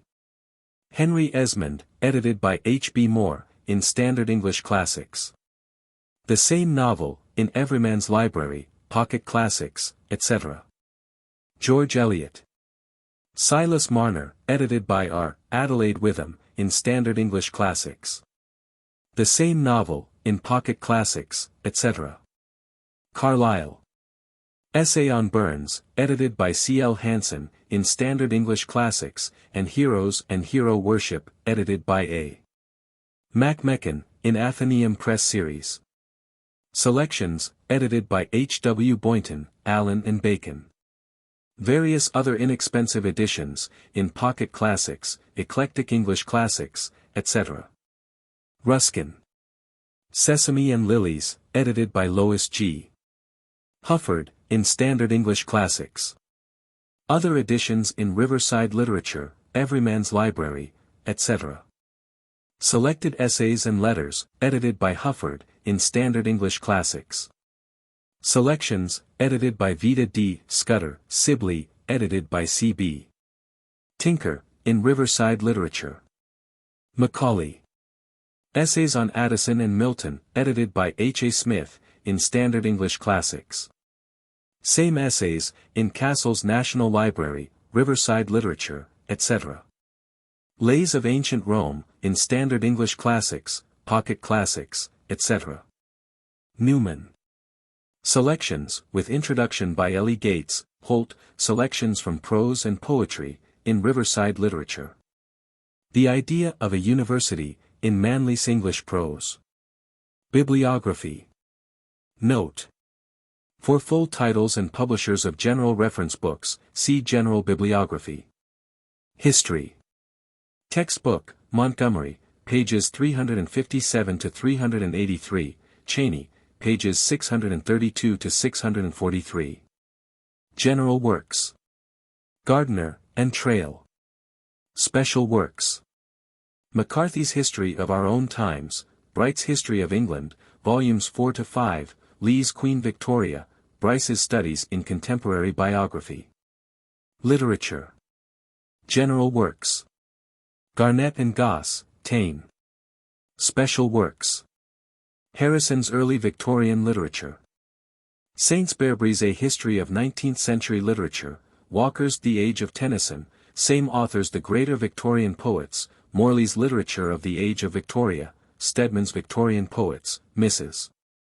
Oliphant's Literary History of England in the 19th Century, Beers's English Romanticism in the 19th Century, Dowden's Victorian Literature, in Transcripts and Studies, Brownell's Victorian Prose Masters.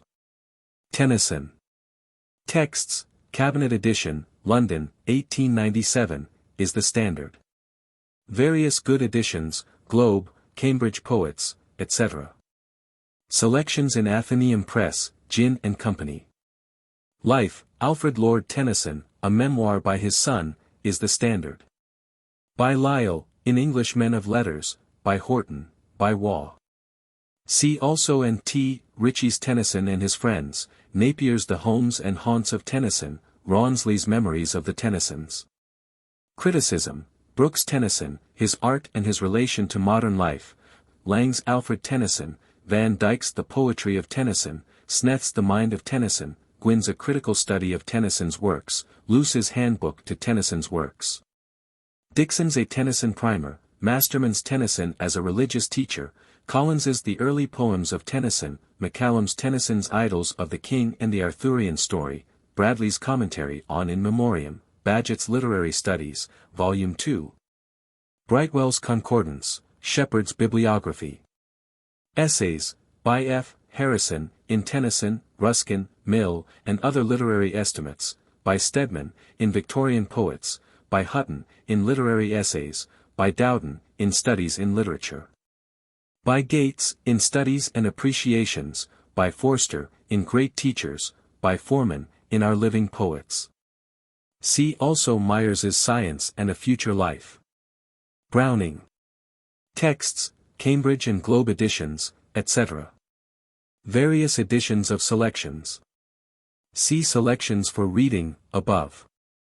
Life, by W. Sharp, Great Writers, by Chesterton, English Men of Letters, Life and Letters, by Mrs. Sutherland or, by Waugh, in Westminster Biographies, Small and Maynard.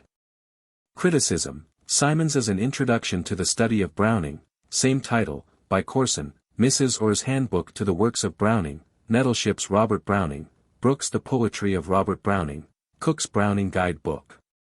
Revell's Browning's Criticism of Life, Burdos Browning's Message to His Times, Burdos Browning Cyclopedia. Essays, by Hutton, Stedman, Dowden, Forster, 4 titles, see Tennyson, above, by Jacobs, in Literary Studies.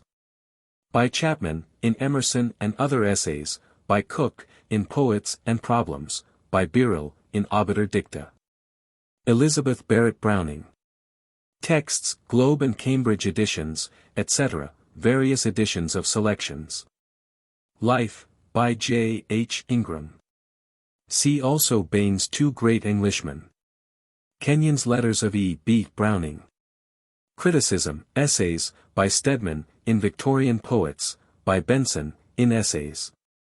Matthew Arnold. Texts, Poems, Globe edition, etc. See selections for reading, above. Life, by Russell, by Saintsbury, by Paul, English Men of Letters, Letters, by Russell. Criticism, Essays by Woodberry, in Makers of Literature, by Gates, in 3 Studies in Literature, by Hutton, in Modern Guides of English Thought. By Brownell, in Victorian Prose Masters, by F. Harrison, see Tennyson, above. Dickens. Texts, numerous good editions of novels.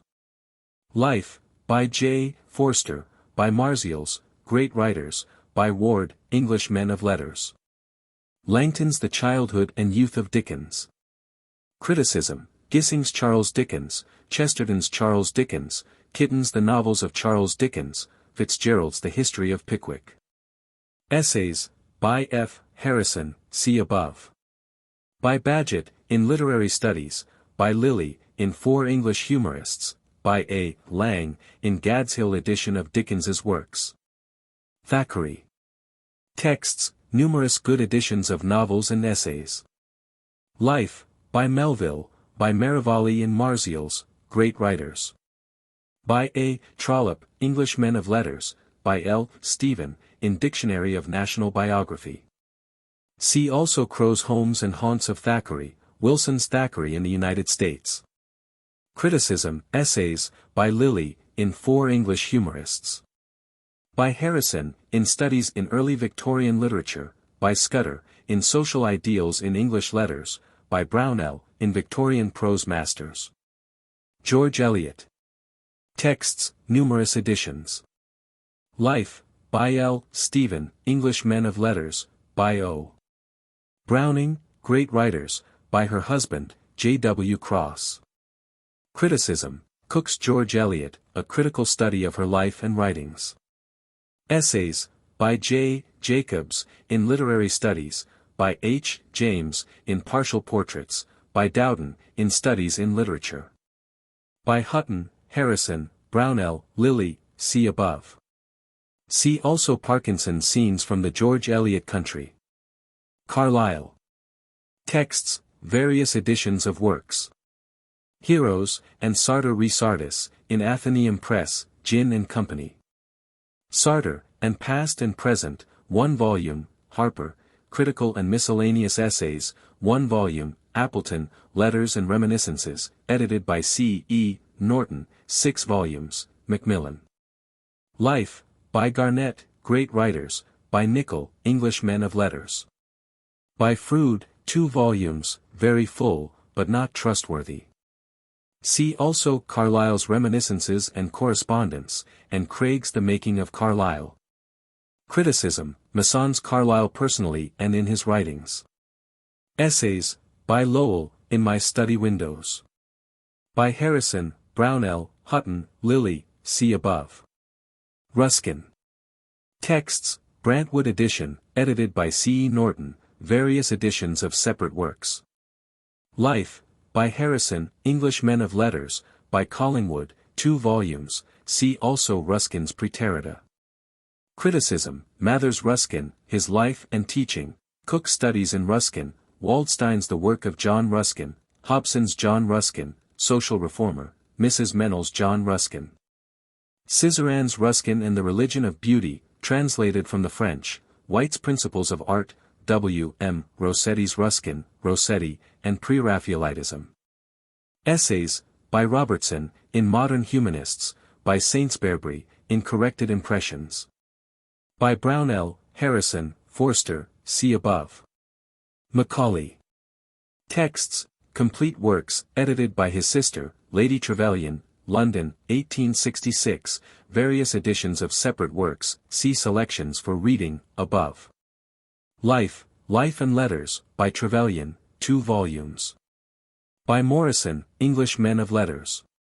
Criticism, Essays, by Bagehot, in Literary Studies, by L. Stephen, in Hours in a Library, by Saintsbury, in Corrected Impressions, by Harrison, in Studies in Early Victorian Literature, by Matthew Arnold. Newman. Texts, Uniform Edition of Important Works, London, 1868–1881, Apologia, Longmans, Selections, Holt, Riverside Literature, etc. Life, Jennings's Cardinal Newman, Button's Cardinal Newman, Early Life, by F. Newman. By Waller and Barrow, in Westminster Biographies. See also Churches: The Oxford Movement, Fitzgerald's 50 Years of Catholic Life and Progress. Criticism, Essays, by Donaldson, in 5 Great Oxford Leaders, by Church, in Occasional Papers, Volume 2. By Gates, in 3 Studies in Literature, by Jacobs, in Literary Studies, by Hutton, in Modern Guides of English Thought, by Lilly, in Essays and Speeches, by Sherp, in Studies in Poetry and Philosophy. See also Button's Cardinal Newman.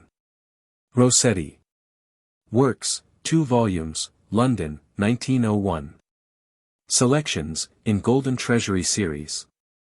Life, by Knight, Great Writers, by Sharp, Hall Caine's Recollections of Dante Gabriel Rossetti, Gary's The Rossettis, Merrilier's Rossetti. Wood's Rossetti and the Pre-Raphaelite Movement, W. M. Hunt's Pre-Raphaelitism and the Pre-Raphaelite Brotherhood. Criticism, Tyerbuck's Rossetti, His Work and Influence. Essays, by Swinburne, in Essays and Studies, by Forman, in Our Living Poets. By Pater, in Ward's English Poets, by F. W. H. Myers, in Essays Modern. Morris. Texts, Story of the Glittering Plain, House of the Wolfings, etc., Reeves and Turner, Early Romances, in Everyman's Library, Sigurd the Volsung, in Camelot Series. Socialistic Writings, Humboldt Publishing Company. Life, by Mackail, by Carey, by Valence. Criticism, Essays, by Simons, in Studies in 2 Literatures, by Dawson, in Makers of Modern English, by Saintsbury, in Corrected Impressions. See also Nordby's Influence of Old Norse Literature. Swinburne. Texts, Complete Works, Chatto and Windus, Poems and Ballads, Lovell, Selections, Rivington, Bell's Lettres Series, etc. Life, Radislas Algernon Charles Swinburne, A Study. Criticism, Essays, by Forman, Saintsbury, see above, by Lowell, in My Study Windows, see also Stedman's Victorian Poets. Charles Keed. Texts, Cloister and the Hearth, in Everyman's Library, various editions of separate novels. Life, by C. Reed. Criticism, Essay, by Swinburne, in Miscellanies. Anthony Trollope. Texts, Royal Edition of Principal Novels, Philadelphia, 1900, Barchester Towers, etc., in Everyman's Library. Life, Autobiography, Harper, 1883. Criticism, H.T. Peck's Introduction to Royal Edition, Volume 1. Essays, by H. James, in Partial Portraits, by Harrison, in Early Victorian Literature. See also Cross, The Development of the English Novel. Charlotte and Emily Bronte. Texts, Works, Haworth Edition, edited by Mrs. H. Ward, Harper, Complete Works, Dent, 1893, Jane Eyre, Shirley, and Wuthering Heights, in Everyman's Library. Life of Charlotte Bronte, by Mrs. Gaskell, by Shorter, by Birrell, Great Writers. Life of Emily Bronte, by Robinson. See also Leland's The Bronte Family. Criticism, Essays, by L. Stephen, in Hours in a Library, by Gates, in Studies and Appreciations, by Harrison, in Early Victorian Literature, by G.B. Smith, in poets and novelists. See also Swinburne's A Note on Charlotte Brontë. Bulwer Lytton. Texts, works, Nebsworth edition, Routledge, various editions of separate works, Last Days of Pompeii, etc., in Everyman's Library. Life, by his son, the Earl of Lytton, by Cooper, by Ten Brink. Criticism, essay, by W. Senior, in Essays in Fiction. Mrs. Gaskell. Various editions of separate works, Cranford, in Standard English Classics, etc. Life, see Dictionary of National Biography. Criticism, see Saintsbury's 19th-century literature. Kingsley. Texts, works, Chester edition, Hypatia, Westward Ho. etc., in Everyman's Library. Life, Letters and Memories, by his wife, by Kaufman. Criticism, Essays, by Harrison, in Early Victorian Literature, by L. Stephen, in Hours in a Library. Stevenson. Texts, works, Scribner, Treasure Island, in Everyman's Library, Master of Ballantrae, in Pocket Classics. Letters, edited by Colvin, Scribner. Life, by Balfour, by Baildon, by Black, by Cornford.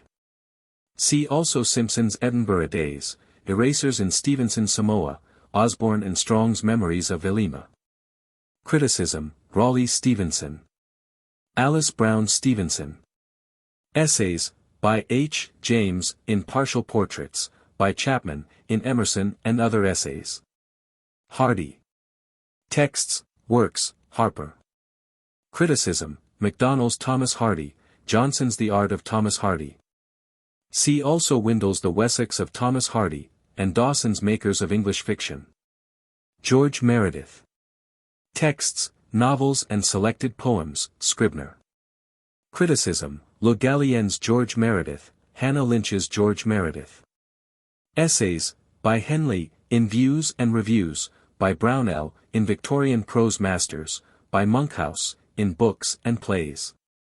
See also Bailey's The Novels of George Meredith, Curie's Aspects of George Meredith.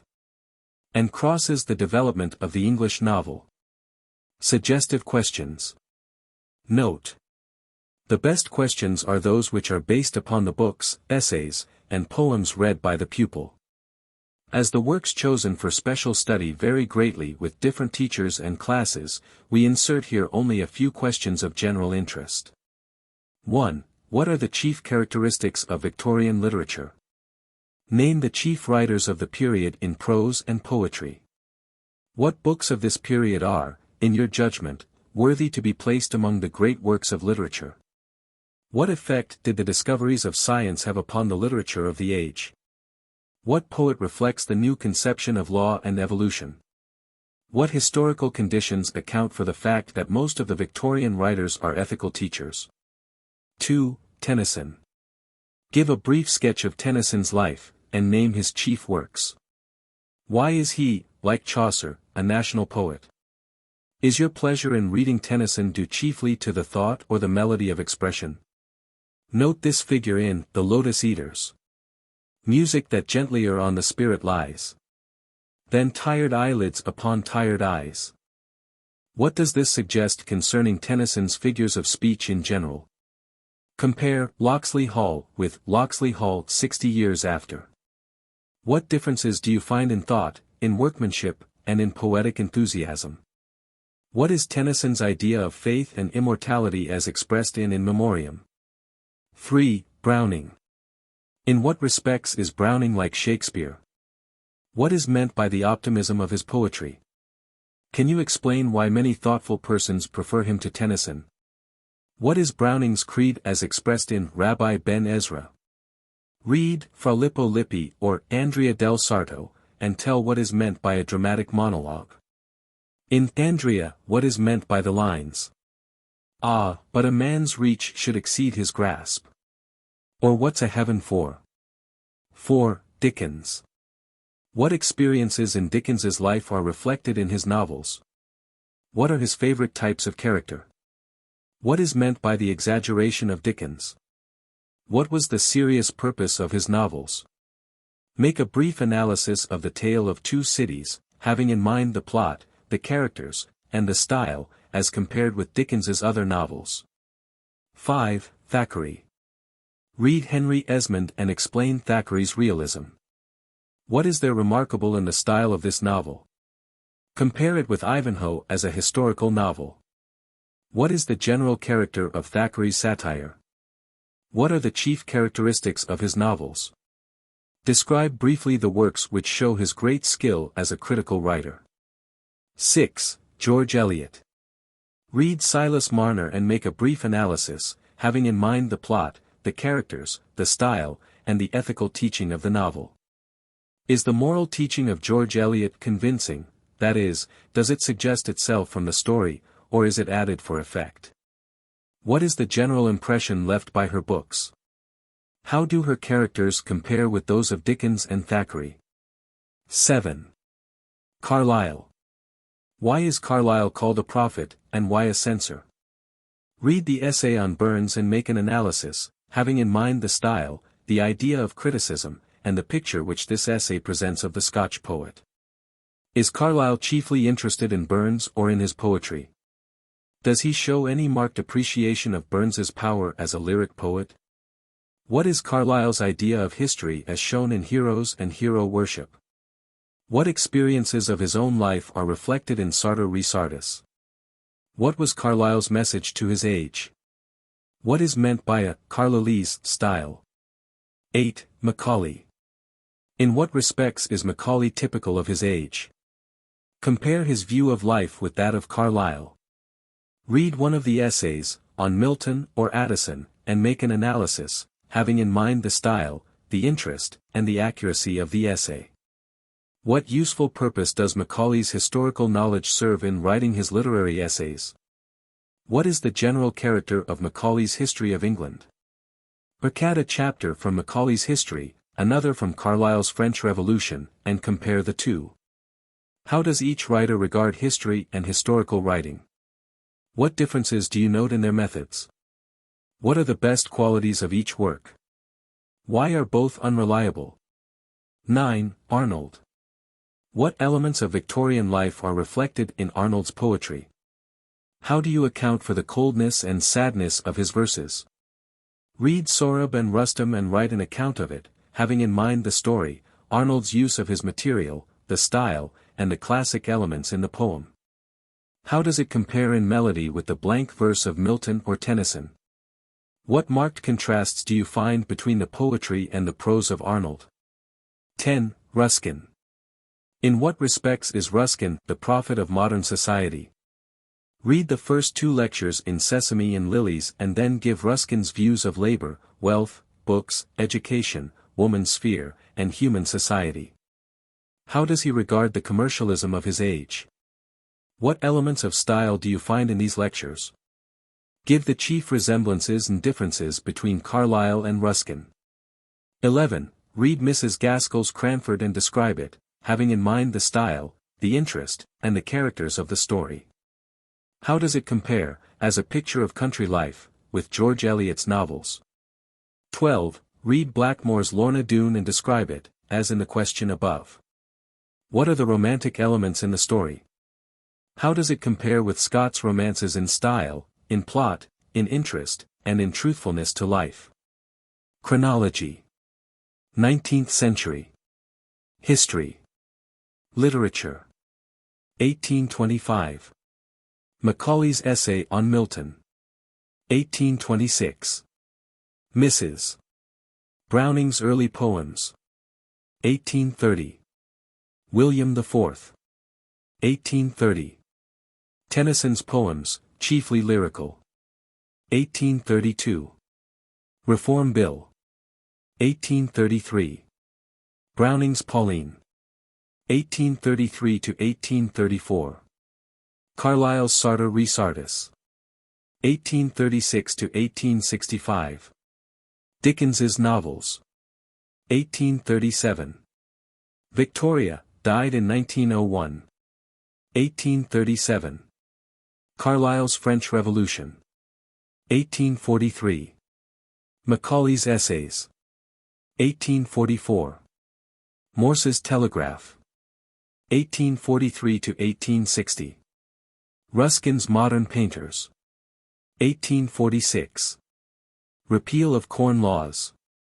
1847 to 1859. Thackeray's Important Novels. 1847 to 1857. Charlotte Bronte's Novels. 1848 to 1861. Macaulay's History. 1853. Kingsley's Hypatia. Mrs. Gaskell's Cranford. 1854. Crimean War. 1853 to 1855. Matthew Arnold's Poems. 1856. Mrs. Browning's Aurora Leigh. 1857. Indian Mutiny. 1858 to 1876. George Eliot's Novels. 1859 to 1888. Tennyson's Idylls of the King. 1859. Darwin's Origin of Species. 1864. Newman's Apologia. Tennyson's Enoch Arden. 1865 to 1888. Arnold's Essays in Criticism.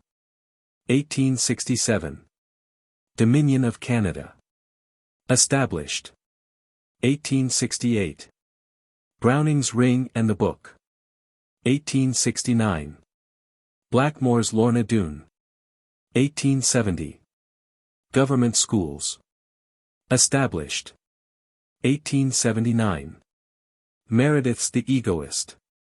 1880. Gladstone Prime Minister. 1883. Stevenson's Treasure Island. 1885. Ruskin's Praeterita Begun. 1887. Queen's Jubilee. 1889. Browning's last work, Asilando. 1892. Death of Tennyson. 1901. Edward VII. General Bibliography. Every chapter in this book includes two lists, one of selected readings, the other of special works treating of the history and literature of the period under consideration. The following lists include the books most useful for general reference work and for supplementary reading. A knowledge of history is of great advantage in the study of literature. In each of the preceding chapters we have given a brief summary of historical events and social conditions, but the student should do more than simply read these summaries. He should review rapidly the whole history of each period by means of a good textbook. Montgomery's English History and Cheney's Short History of England are recommended, but any other reliable textbook will serve the purpose. For literary texts and selections for reading a few general collections, such as are given below, are useful, but the important works of each author may now be obtained in excellent and inexpensive school editions. At the beginning of the course the teacher, or the home student, should write for the latest catalogue of such publications as the Standard English Classics, Everyman's Library, etc., which offer a very wide range of reading at small cost. Nearly every publishing house issues a series of good English books for school use, and the list is constantly increasing. History. Textbooks: Montgomery's English History, Cheney's Short History of England, Ginn and Company. General works: Green's Short History of the English People, 1 volume, or A History of the English People, 4 volumes, American Book Company. Traill's Social England, 6 volumes, Putnam. Bright's History of England, 5 volumes. And Gardiner's Student's History of England, Longmans. Gibbons's Industrial History of England, and Mitchell's English Lands, Letters, and Kings, 5 volumes, Scribner. Oxford Manuals of English History, Handbooks of English History, and Kendall's Sourcebook of English History, Macmillan. Lingard's History of England until 1688, revised, 10 volumes, 1855, is the standard Catholic history. Other histories of England are by Knight, Froude, Macaulay, etc. Special works on the history of each period are recommended in the preceding chapters. History of Literature. Jusserand's Literary History of the English People, 2 volumes, Putnam. Ten Brink's Early English Literature, 3 volumes, Holt. Courthope's History of English Poetry, Macmillan. The Cambridge History of English Literature, many volumes, incomplete, Putnam. Handbooks of English Literature, 9 volumes, Macmillan. Garnett and Goss's Illustrated History of English Literature, 4 volumes, Macmillan. Morley's English Writers, 11 volumes, Castle, extends through Elizabethan literature. It is rather complex and not up to date, but has many quotations from authors studied. Taine's English Literature, many editions, is brilliant and interesting, but unreliable. Literary Criticism. Lowell's Literary Essays. Hazlitt's Lectures on the English Poets. Mackail's The Springs of Helicon, a study of English poetry from Chaucer to Milton. Dowden's Studies in Literature, and Dowden's Transcripts and Studies. Minto's Characteristics of English Poets. Matthew Arnold's Essays in Criticism. Stevenson's Familiar Studies in Men and Books. Leslie Stevens' Hours in a Library. Birrell's Obiter Dicta. Hales's Folia Literaria. Pater's Appreciations. Note. Special works on criticism, the drama, the novel, etc., will be found in the bibliographies on pages 9, 181, etc. Texts and Helps, inexpensive school editions. Standard English Classics, an Athenaeum Press series, Ginn and Company. Everyman's Library, Dutton. Pocket Classics, Golden Treasury series, etc., Macmillan. Bell's Lettres series, Heath. English Reading series, Holt. Riverside Literature series, Houghton, Mifflin. Canterbury Classics, Rand, McNally. Academy Classics, Allen and Bacon. Cambridge Literature series, Sanborn. Silver series, Silver, Burdett. Student series, Sibley. Lakeside Classics, Ainsworth. Lake English Classics, Scott, Forsman. Maynard's English Classics, Merrill. Eclectic English Classics, American Book Company. Caxton Classics, Scribner. The King's Classics, Luce. The World's Classics, Clarendon Press. Little Masterpieces Series, Doubleday, Page. Arbor's English Reprints, Macmillan. New Medieval Library, Duffield. Arthurian Romances Series, Nutt. Morley's Universal Library, Routledge. Castle's National Library, Castle. Bone Libraries, Macmillan. Temple Dramatists, Macmillan. Mermaid Series of English Dramatists, Scribner. Note. We have included in the above list all the editions of which we have any personal knowledge, but there are doubtless others that have escaped attention. Biography. Dictionary of National Biography, 63 volumes, Macmillan, is the standard. English Men of Letters Series, Macmillan. Great Writers Series, Scribner. Beacon Biographies, Houghton, Mifflin. Westminster Biographies, Small, Maynard. Hinchman and Gummier's Lives of Great English Writers, Houghton, Mifflin, is a good single volume, containing 38 biographies. Note. For the best biographies of individual writers, see the bibliographies at the ends of the preceding chapters. Selections. Manley's English Poetry and Manley's English Prose, Ginn and Company, are the best single-volume collections, covering the whole field of English literature. Pancoast Standard English Poetry, and Pancoast Standard English Prose, Holt. Oxford Book of English Verse, and Oxford Treasury of English Literature, 3 volumes, Clarendon Press. Page's British Poets of the 19th Century, Sanborn. Stedman's Victorian Anthology, Houghton, Mifflin. Ward's English Poets, 4 volumes. Craik's English Prose Selections, 5 volumes, Chambers's Encyclopedia of English Literature, etc. Miscellaneous. The Classic Myths in English Literature, Ginn and Company. Adams's Dictionary of English Literature. Ryland's Chronological Outlines of English Literature. Brewer's Reader's Handbook. Botta's Handbook of Universal Literature. Plotz's Epitome of Universal History. Hutton's Literary Landmarks of London. Heydrich's How to Study Literature. For works on the English language, see Bibliography of the Norman Period, page 65. Index. Key to pronunciation. A, as in fate, A, as in fat, A, as in arm, A, as in all, A, as in what, A, as in care. E, as in meet, E, as in met. E, as in there. I, as in ice, I, as in it, I, as in machine. O, as in old, O, as in not, O, as in move, O, as in sun, O, as in horse, OO, as in food, OO, as in foot. U, as in use, U, as in up, U, as in fur.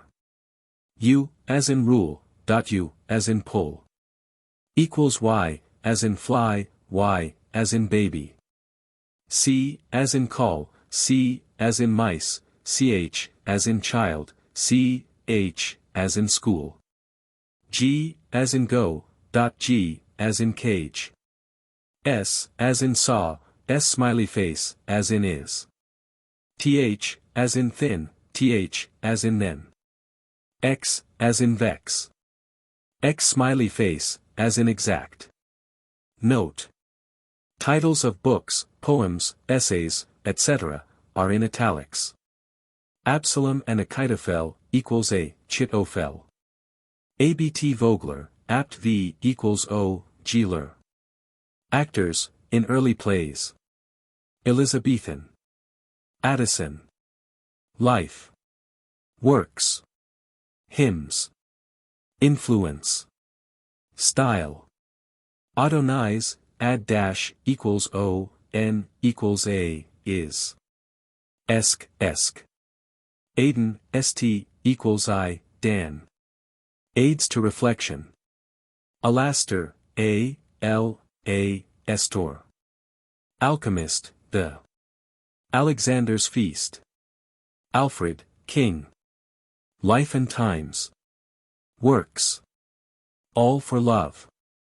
Alisoun, or Alisoun, Al, Y, Sown or Al, Y, Zoon, old form of Alice. Amelia. American Taxation. Burke's Speech on. An Epistle. Anatomy of Melancholy. Ancren Roll.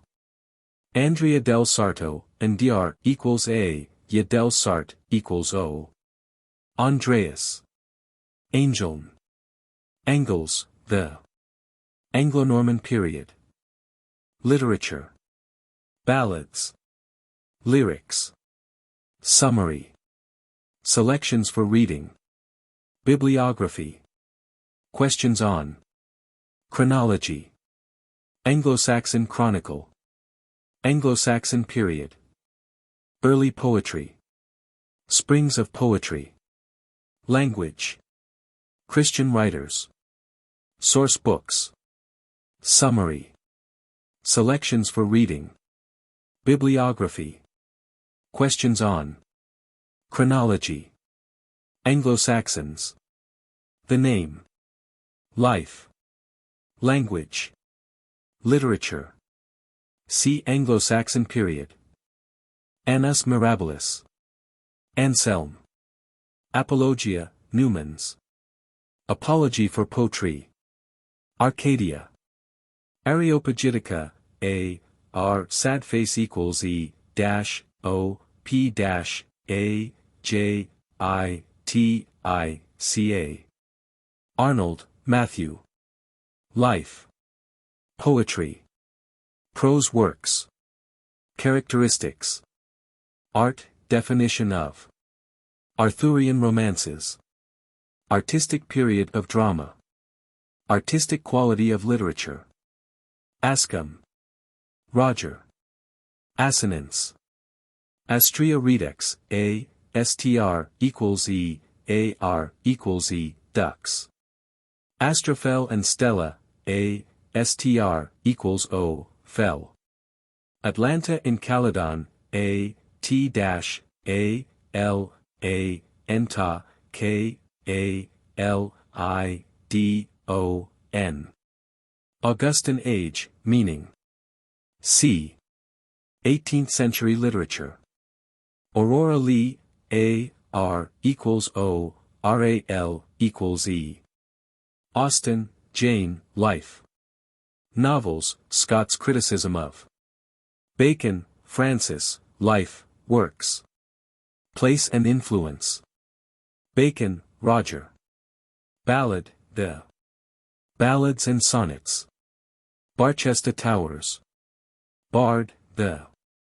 Bard of the Dimbovitsa, Dimbovitse. Romanian folk songs.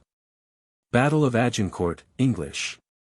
A, J and K, equals O, RT. Battle of Brunanburh. Battle of the Books. Baxter, Richard. Beaumont, Francis, B, equals O, Mont. Beckett. Bede. His history, his account. Of Cadman. Bells and Pomegranates. Benefit of clergy. Beowulf, B, equals A, equals O, Wolf, the poem. History, poetical form. Manuscript of. Beowulf's Mount. Bibliographies, study of literature. Anglo-Saxon period. Norman. Chaucer, revival of learning. Elizabethan, Puritan. Restoration, 18th century, Romanticism. Victorian, general. Bickerstaff Almanac. Biographia Literaria. Blackmore, Richard. Blake, William, Life. Works. Blank verse. Blessed Damosel. Blot in the Scutcheon, A. Boethius, B, equals O, dash, equals E, T us. Boileau, BWAL, equals O, French critic. Book of the Duchesse. Book of Martyrs. Burrow, The. Boswell, James. See also Johnson. Boy actors. Breton, Nicholas. Bronte, Charlotte and Emily. Brown, Thomas, Works. Browning, Mrs. Elizabeth Barrett. Browning, Robert, Life. Works, obscurity of, as. A teacher, compared with. Shakespeare, with Tennyson. Periods of work, soul. Studies, place and message. Brute, Lyman's, quotation from. Brutus, alleged founder of Britain. Bulwer Lytton. Bunyan, John, Life, Works. His style. Burke, Edmund, Life, Works. Analysis of his orations. Burney, Fanny, Madame D'Arblay. Burns, Robert, Life, Poetry. Carlyle's essay on. Burton, Robert. Butler, Samuel. Byron, Life, Works. Compared with Scott. Cadman, K. A. Demon, Life, Works. His paraphrase, School of. Cain. Callista. Calvert, Raisley. Camden, William. Campaign, The. Campion, Thomas. Canterbury Tales, Plan of. Prologue, Dryden's Criticism. Of. Canninge's Coffer. Carew, Thomas. Carlyle, Life, Works. Style and Message. Carols, in Early Plays. Casa Guidi Windows, Casa GW, equals E, D, equals E. Castell of Perseverance. Castle of Indolence. Cata. Cavalier Poets. Caxton. Specimen of Printing. Celtic Legends. Chanson de Gestes. Chanson de Roland. Chapman, George, his Homer. Keats's Sonnet on. Chatterton, Thomas. Chaucer, How to Read, Life. Works, Form of his Poetry. Melody. Compared with Spenser. Chaucer, Age of, History, Writers. Summary, Selections for Reading. Bibliography, Questions on Chronology. Chester Plays. Shane Rowe. Child Herald. Child's Garden of Verses. Chosalaicus, K equals O, kill dash equals A equals I, cuz. Christ, the, of Kinewolf. Christabel. Christian Year. Christmas Carol, A. Christ's Hospital, London. Chronicle. The Anglo-Saxon. Chronicle Plays. Chronicles, rhyming. Chronology, Anglo-Saxon period. Norman French, Age of Chaucer. Revival of Learning, Elizabethan. Puritan, Restoration, 18th century. Romanticism. Victorian. Citizen of the World. Clarissa. Classic and Classicism. Classic influence on the drama. Cloister and the Hearth. Clough, Arthur Hugh. Cockaigne, Land of, K equals O, K equals A, N. Coleridge, Life, Works. Critical Writings. Collier, Jeremy. Collins, William. Comedy, Definition, First English. Of the Court. Complete Angler, The. Comus, Mask of. Conciliation with America, Burke's Speech. Confessions of an English Opium Eater. Consolations of Philosophy. Cotter's Saturday Night. Couplet. The. Court Comedies. Covenant of 1643. Coventry Plays. Cowley, Abraham. Cooper, William. Life, Works. Crabbe, George. Cranford. Crashaw, Richard. Critic, Meaning of. Critical Writing, Dryden, Coleridge. In Age of Romanticism. In Victorian Age. Criticism, Arnold's Definition. Cross, John Walter. Crown of Wild Olive. Culture and Anarchy. Curse of Jvihama, K equals E, Hama. Cursor Mundi. Cycles, of Plays. Of Romances. Kinewolf, Kin, E, Wolf, 36-38. Cynthia's Revels, Cynthia. Daniel, Samuel. Daniel Deronda. D'Arblay, Madam, Fanny Burney. Darwin and Darwinism. Death. Raleigh's Apostrophe to. Decline and Fall of the Roman Empire. Defense of Poesy. Defensio pro populo Anglicano. Defoe. Life, Works. Decker, Thomas. Delia. Democracy and Romanticism. In Victorian Age. Deer's Lament. De Quincey, Life, Works, Style. De Sapientia Veterum. Deserted Village, The. Death of Blanche the Duchess. Diary, Evelyn's, Pepys's. Selections from Dickens. Life. Works.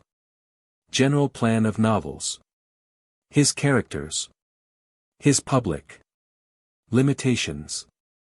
Dictionary, Johnson's. Discovery of Guyana, G equals E, A na. Divina Commedia, D equals E, V equals E, na commem, equals A, D equals E, A. Dr. Jekyll and Mr. Hyde. Domestic Drama. Donne, John. His Poetry. Dotheboys Hall, Do the Boys. Drama, in Elizabethan Age. Origin. Periods of. Miracle and Mystery Plays. Interludes. Classical influence on. Unities. The English. Types of. Decline of. See also Elizabethan Age, Shakespeare. Johnson, Marlowe, etc. Dramatic unities. Dramatists, methods of C. Shakespeare, Marlowe, etc. Drapier's Letters. Drayton, Michael.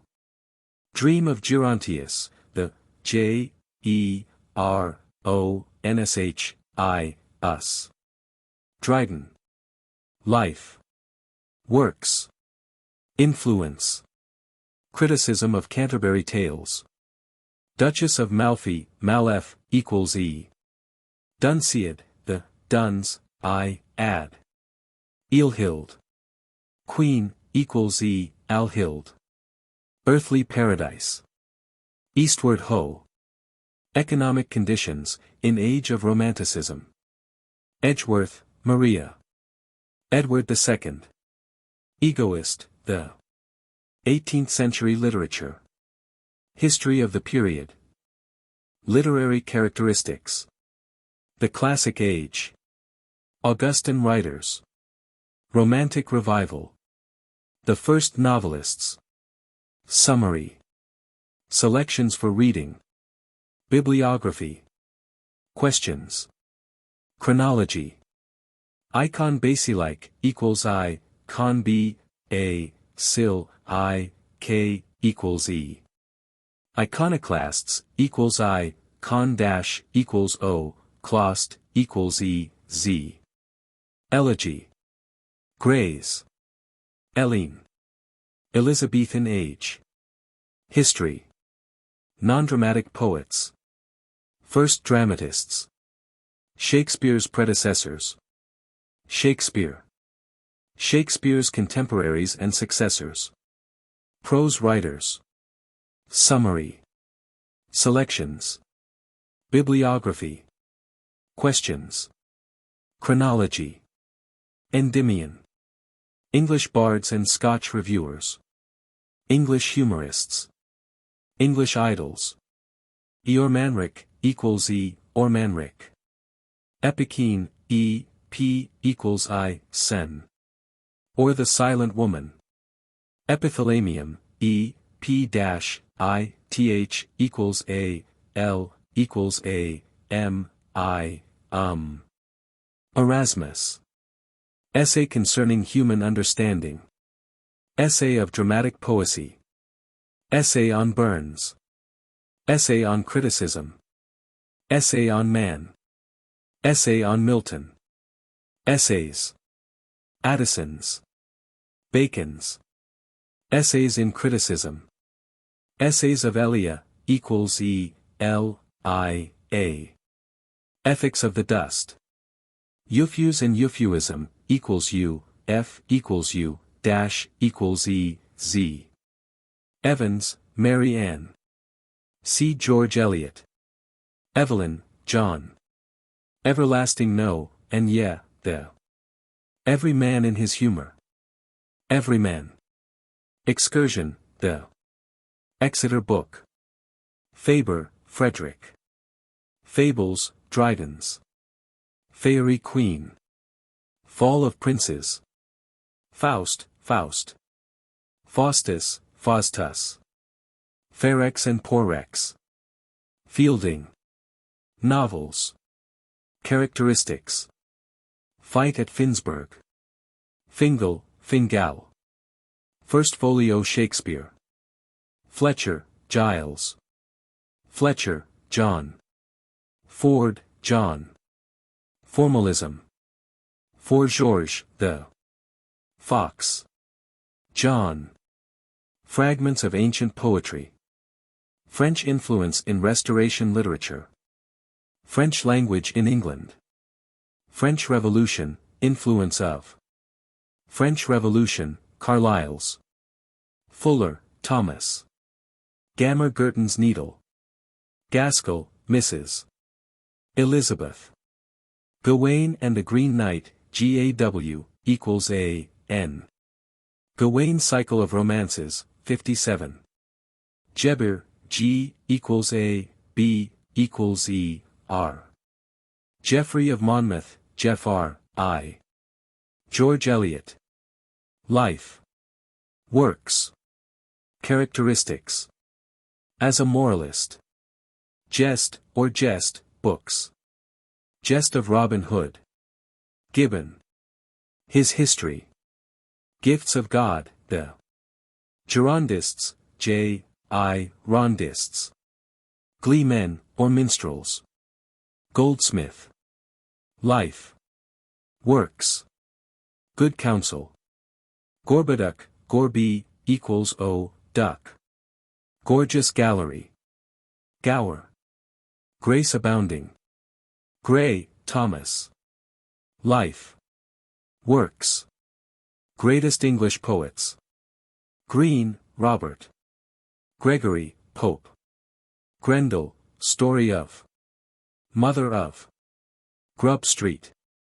Gulliver's Travels. Gull's Hornbook. Hakluyt, Richard, H. A. K. Hallam. His Criticism of Bacon. Hardy, Thomas. Hastings, Battle of. Hathaway, N. Hazlitt. William. Hengist, H. E. Ingist. Henry Esmond. Herbert, George. Life. Poetry of. Hero and Leander. Heroes and Hero Worship. Heroic Couplet. Heroic Stanzas. Herrick, Robert. Hesperides and Noble Numbers, H. E. S. P. E. R. I. D. equals E. Z. Haywood, John. Haywood, Thomas. Hilda. Abbess. Hildgund, Hildgund. Historical novel. History, of England, Macaulay's. Of Frederick the Great, Carlyle's. Of Henry VIII, Bacon's. Of the Reformation in Scotland, Knox's. Of the Wirt, Raleigh's. Nath, N. E. Smileyface F. Hobbes, Thomas. Holofernes, whole dash, equals O, Feren, equals E, Z, in Judith. Holy and Profane State. Holy Living. Holy War. Homer, Chapman's. Dryden's. Pope's. Cooper's. Hooker, Richard. Hooker, Thomas. Hours in a Library. Hours of Idleness. House of Fame. House of Life. Hrothgar, R. O. Th. Gar. Hudibras, H. equals U. D. I. Bras. Humanism. Humphrey Clinker. Hunt, Lee. Husband's Message. Huxley. Hijlack, H. equals I. J. equals E. Lack. Hymn Book, First English. Hymn to Intellectual Beauty. Hymns, Addison's. Cooper's. Hypatia, H. equals I. P. equals A. Shia. Hyperion, H. equals I. P. equals E. R. I. On. Idealism of Victorian Age. Ideals. Idols, of Bacon.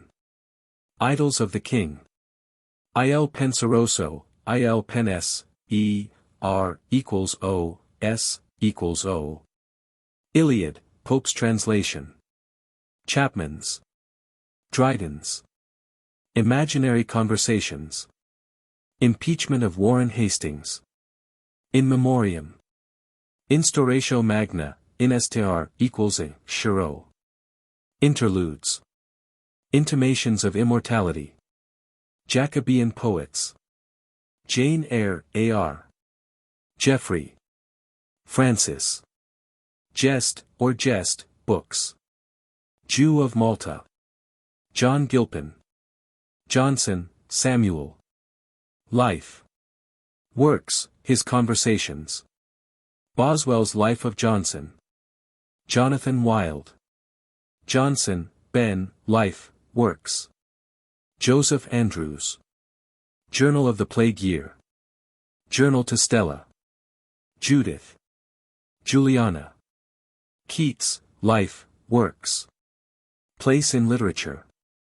Kilmarnock Burns, The King's Treasuries. Kingsley, Charles. Knight's Tale, The Knox, John. Kubla Khan, Kabla Khan. Kidd, Thomas.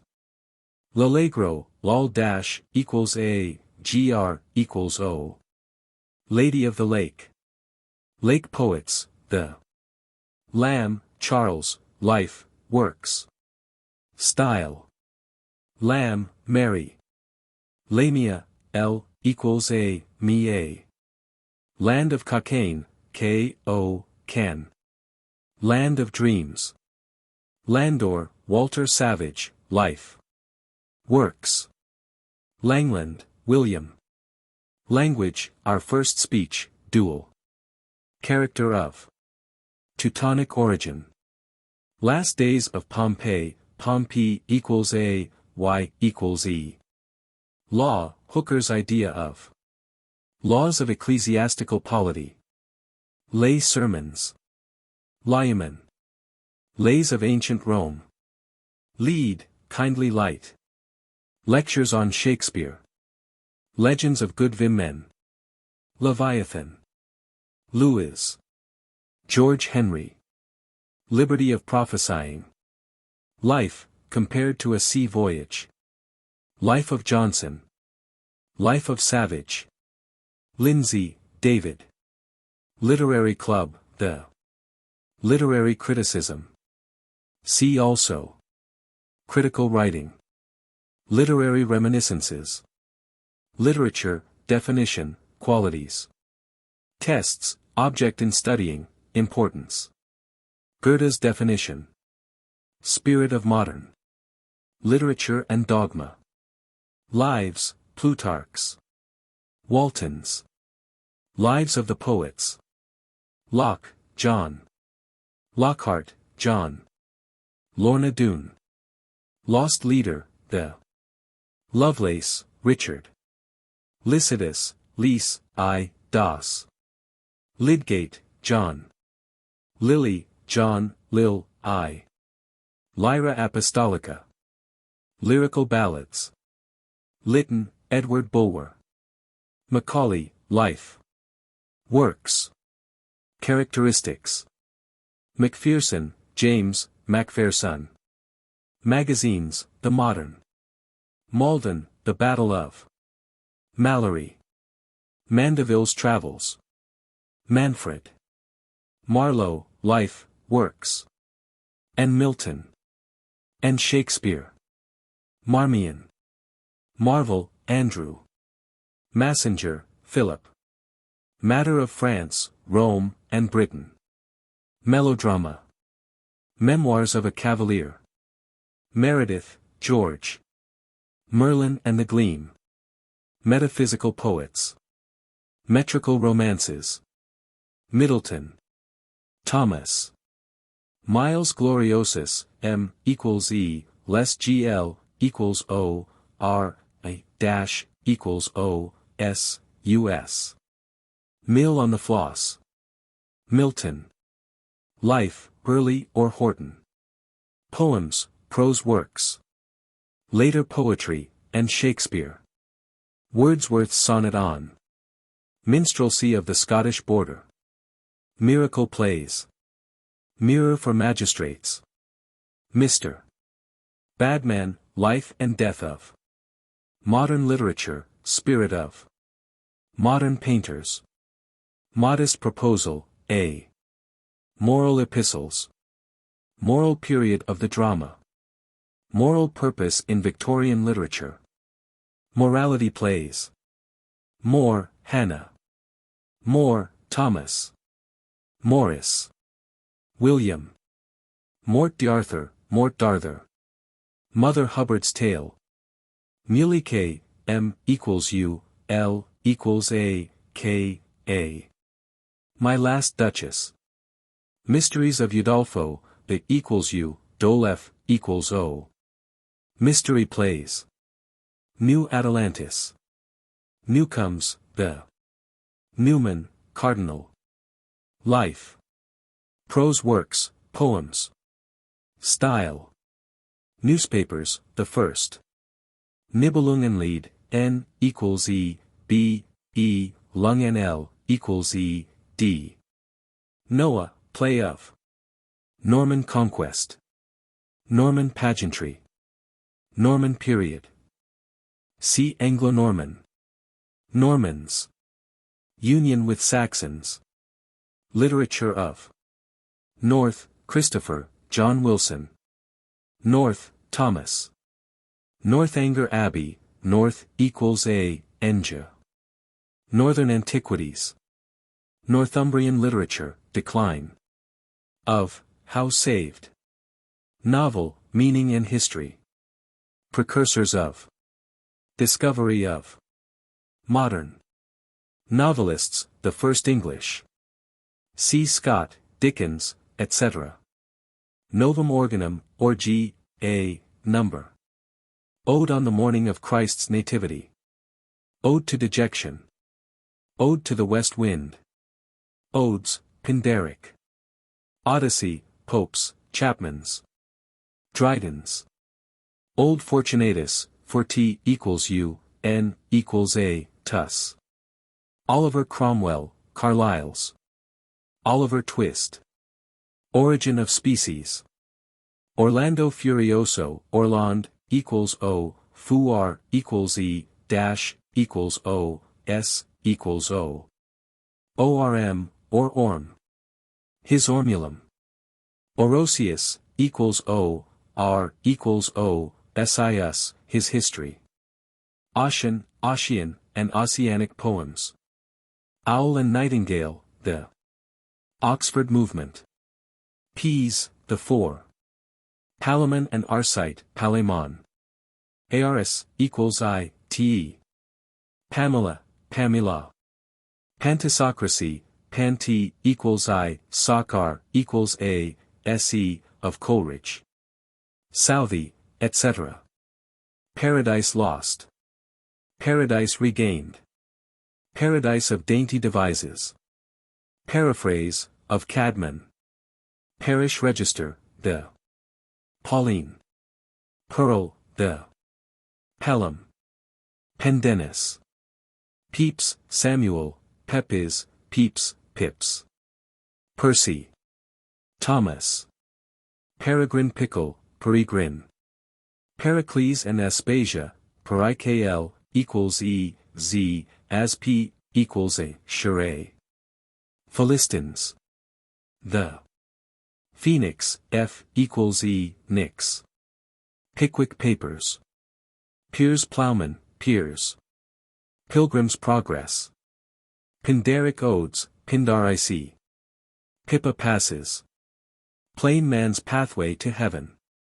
Plutarch's Lives. Poems by Two Brothers. Poet Astor. The Polyolbion, Pol-I, OLB, I, on. Pope, Alexander. Life. Works. Porter, Jane. Practice of Piety. Praeterita, PR, equals E, ter, I, ta. Praise of Folly. Prelude, the Pre-Raphaelites, RAF, equals A, Elites. Pride and Prejudice. Princess. The Prometheus Unbound, PR, equals O, M, equals E, TH, equals U, S. Prose development in 18th century. Pseudoclassicism, S, equals U, D, equals O. Purchas, Samuel. Purchas his. Pilgrims. Puritan Age, History, Literary. Characteristics, Poets. Prose writers, compared with. Elizabethan, Summary. Selections for reading, Bibliography. Questions. Chronology. Puritan Movement. Puritans, Wrong Ideas of. Queen Mab, in Romeo and Juliet. Queen's Gardens. Rabbi Ben Ezra. Radcliffe, Mrs. Anne. Raleigh, Walter. Ralph Royster Doyster. Rambler Essays. Rape of the Lock. Reed, Charles. Realism. Recluse. The Reflections on the French Revolution. Religio Laici. Religio Medici. Religious Period of the Drama. Relics of Ancient English Poetry. Reminiscences, Carlyle's. Remorse. Renaissance, the re-n equals a, sans, r equals e, n equals a, s sans, etc. Restoration period, history, literary. Characteristics, writers. Summary, selections 4. Reading, bibliography. Questions, chronology. Revival of learning period, history. Literature, summary. Selections for reading. Bibliography. Questions, chronology. Revolt of Islam. Revolution, French, of 1688, age of. Richardson, Samuel. Novels of. Rights of Man. Rime of the Ancient Alariner. Rhyme Royal. Ring and the Book, the. Robin Hood. Robinson Crusoe. Roderick. Roderick Random. Romance. Greek romances. Romance languages. Romance of the Rose. Romantic comedy and tragedy. Romantic enthusiasm. Romantic poetry. Romanticism, age of, history. Literary characteristics. Poets, prose writers, summary. Selections for reading. Bibliography, questions. Chronology. Romanticism, meaning. Romola. Rosalind.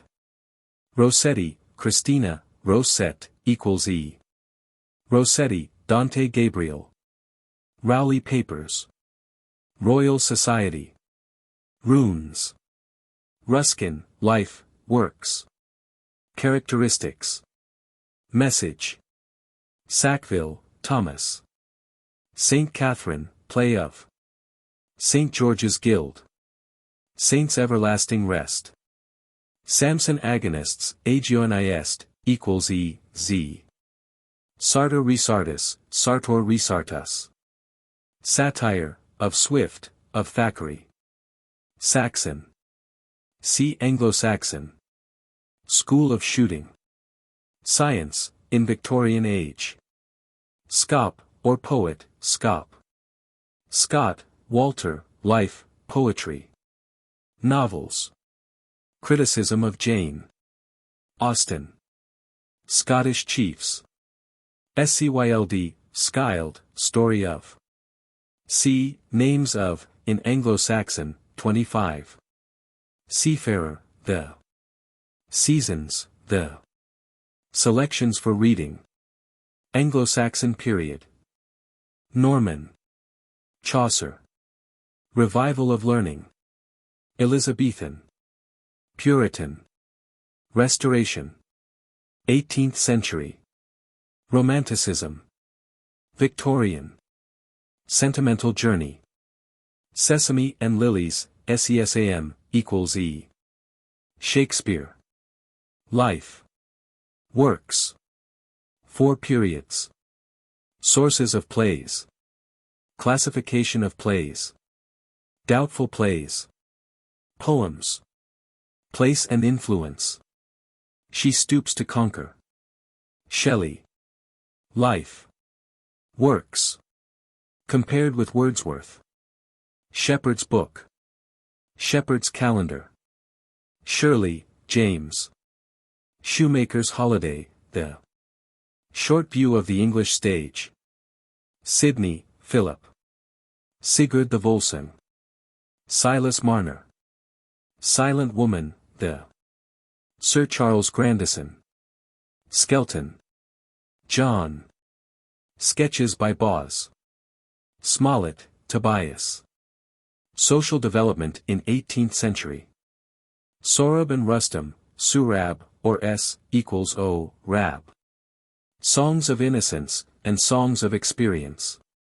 Sonnet, Introduction of. Sonnets. Of Shakespeare. Of Milton. Sonnets from the Portuguese. Southey. Works. Spanish Gypsy. Spanish Tragedy. Specimens of English Dramatic Poets. Spectator, the. Spenser. Life. Works. Characteristics. Compared with Chaucer. Spenserian poets. Spenserian stanza. Stage, in early plays. Elizabethan. Steele, Richard. Stephen, Leslie. Sterne, Lawrence. Stevenson, Robert Louis.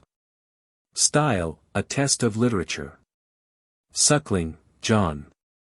Surrey, Henry Howard, Earl of. Swan, the. Swift. Life. Works. Satire. Characteristics. Swinburne. Silva. Symonds, John Addington. Tabard Inn. Tale of a Tub. Tale of Two Cities. Tales from Shakespeare. Tales in Verse. Tales of the Hull. Tam o' Shanter. Tamburlaine, Tamburlaine. Task, the. Tatler, the. Taylor. Jeremy. Tamora, tm, equals o, ra. Tempest, the. Temple, the. Tennyson. Life. Works. Characteristics. Message. Tenure of kings and magistrates. Terra. Tests of literature. Teufelsdrock, Teufelsdrock. Thackeray. Life. Works. Characteristics. Style. And Dickens. Thaddeus of Warsaw. Thalaba, Talabier. Theatre, the First. Thomson, James. Thyrsis, Thyrsis. Timber. Tintern Abbey. Tyrocinium, T equals I, R equals O, sin, I, Or a Review of Schools. Tom Jones. Tories and Whigs. Toddle's Miscellany. Townley Plays. Toxophilus, Toxoph, I, lose. Tractarian Movement. Tracts for the Times. Tragedy, definition. Of Blood. Transition Poets. Traveller. The. Treasure Island. Treatises on Government. Tristram Shandy. Troilus and Cressida, tr equals o, I, lose, crest dash, I, de. Trollope, Anthony. Troyes, Treaty of. Truth, or Good Counsel. Tyndall, William, Tyndall. Udall. Nicholas, equals U, Dow. Udolpho, equals U, Dolef, equals O. Unfortunate Traveller, the. Universality, a test of literature. University Wits. Unto this last. Utopia. Vanity Fair. Vanity of Human Wishes. Vaughan, Henry. Vercelli Book. Vicar of Wakefield. Vice. The, in Old Plays. Victorian Age. History. Literary characteristics. Poets. Novelists. Essayists, etc. Spirit of. Summary. Selections for reading. Bibliography. Questions. Chronology. View of the State of Ireland. Village, the. Vision of the Rood. Volpone, Volpe, equals O, N-E. Voyages. Hakluyts. Wakefield Plays. Waldeer, Valdee, equals A, Re, or Valdaire. Waller, Edmund. Walton, Isaac. Waverley. Wealth of Nations. Weather, the Play of. Webster, John. Wedmore. Treaty of. Westward Ho. Whigs and Tories. Whitby, Whitby, I.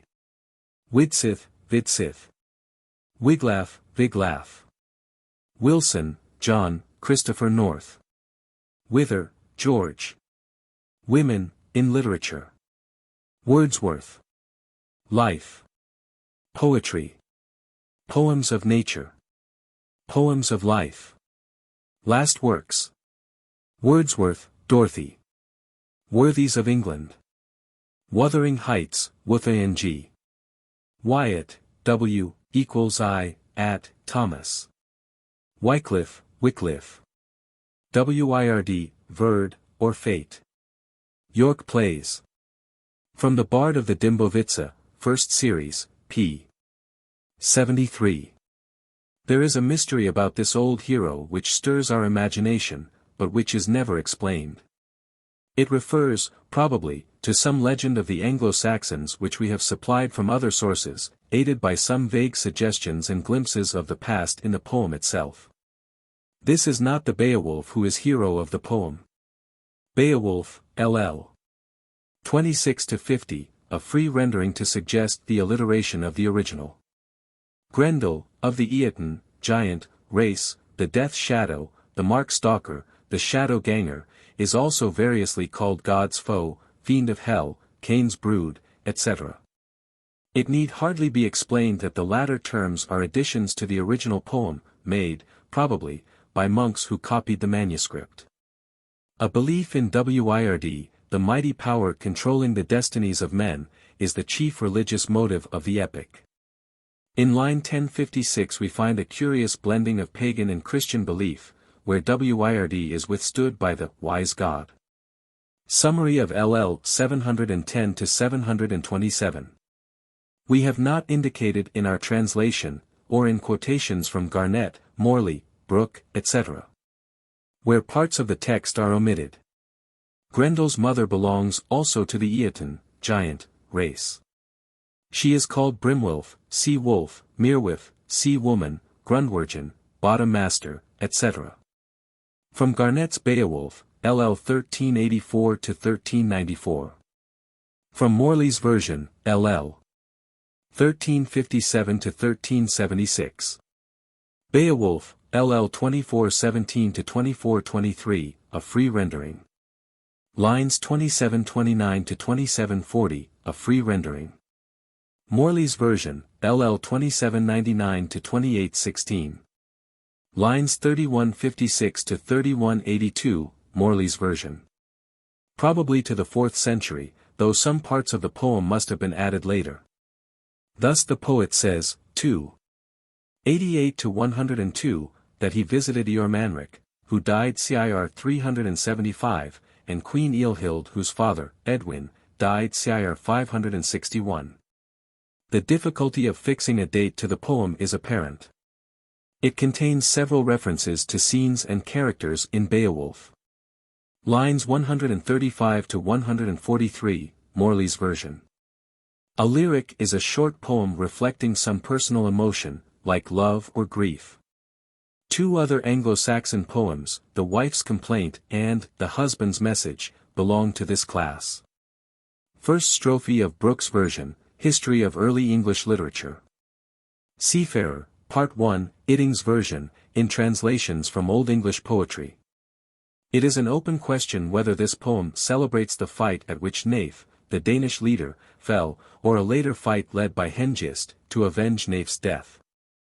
Brooke's translation, History of Early English Literature, for another early battle song see Tennyson's Battle of Brunanburh. William Camden, 1551-1623, one of England's earliest and greatest antiquarians. His first work, Britannia, a Latin history of England, has been called The Common Sun, whereat our modern writers have all kindled their little torches. From Itting's version of The Seafarer. From Andreas, LL 511 ff, a free translation. The whole poem thrills with the old Saxon love of the sea and of ships. From Beowulf, LL 1063 ff, a free translation.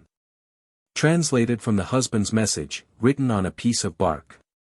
With wonderful poetic insight, the bark itself is represented as telling its story to the wife.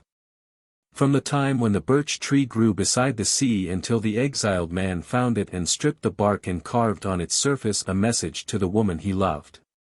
This first of all English love songs deserves to rank with Valentine's description of Sylvia. Why, man, she is mine own. And I as rich in having such a jewel. As 20 seas, if all their sand were pearl. The water nectar and the rocks pure gold. 2 Gentlemen of Verona, 2:4. From the Anglo-Saxon Chronicle, record of the year 457. According to Sweet, the original home of the Aryans is placed in Central or Northern Europe, rather than in Asia, as was once assumed. See the History of Language, page 103. Cadman's Hymn, Cook's version, in translations from Old English poetry. Ecclesiastical History, 4:24. Genesis, 112-131, Morley. Exodus, 155 ff, Brooke. Runes were primitive letters of the Old Northern alphabet. In a few passages Cynewulf uses each rune to represent not only a letter but a word beginning with that letter. Thus the rune equivalent of C stands for seen, keen, courageous, Y for eyeful, evil, in the sense of wretched, N for NYD, need, W for Ivan, joy, U for you are, our, L for lagu, lake, F for fio, fee, wealth. Using the runes equivalent to these 7 letters, Cynewulf hides and at the same time reveals his name in certain verses of the Christ, for instance. Then the courage-hearted quakes. When the King, Lord, he hears. Speak to those who once on earth but obeyed him weakly. While as yet their yearning fain and their need. Most easily comfort might discover. Gone is then the winsomeness of the earth's adornments. What to us as men belonged. Of the joys of life was locked, long ago, in lake flood. All the fee on earth. See Brooke's History of Early English Literature, pp. 377-379, or The Christ of Cynewulf, edition by Cook, also by Gollancz. My robe is noiseless while I tread the earth. Or tarry 'neath the banks, or stir the shallows. But when these shining wings, this depth of air, bear me aloft above the bending shores, where men abide, and far the welkin's strength over the multitudes conveys me, then, with rushing whir and clear melodious sound, my raiment sings, and like a wandering spirit, I float unweariedly o'er flood and field. Brougham's version, in Transl, from Old Eng poetry. The source of Andreas is an early Greek legend of St. Andrew that found its way to England and was probably known to Cynewulf in some brief Latin form, now lost. Our 2 chief sources are the famous Exeter Book, in Exeter Cathedral, a collection of Anglo-Saxon poems presented by Bishop Leofric, c. 1050, and the Vercelli Book, discovered in the monastery of Vercelli, Italy, in 1822. The only known manuscript of Beowulf was discovered c. 1600, and is now in the Cotton Library of the British Museum. All these are fragmentary copies, and show the marks of fire and of hard usage. The Exeter Book contains the Christ, Guthlac, the Phoenix, Juliana, Widsith, the Seafarer, Dur's Lament, the Wife's Complaint, the Lover's Message, 95 riddles, and many short hymns and fragments. An astonishing variety for a single manuscript. From Alfred's Boethius. It is not certain that the translation of Bede is the work of Alfred. See translations from Old English poetry. Only a brief account of the fight is given in the Chronicle. The song known as the Battle of Maldon, or Bertnatha's Death, is recorded in another manuscript. This is an admirable little book, containing the cream of Anglo-Saxon poetry, in free translations, with notes. Translations from Old English prose is a companion volume. For full titles and publishers of general reference books, and for a list of inexpensive texts and helps, see General Bibliography at the end of this book. The chief object of these questions is not to serve as a review, or to prepare for examination, but rather to set the student thinking for himself about what he has read. A few questions of an advanced nature are inserted which call for special study and research in interesting fields. A Romance language is one whose basis is Latin, not the classic language of literature, but a vulgar or popular Latin spoken in the military camps and provinces.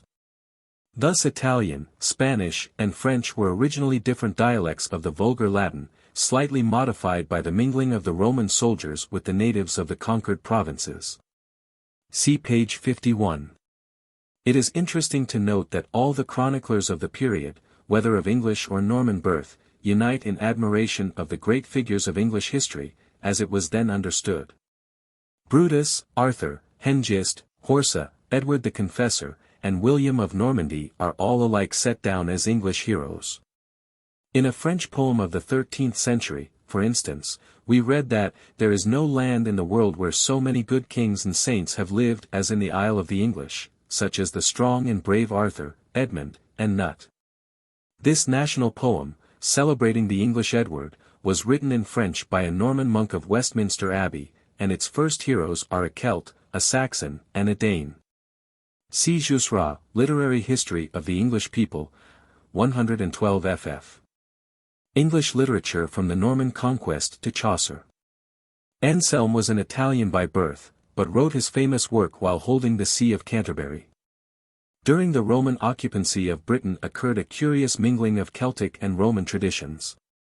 The Welsh began to associate their national hero Arthur with Roman ancestors, hence the story of Brutus, great-grandson of Aeneas, the first king of Britain, as related by Geoffrey and Lyman. Probably a Latin copy of Bede. Wassa's translation of Geoffrey. Only one word in about 350 is of French origin. A century later Robert Manning uses one French word in 80, while Chaucer has one in 6 or 7. This includes repetitions, and is a fair estimate rather than an exact computation. The matter of Britain refers strictly to the Arthurian, i.e. the Welsh romances, and so another division, the matter of England, may be noted. This includes tales of popular English heroes, like Bevis of Hampton, Guy of Warwick, Hornchild, etc. According to medieval literary custom these songs were rarely signed. Later, when many songs were made over into a long poem, the author signed his name to the entire work, without indicating what he had borrowed. An English book in which such romances were written was called a gest or jest book. So also at the beginning of Cursor Mundi, circa 1320, we read. Men yearnen gestis for to hear. And romance read in diverse manier. And then follows a summary of the great cycles of romance, which we are considering. Tennyson goes farther than Malory in making Gawain false and irreverent. That seems to be a mistake, for in all the earliest romances Gawain is, next to Arthur, the noblest of knights, the most loved and honored of all the heroes of the Round Table. There were various French versions of the story, but it came originally from the Irish, where the hero was called Cuchulain. It is often alleged that in this romance we have a very poetical foundation for the Order of the Garter, which was instituted by Edward III, in 1349, but the history of the order makes this extremely doubtful. The reader will be chiefly interested in comparing this romance with Beowulf, for instance, to see what new ideals have taken root in England. Originally Cockaigne, variously spelled, was intended to ridicule the mythical country of Avalon, somewhat as Cervantes' Don Quixote later ridicules the romances of chivalry. In luxury land everything was good to eat. Houses were built of dainties and shingled with cakes, buttered larks fell instead of rain, the streams ran with good wine, and roast geese passed slowly down the streets, turning themselves as they went. Child's English and Scottish Popular Ballads is the most scholarly and complete collection in our language. Gummier's Old English Ballads is a good short work. Professor Kittredge's introduction to the Cambridge edition of Child's Ballads is the best summary of a very difficult subject. For an extended discussion of the literary character of the ballad, see Gummier's The Popular Ballad. Little Bird. In her language. I live. Fairest. I am. Power, bondage. A pleasant fate I have attained. I know. Gone. Lit, alighted. For titles and publishers of reference books see General Bibliography at the end of this book. The reader may perhaps be more interested in these final letters, which are sometimes sounded and again silent, if he remembers that they represent the decaying inflections of our old Anglo-Saxon speech. House of Fame, 2, 652 ff.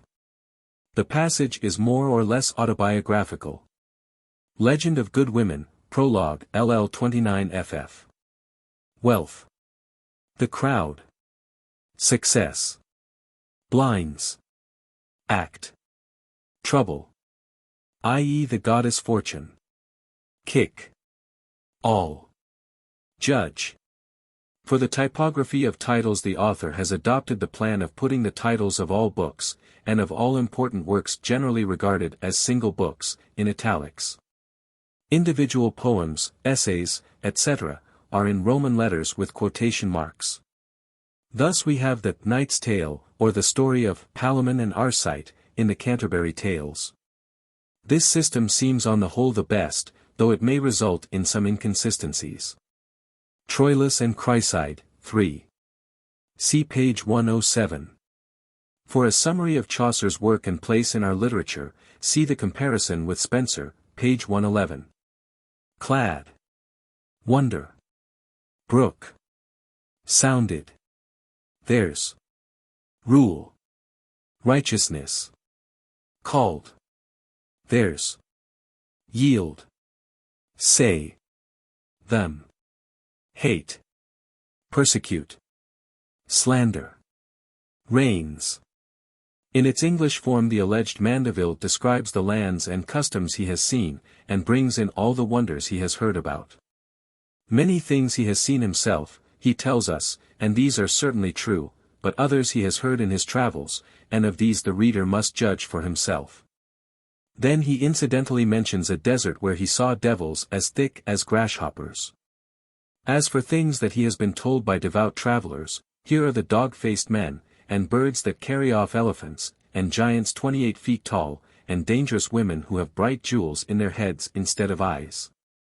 And if they behold any man in wrath, they slay him with a look, as doth the basilisk. Here also are the folk of Ethiopia, who have only one leg, but who hop about with extraordinary rapidity. Their one foot is so big that, when they lie in the sun, they raise it to shade their bodies, in rainy weather it is as good as an umbrella.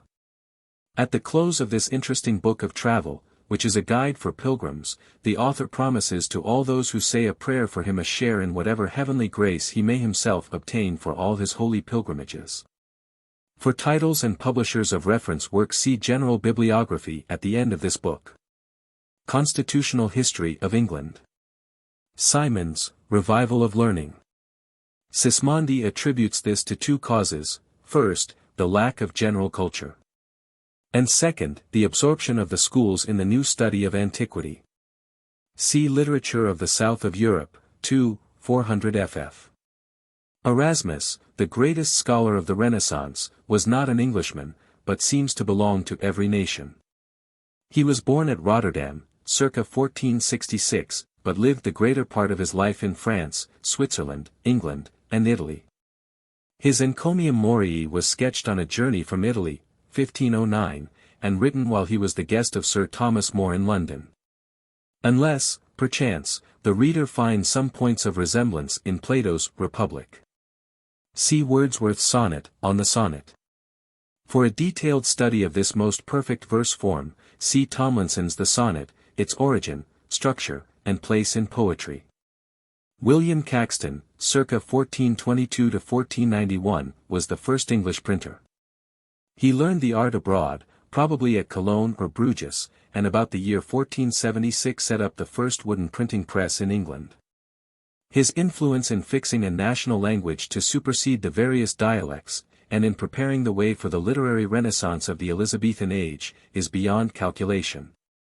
Malory has, in our own day, been identified with an English country gentleman and soldier, who was Member of Parliament for Warwickshire in 1445.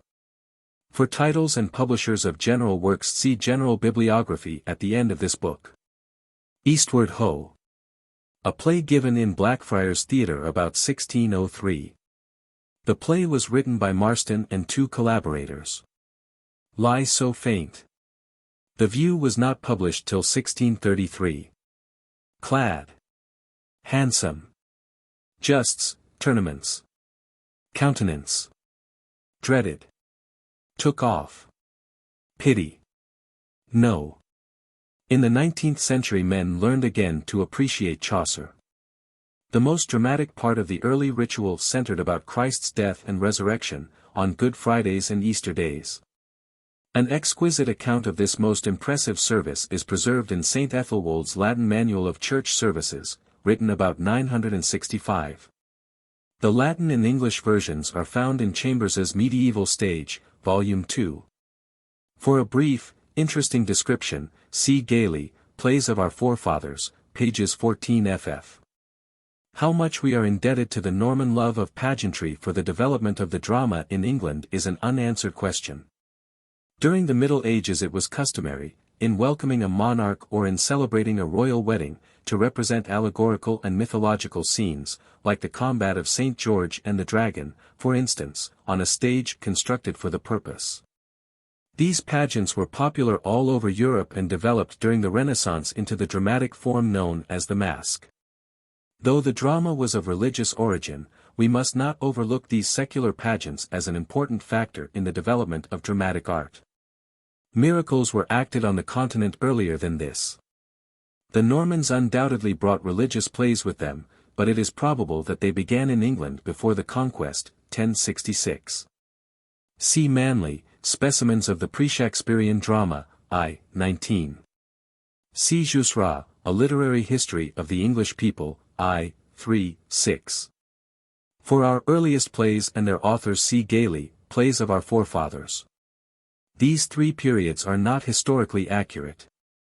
The author uses them to emphasize three different views of our earliest plays rather than to suggest that there was any orderly or chronological development from miracle to morality and thence to the interludes. The latter is a prevalent opinion, but it seems hardly warranted by the facts. Thus, though the miracles precede the moralities by 2 centuries, the first known morality, the play of the Lord's Prayer, mentioned by Wycliffe, was given probably about 1375, some of the best-known moralities, like Pride of Life, precede many of the later York miracles. And the term interlude, which is often used as symbolical of the transition from the moral to the artistic period of the drama, was occasionally used in England, 14th century, as synonymous with miracle and again, 16th century, as synonymous with comedy. That the drama had these 3 stages seems reasonably certain, but it is impossible to fix the limits of any one of them, and all 3 are sometimes seen together in one of the later miracles of the Wakefield cycle. In fact, Heywood cribbed from Chaucer's tales in another interlude called The Pardoner and the Frere. Schelling, Elizabethan Drama, I, 86. That these gallants were an unmitigated nuisance, and had frequently to be silenced by the common people who came to enjoy the play, seems certain. Decker's Gull's Hornbook, 1609, has an interesting chapter on how a gallant should behave himself in a playhouse. The first actors were classed with thieves and vagabonds. But they speedily raised their profession to an art and won a reputation which extended far abroad. Thus a contemporary, Fynes Morrison, writes in his itinerary, "So I remember that when some of our cast despised stage players came into Germany and played at Frankfurt, having neither a complete number of actors, nor any good apparel, nor any ornament of the stage, yet the Germans, not understanding a word they said, both men and women, flocked wonderfully to see their gesture and action." Schelling, Elizabethan Drama. Baker, in his development of Shakespeare as a dramatist, pages 57 to 62, takes a different view, and shows how carefully many of the boy actors were trained. It would require, however, a vigorous use of the imagination to be satisfied with a boy's presentation of Portia, Juliet, Cordelia, Rosalind, or any other of Shakespeare's wonderful women. These choir masters had royal permits to take boys of good voice, wherever found, and train them as singers and actors. The boys were taken from their parents and were often half-starved and most brutally treated. The abuse of this unnatural privilege led to the final withdrawal of all such permits. So called from Euphues, the hero of Lilly's 2 prose works, Euphues, The Anatomy of Wit, 1579, and Euphues and His England, 1580. The style is affected and over-elegant, abounds in odd conceits, and uses hopelessly involved sentences. It is found in nearly all Elizabethan prose writers, and partially accounts for their general tendency to artificiality. Shakespeare satirizes euphuism in the character of Don Adriano of Love's Labour's Lost, but is himself tiresomely euphuistic at times, especially in his early or Lillian comedies. Lilly, by the way, did not invent the style, but did more than any other to diffuse it. See Schelling, I. 211. See page 114. In 1587 the first history of Johann Faust, a half-legendary German necromancer, appeared in Frankfurt. Where Marlowe found the story is unknown, but he used it, as Goethe did 2 centuries later, for the basis of his great tragedy. We must remember, however, that our present version of Faustus is very much mutilated, and does not preserve the play as Marlowe wrote it. The 2 dramatists may have worked together in such doubtful plays as Richard III, the hero of which is like Timur in an English dress, and Titus Andronicus, with its violence and horror. In many strong scenes in Shakespeare's works Marlowe's influence is manifest. Gammer Gurton's Needle appeared c. 1562, Love's Labour's Lost circa 1591. King John, 4, 2. Queen Mab, in Romeo and Juliet.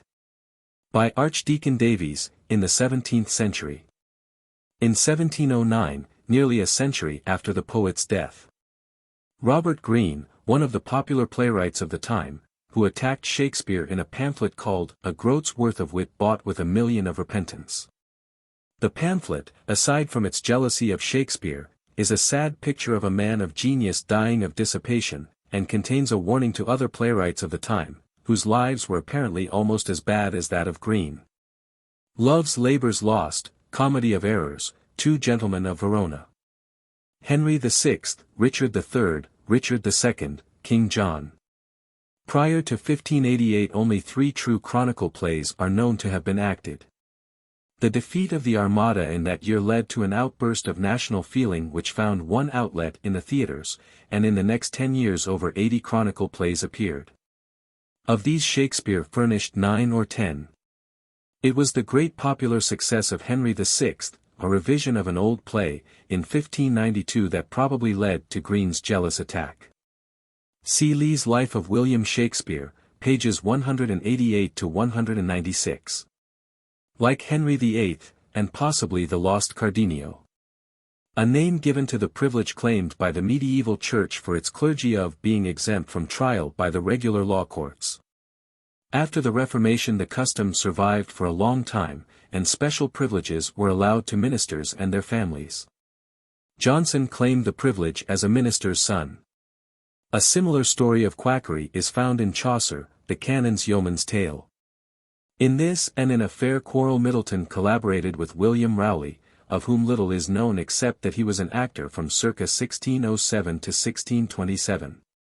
The reader will find wholesome criticism of these writers, and selections from their works, in Charles Lamb's Specimens of English Dramatic Poets, an excellent book, which helps us to a better knowledge and appreciation of the lesser Elizabethan dramatists. The first 5 books were published 1594 to 1597, and are as Hooker wrote them. The last 3 books, published after his death, are of doubtful authorship, but they are thought to have been completed from Hooker's notes. For titles and publishers of reference works see General Bibliography at the end of this book. See, for instance, the Hymn to Saint Teresa, and The Flaming Heart. So called from Pindar, the greatest lyric poet of Greece. See, for instance, Childhood, The Retreat, Corruption, The Bird, The Hidden Flower, for Vaughan's mystic interpretation of childhood in nature. There is some doubt as to whether he was born at the castle, or at Black Hall. Recent opinion inclines to the latter view. On his being arrived to the age of 23. It is remarkable, says Lamartine, how often in the libraries of Italian princes and in the correspondence of great Italian writers of this period you find mentioned the name and fame of this young Englishman. In Milton's work we see plainly the progressive influence of the Puritan age. Thus his Horton poems are joyous, almost Elizabethan in character, his prose is stern, militant, unyielding, like the Puritan in his struggle for liberty. His later poetry, following the apparent failure of Puritanism in the Restoration, has a note of sadness, yet proclaims the eternal principles of liberty and justice for which he had lived. Of these 60 were taken from the Bible, 33 from English and 5 from Scotch history. The latter was by Lewis Bailey, Bishop of Bangor. It is interesting to note that this book, whose very title is unfamiliar to us, was speedily translated into 5 different languages. It had an enormous sale, and ran through 50 editions soon after publication. Abridged from Grace Abounding, Part 3, Works, edition 1873, page 71. For titles and publishers of reference works, see General Bibliography at the end of this book. Guizot's History of the Revolution in England. Jeremy Collier, 1650–1726, a clergyman and author, noted for his scholarly ecclesiastical history of Great Britain, 1708–1714, and his short view of the immorality and profaneness of the English stage, 1698. The latter was largely instrumental in correcting the low tendency of the Restoration drama. The Royal Society, for the investigation and discussion of scientific questions, was founded in 1662, and soon included practically all of the literary and scientific men of the age. It encouraged the work of Isaac Newton, who was one of its members. And its influence for truth at a time when men were still trying to compound the philosopher's stone, calculating men's actions from the stars, and hanging harmless old women for witches can hardly be overestimated. If the reader would see this in concrete form, let him read a paragraph of Milton's prose, or a stanza of his poetry, and compare its exuberant, melodious diction with Dryden's concise method of writing. Edmund Waller, 1606–1687, the most noted poet of the Restoration period until his pupil Dryden appeared. His works are now seldom read. From Divine Poems, Old Age and Death. Following the advice of Boileau, 1676–1711, a noted French critic, whom Voltaire called the lawgiver of Parnassus. By a critic we mean simply one who examines the literary works of various ages, separates the good from the bad, and gives the reasons for his classification. It is noticeable that critical writings increase in an age, like that of the Restoration, when great creative works are wanting. 2 other principles of this book should be noted: 1, that all power originates in the people. And 2, that the object of all government is the common good. Here evidently is a democratic doctrine, which abolishes the divine right of kings. But Hobbes immediately destroys democracy by another doctrine, that the power given by the people to the ruler could not be taken away. Hence the Royalists could use the book to justify the despotism of the Stuarts on the ground that the people had chosen them. This part of the book is in direct opposition to Milton's defense of the English people. Locke's treatises on government should also be mentioned, for they are of profound interest to American students of history and political science. It was from Locke that the framers of the Declaration of Independence and of the Constitution drew many of their ideas, and even some of their most striking phrases. All men are endowed with certain inalienable rights. Life, liberty, and the pursuit of happiness. The origin and basis of government is in the consent of the governed. These and many more familiar and striking expressions are from Locke.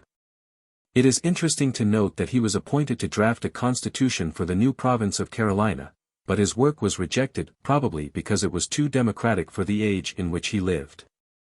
A few slight changes and omissions from the original text, as given in Wheatley's edition of Pepys, London, 1892, 9 volumes, are not indicated in these brief quotations. The first daily newspaper, the Daily Courant, appeared in London in 1702. See Lecky, England in the 18th Century. Addison's Campaign, 1704, written to celebrate the Battle of Blenheim. Great writers in every age, men like Shakespeare and Milton, make their own style. They are therefore not included in this summary. Among the minor writers also there are exceptions to the rule, and fine feeling is often manifest in the poetry of Donne, Herbert, Vaughan, and Herrick. We have endeavored here simply to show the meaning of terms in general use in our literature, but it must be remembered that it is impossible to classify or to give a descriptive name to the writers of any period or century. While classic or pseudo-classic may apply to a part of 18th century literature, every age has both its romantic and its classic movements. In this period the revolt against classicism is shown in the revival of romantic poetry under Gray, Collins, Burns, and Thomson, and in the beginning of the English novel under Defoe, Richardson, and Fielding. These poets and novelists, who have little or no connection with classicism, belong chronologically to the period we are studying. They are reserved for special treatment in the sections following. Pope's satires, for instance, are strongly suggested in Boileau. His Rape of the Lock is much like the mock-heroic Le Lutrin, and the Essay on Criticism, which made him famous, is an English edition and improvement of L'Art Poétique. The last was, in turn, a combination of the Ars Poetica of Horace and of many well-known rules of the classicists. These are the four kinds of spirits inhabiting the four elements, according to the Rosicrucians, a fantastic sect of spiritualists of that age. In the dedication of the poem Pope says he took the idea from a French book called Le Conte de Gabalis. Compare this with Shakespeare's All the World's a Stage, in As You Like It, 2:7. It is only fair to point out that Swift wrote this and two other pamphlets on religion at a time when he knew that they would damage, if not destroy, his own prospects of political advancement. See Tennyson's Merlin and the Gleam. Of the Tatler essays Addison contributed 42, 36 others were written in collaboration with Steele, while at least 180 are the work of Steele alone. From The Vanity of Human Wishes. A very lovable side of Johnson's nature is shown by his doing penance in the public marketplace for his unfilial conduct as a boy. See, in Hawthorne's Our Old Home, the article on Lichfield and Johnson. His sterling manhood is recalled in his famous letter to Lord Chesterfield, refusing the latter's patronage for the dictionary. The student should read this incident entire, in Boswell's Life of Johnson. In Johnson's dictionary we find this definition: Grub Street, the name of a street in London much inhabited by writers of small histories, dictionaries, and temporary poems, whence any mean production is called Grub Street. From Macaulay's Review of Boswell's Life of Johnson. Many of the writers show a mingling of the classic and the romantic tendencies. Thus Goldsmith followed Johnson and opposed the Romanticists. But his Deserted Village is romantic in spirit, though its classic couplets are almost as mechanical as Pope's. So Burke's orations are elegantly classic in style, but are illumined by bursts of emotion and romantic feeling. A much more interesting work is Thomas Paine's Rights of Man, which was written in answer to Burke's essay, and which had enormous influence in England and America. In the same year, 1775, in which Burke's magnificent Conciliation oration was delivered, Patrick Henry made a remarkable little speech before a gathering of delegates in Virginia. Both men were pleading the same cause of justice, and were actuated by the same high ideals.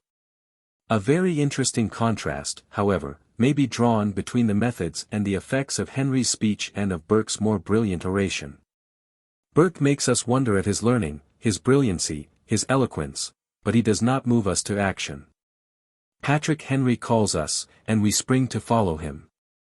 That suggests the essential difference between the two orators. The Romantic Revival is marked by renewed interest in medieval ideals and literature, and to this interest is due the success of Walpole's romance, The Castle of Otranto, and of Chatterton's forgeries known as the Rowley Papers. From The Task, Book 2. See, for instance, Phelps, Beginnings of the Romantic Movement, for a list of Spenserian imitators from 1700 to 1775. Such is Goldsmith's version of a somewhat suspicious adventure, whose details are unknown. Goldsmith's idea, which was borrowed from Walpole, reappears in the pseudo-letters from a Chinese official, which recently attracted considerable attention. Fitzgreen Halleck's poem, To a Rose from Near Alloway Kirk, 1822, is a good appreciation of Burns and his poetry. It might be well to read this poem before the sad story of Burns's life. Introduction, Songs of Innocence. Swinburne's William Blake. There are several omissions from the text in this fragment from Fingal. Several fragments of Gaelic poetry, attributed to Ossian or Oisin, are now known to have existed at that time in the Highlands.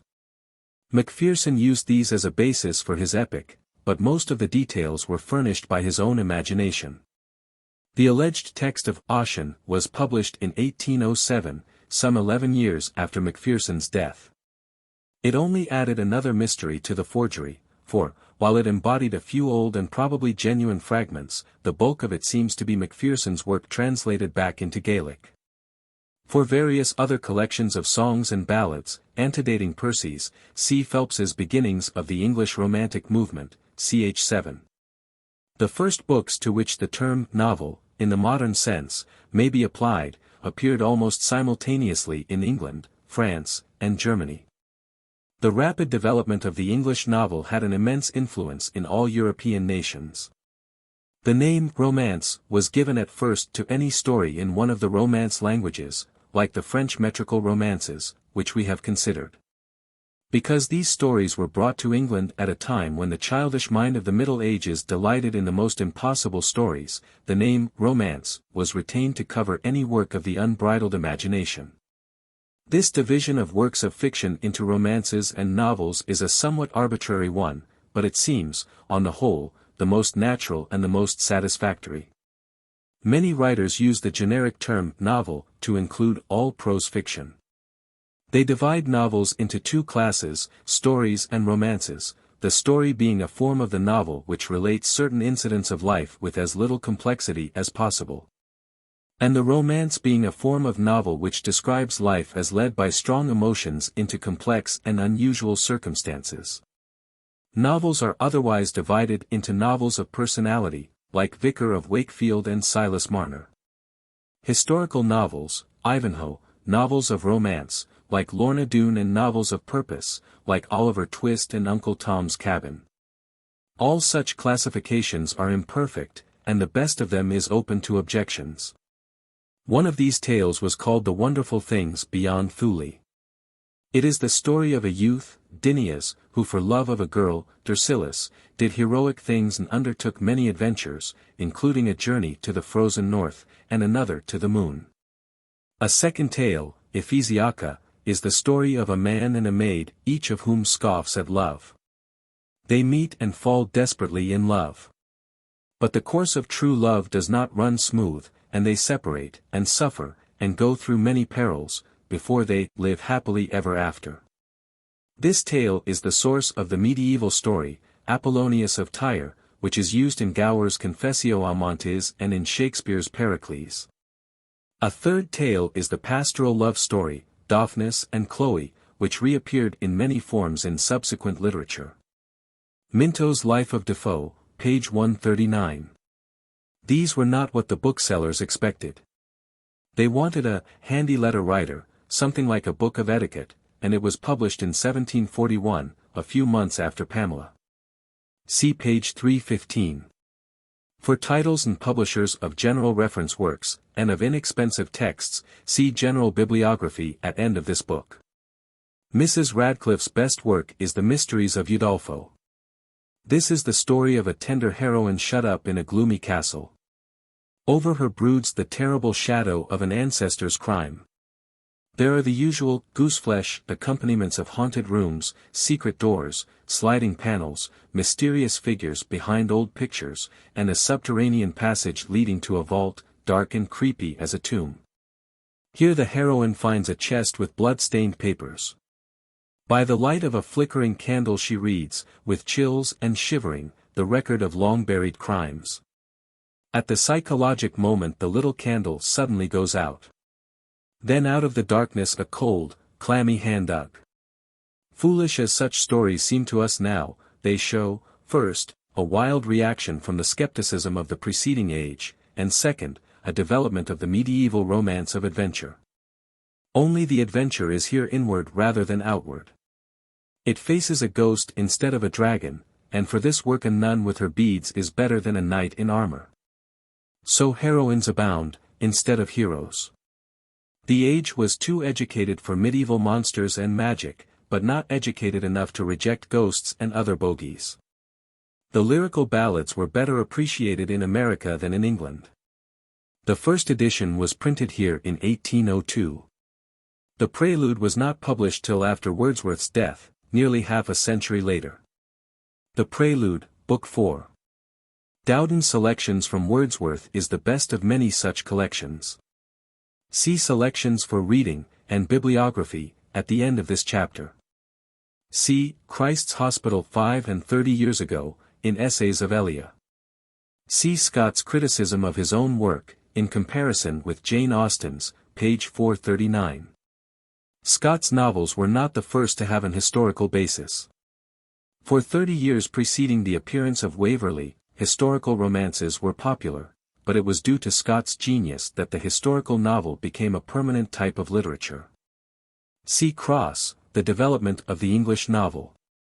See Selections for Reading, and Bibliography, at the end of this chapter. Shelley undoubtedly took his idea from a lost drama of Aeschylus, a sequel to Prometheus Bound, in which the great friend of mankind was unchained from a precipice, where he had been placed by the tyrant Zeus. This idea is supported by Shelley's poem Adonais, and by Byron's parody against the reviewers, beginning, "Who killed John Keats?" Says the Quarterly. See Christ's Hospital 5 and 30 Years Ago, in Essays of Elia. See Essays of Elia, The Superannuated Man. In the first essay, The South Sea House, Lamb assumed as a joke the name of a former clerk, Elia. Other essays followed, and the name was retained when several successful essays were published in book form, in 1823. In these essays Elia is Lamb himself, and Cousin Bridget is his sister Mary. See Histories for the Congress of Vienna, 1814, and the Holy Alliance, 1815. For full titles and publishers of general reference books, see General Bibliography at end of this book. An excellent little volume for the beginner is Van Dyck's Poems by Tennyson, which shows the entire range of the poet's work from his earliest to his latest years. See Selections for Reading, at the end of this chapter. Tennyson made a distinction in spelling between the Idylls of the King, and the English Idylls, like Dora. An excellent little book for the beginner is Lovett's Selections from Browning. See Selections for Reading, at the end of this chapter. This term, which means simply Italian painters before Raphael, is generally applied to an artistic movement in the middle of the 19th century. The term was first used by a brotherhood of German artists who worked together in the convent of San Isidoro, in Rome, with the idea of restoring art to its medieval purity and simplicity. The term now generally refers to a company of 7 young men: Dante Gabriel Rossetti and his brother William Holman Hunt, John Everett Millais, James Collinson, Frederick George Stevens, and Thomas Woolner, who formed the Pre-Raphaelite Brotherhood in England in 1848. Their official literary organ was called the Germ, in which much of the early work of Morris and Rossetti appeared. They took for their models the early Italian painters who, they declared, were simple, sincere, and religious. Their purpose was to encourage simplicity and naturalness in art and literature, and one of their chief objects, in the face of doubt and materialism, was to express the wonder, reverence, and awe which characterizes medieval art. In its return to the mysticism and symbolism of the medieval age, this Pre-Raphaelitism suggests the contemporary Oxford or Tractarian movement in religion. See footnote, page 554. Arnold was one of the best-known poets of the age, but because he has exerted a deeper influence on our literature as a critic, we have reserved him for special study among the essayists. C.P. XXX. It should be pointed out that the English humorists is somewhat too highly colored to be strictly accurate. In certain cases also, notably that of Steele, the reader may well object to Thackeray's patronizing attitude toward his subject. See pages 260 to 261. Emily Brontë, 1818–1848, was only a little less gifted than her famous sister. Her best-known work is Wuthering Heights, 1847, a strong but morbid novel of love and suffering. Matthew Arnold said of her that, for the portrayal of passion, vehemence, and grief, Emily Brontë had no equal save Byron. An exquisite picture of Emily is given in Charlotte Bronte's novel Shirley. Essays, Riverside edition, I. 318. The student should remember that Carlyle's literary opinions, though very positive, are to be received with caution. Sometimes, indeed, they are so one-sided and prejudiced that they are more valuable as a revelation of Carlyle himself than as a study of the author he is considering. The Oxford movement in religion has many points of resemblance to the Pre-Raphaelite movement in art. Both protested against the materialism of the age, and both went back for their models to the Middle Ages. Originally the movement was intended to bring new life to the Anglican Church by a revival of the doctrine and practices of an earlier period. Recognizing the power of the press, the leaders chose literature for their instrument of reform, and by their tracts for the times they became known as Tractarians. To oppose liberalism and to restore the doctrine and authority of the early Church was the center of their teaching. Their belief might be summed up in one great article of the Creed, with all that it implies: I believe in one Catholic and Apostolic Church. The movement began at Oxford with Keble's famous sermon on national apostasy, in 1833. But Newman was the real leader of the movement, which practically ended when he entered the Catholic Church in 1845.